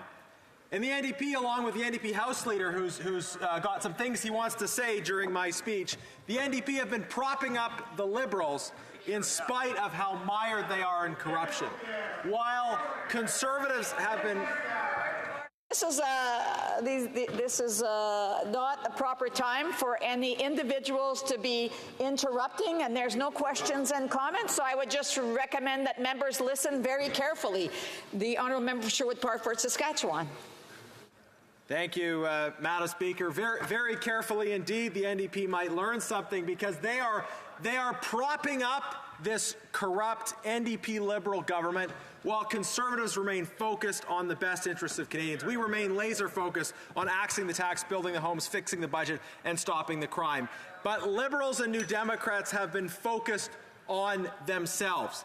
And the evidence is clear. Mounting corruption Damning Auditor General report after damning Auditor General report. Multiple negative reports from the Ethics Commissioner against the Prime Minister. So many RCMP investigations, it's hard to keep track of all these Liberal scandals. Just last week on Auditor General reports on the Green Slush Fund and on the government's close relationship with McKinsey. We have continuing investigations ongoing into the Arrive scam scandal, spending that was voted for by the NDP Liberal coalition. And this is part of a broader pattern of just the debasement of the government contracting system. The debasement of the contracting system by giving contracts to companies that are based in people's basements, tiny companies that receive contracts and subcontract without actually working on anything to do with the project and collecting massive benefits in the process. This is a government mired in corruption, and after 9 years, as Liberals and New Democrats have focused only on themselves, it's no wonder Canadians are worse off, which is why we need a common-sense Conservative government that is going to focus on the well-being of Canadians and giving Canadians back control of their lives, ending the costly criminal corruption that we've seen under the Liberals and replacing it with Conservative common sense. In particular, Madam Speaker, we are seeing as well the troubling abuse of Indigenous procurement under this government. Indigenous procurement designed to give opportunities for Indigenous peoples to be able to benefit from government procurement, but there's been so much abuse of this that we're seeing under this government. Situations where a tiny company is able to receive contracts under the Indigenous procurement set-aside and then subcontract, likely entirely to non-Indigenous companies, because there's been no tracking of the subcontracting. The Government Operations Committee has requested documents about which companies got the subcontracts through Indigenous procurement, and there's been a complete absence of information provided in relation to subcontracting. So we have cases where money is supposed to be set aside specifically to make life better for Indigenous Canadians, and yet Dalian Enterprises and the Minister for Indigenous Services has said, well, the purpose of this program is only to identify the identity of the company initially receiving the contract, not to assess benefits to Indigenous communities. This is another clear abuse of government contracting, and Conservatives will stand up for reform in this system. We will fight corruption in this NDP Liberal government and call for a replacement of that corrupt government with common sense. The Honourable Parliamentary Secretary, the Government House Leader. Well, Madam Speaker, that's quite a bit to listen to. The member started off by talking about the bumper sticker issues, the themes of the Conservative Party going into the next election.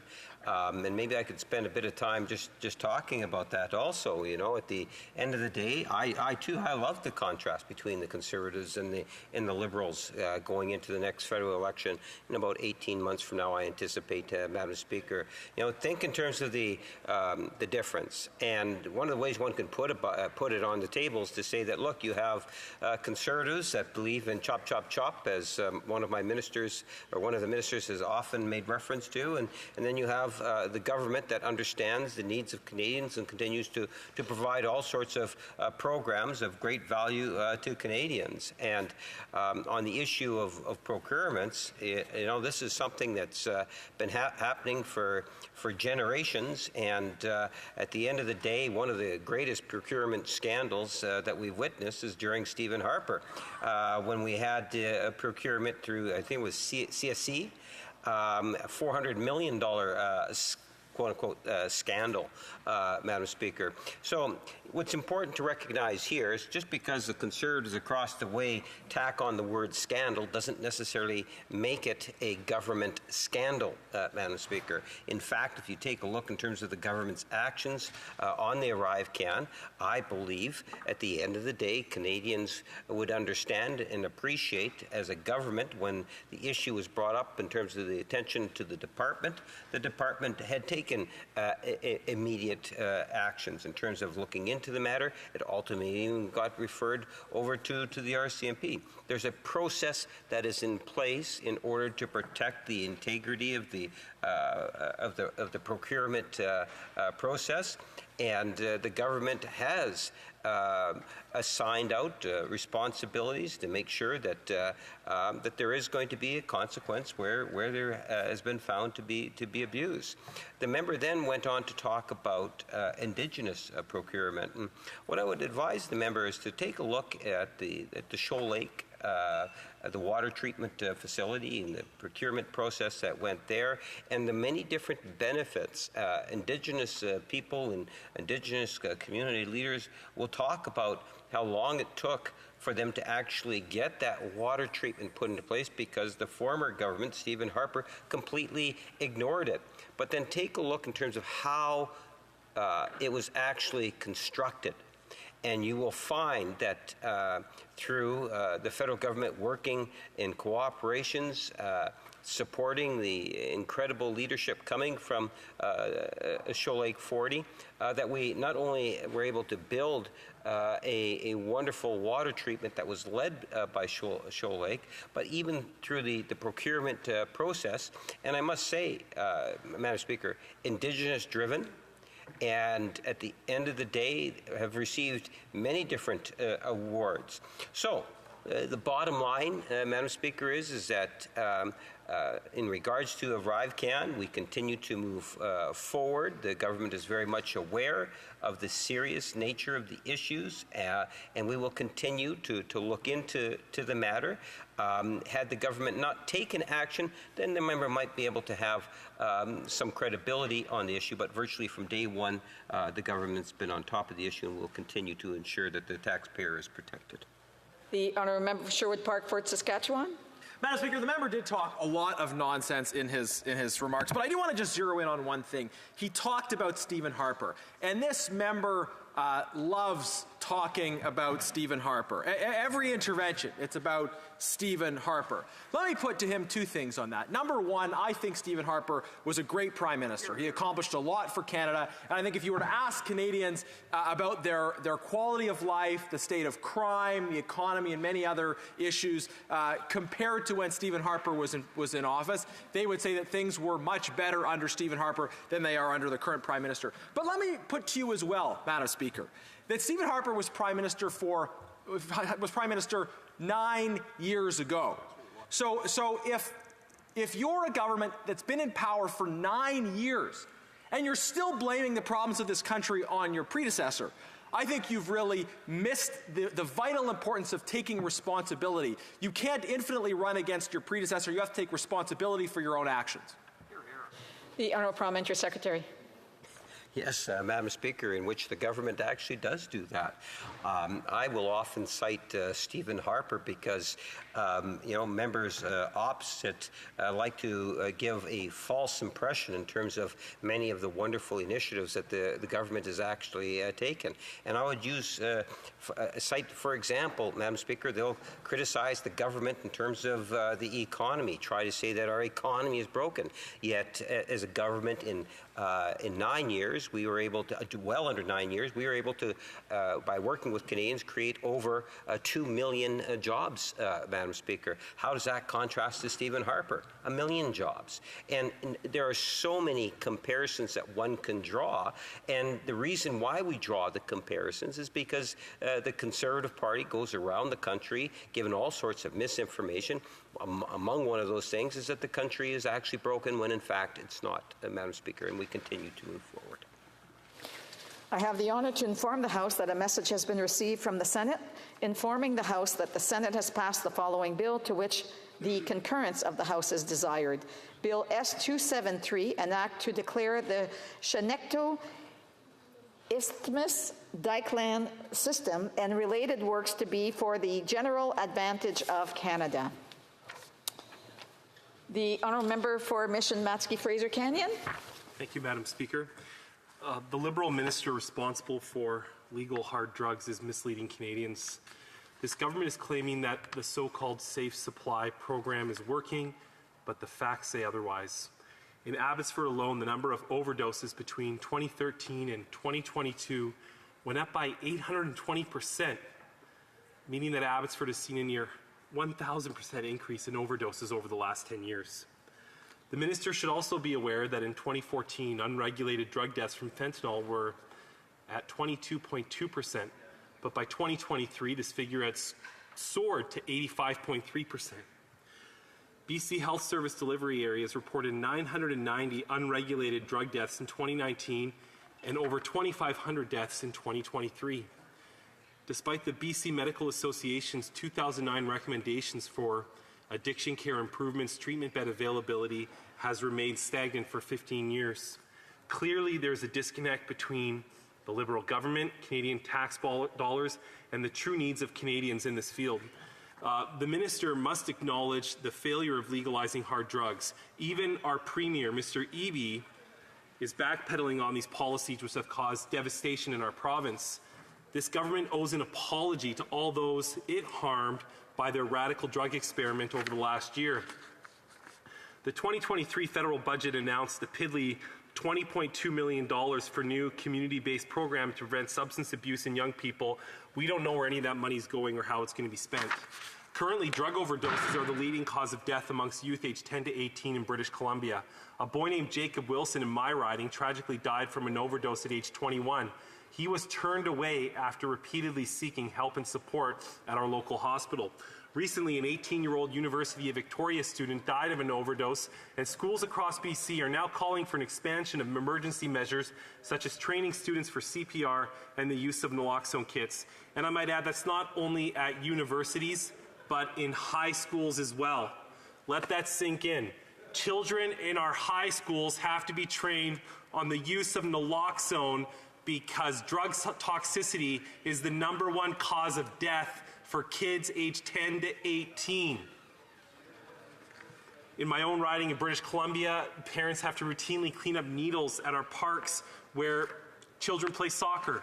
This weekend, I asked one of the key coaches, I'm like, hey, how many needles have you found this week? Oh, we find them every day in the corner right over there on the field where my kids and hundreds of other kids play every week. Public beaches now post signs warning of dirty needles at the most popular spot to play beach volleyball at Kitts Beach in Vancouver. The minister's recommendations on this radical experiment have not helped our children.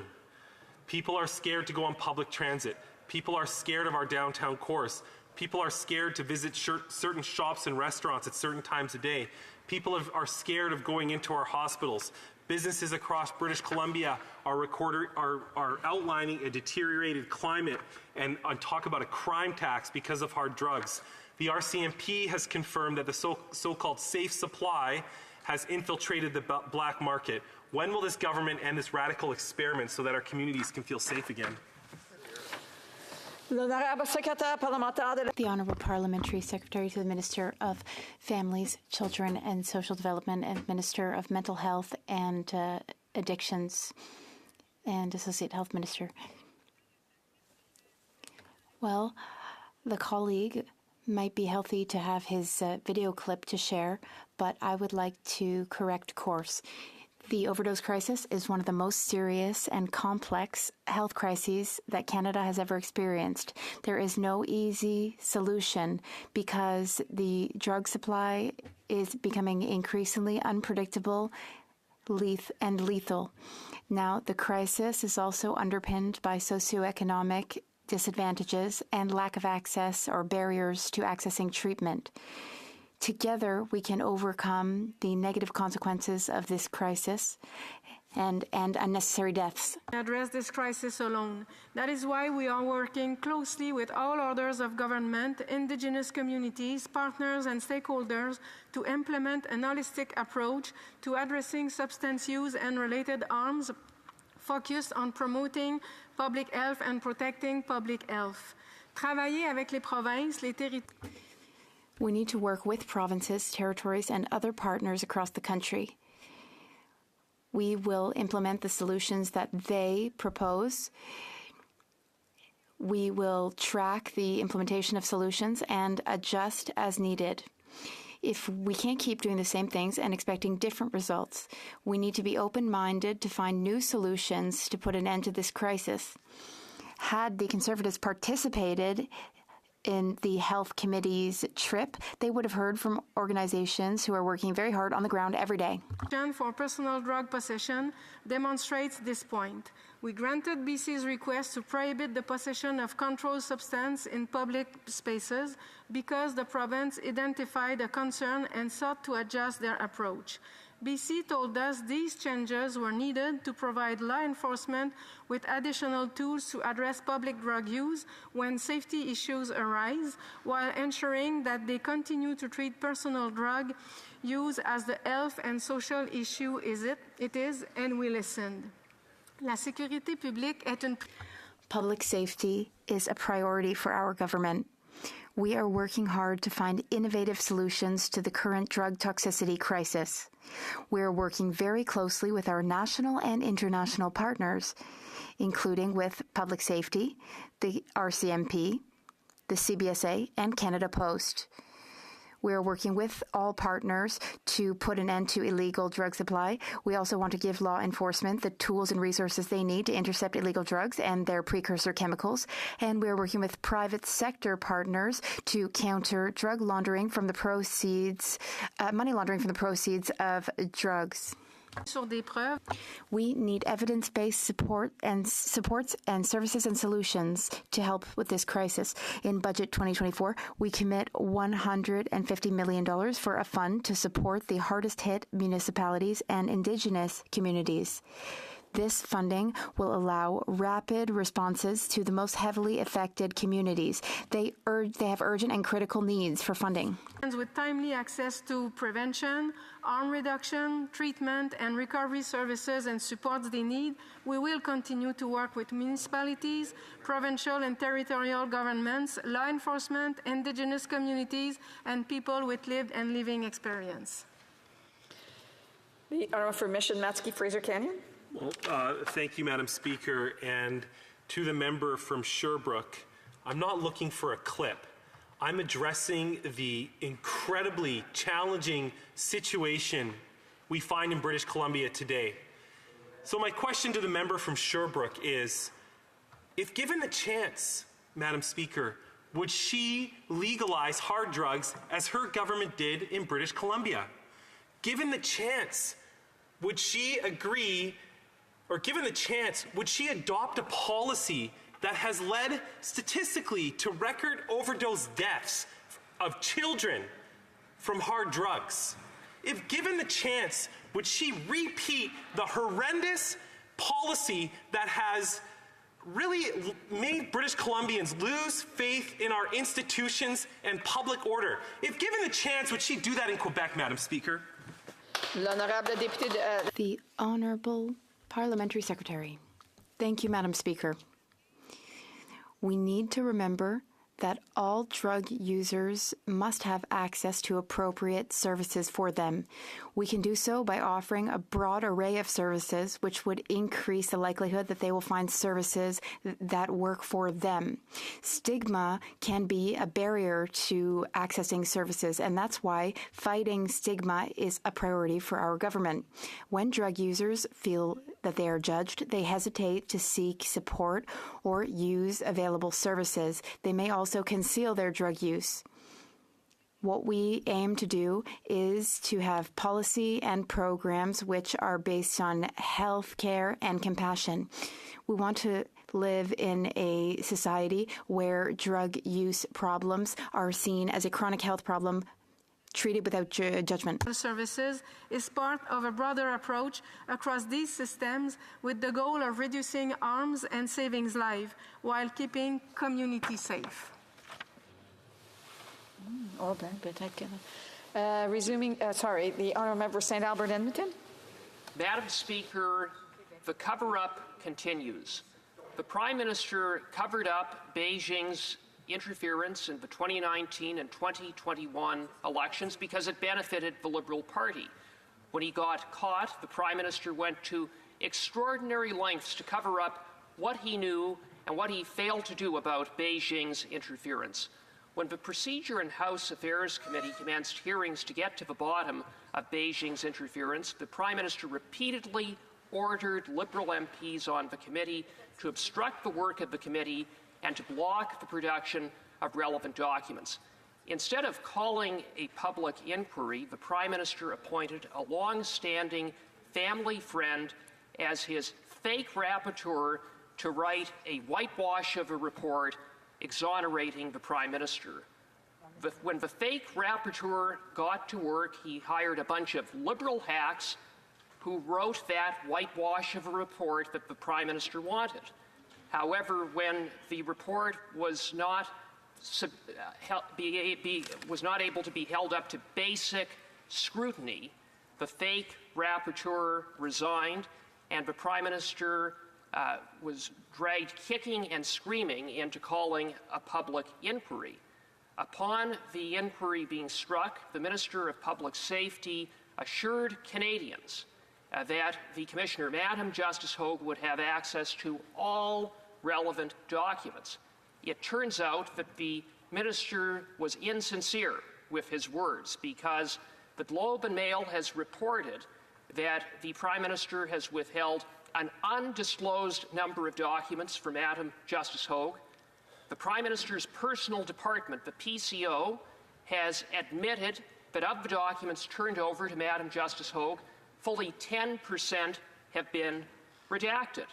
I underscore that these are documents that Madam Justice Hogue has requested. The Prime Minister is obstructing the work of Madam Justice Hogue to fulfill her core mandate, and that is to determine what the Prime Minister knew, when he knew about it, and what he did or failed to do about foreign interference threats, including Beijing's attack on our democracy. Madam Justice Hogue issued her first report a few weeks ago. It is a damning indictment of the Prime Minister. Among the conclusions that she makes is that the Prime Minister made decisions with respect to countering foreign interference on the basis of giving consideration to direct electoral consequences.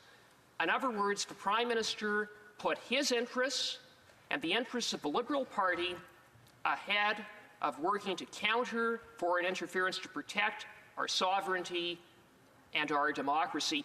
And that was based on the documents that the Prime Minister allowed Madam Justice Hogue to see. One can only imagine how much more damning her report would have been had she been able to see all of the documents. And now, as Madam Justice Hogue prepares to write a second report to be issued in the coming months, the cover-up continues. If the Prime Minister has nothing to hide, then why won't he stop the obstruction, stop the cover-up, and turn over all of the documents requested by Madam Justice Hogue? The Honourable Parliamentary Secretary of the Government House Leader. Yes, thank you, Madam Speaker. Just to start off, it is interesting how the member continued with the character assassination of an outstanding Canadian. When he's talking about the special rapporteur, what he's really talking about is the former Governor General. When he labeled him as a Liberal and appointing all these other Liberals type of thing, what people should realize is that the Right Honourable David Johnston was actually appointed as the Governor General by former Prime Minister Stephen Harper. And the last time I checked, Stephen Harper was not a Liberal, he was a Conservative. A man that was held in fairly high esteem. And it's unfortunate that the Conservative Party, in their ramped-up rhetoric, felt it was necessary to throw him under the bus in the fashion in which they did. I personally thought it was somewhat disgraceful. Having said that, Madam Speaker, when you think in terms of what it is that we're talking about this evening, nothing could be further from the truth in terms of the manner in which this government has actually dealt with foreign interference. In fact, the government of Canada not only consulted but worked openly with all recognized parties in the House to collaboratively develop the terms of reference for the Commission. All parties agreed to those terms of reference, as well as to the appointment of the Commissioner herself. One of the key aspects of the terms references is the Commission has essentially unlimited access to classified information related to its mandate. The terms of reference are very clear that the Commission is to have access to certain Cabinet documents that are relevant to its work. The government agreed to this approach, although it is exceedingly rare for something of that nature to occur. Cabinet confidence is a bedrock principle of the Westminster system of government. The notion that such a principle can be thrown out in a sweeping approach to government records undercuts the very same democracy that we're trying to actually protect. All of the Cabinet documents that were committed to in terms of the reference have been already provided to the Commission, Madam Speaker. I would contrast in terms of the manner in which we as a government have approached this issue to the manner in which the leader of the Conservative Reform Party has done to date. The leader of the Conservative Reform Party, Madam Speaker, hasn't even acknowledged or desired in any way to actually get the security clearance necessary in order to get the information that will answer the types of questions that the member is looking for. He doesn't want to get that. He intentionally chooses to be ignorant of the facts, Madam Speaker. Contrast that to the leader of the Democratic Party. In fact, the leader of the Green Party had a very interesting public press conference earlier today, from what I understand, after getting the debriefing, was very clear with Canadians as to what is that she thought. But at least she took the interest and the time not only to get the clearance, but then to look at the report, Madam Speaker, unredacted. And we know what her comments are. But that doesn't solve the appetite for the Conservatives to go on a eventual character assassination hunt in terms of what it is and who it is that they can go after, Madam Speaker. I am surprised and disappointed in the leader of the Conservative Party, but I shouldn't be, because even when he was the minister responsible for Elections Canada, Madam Speaker, who played that important role, he did absolutely nothing on foreign interference, as he knew back then that it was an issue, but chose intentionally, again, to do nothing. For St. Albert Edmonton. Madam Speaker, the parliamentary secretary is misrepresenting the facts to the extent that he suggested that all relevant documents have been turned over to Madam Justice Hogue. The Procedure and House Affairs Committee passed a motion to get to the bottom of the Prime Minister's obstruction with respect to turning over documents. And on June 7th, counsel to Madam Justice Hogue wrote to the committee stating, quote, "The interest of the Commission and the interest of the committee would appear to align," end of quote. In short, the Commissioner agrees with the committee that the Prime Minister needs to turn over the documents. The Prime Minister can't pick and choose which documents to turn over to Madam Justice Hogue, because a core aspect of what she is examining is the Prime Minister's conduct, the decisions that he made, and frankly his failures to protect our sovereignty and democracy from foreign interference. It begs the question, what is it in those documents that is so damning to the Prime Minister that he is hiding them from Madam Justice Hogue? Parliamentary Secretary. Yes, Madam Speaker, put very simply in a point form, the Government of Canada worked openly and collaboratively with all recognized parties inside this House to develop the terms of references of the Commission. That is a fact. The government continues to support the Commission by providing tens of thousands of classified documents while respecting the terms of reference and the underlying principle of Cabinet confidence and safeguarding the critical interests of Canada and its allies. That is a fact. No matter how it is the Conservatives want to put some sort of a spin or provide misinformation to Canadians, I think it's always better if we stick to the facts of the matter, Madam Speaker. And by the way, I'd conclude that the leader of the Conservative Reform Party should also take advantage and get the debriefing so he'll be better informed. Oh, la motion portant que la Chambre The motion to adjourn the House is now deemed to have been adopted. Accordingly, this House stands adjourned until tomorrow at 2 p.m. pursuant to Standing Order 24-1. Good evening, everyone.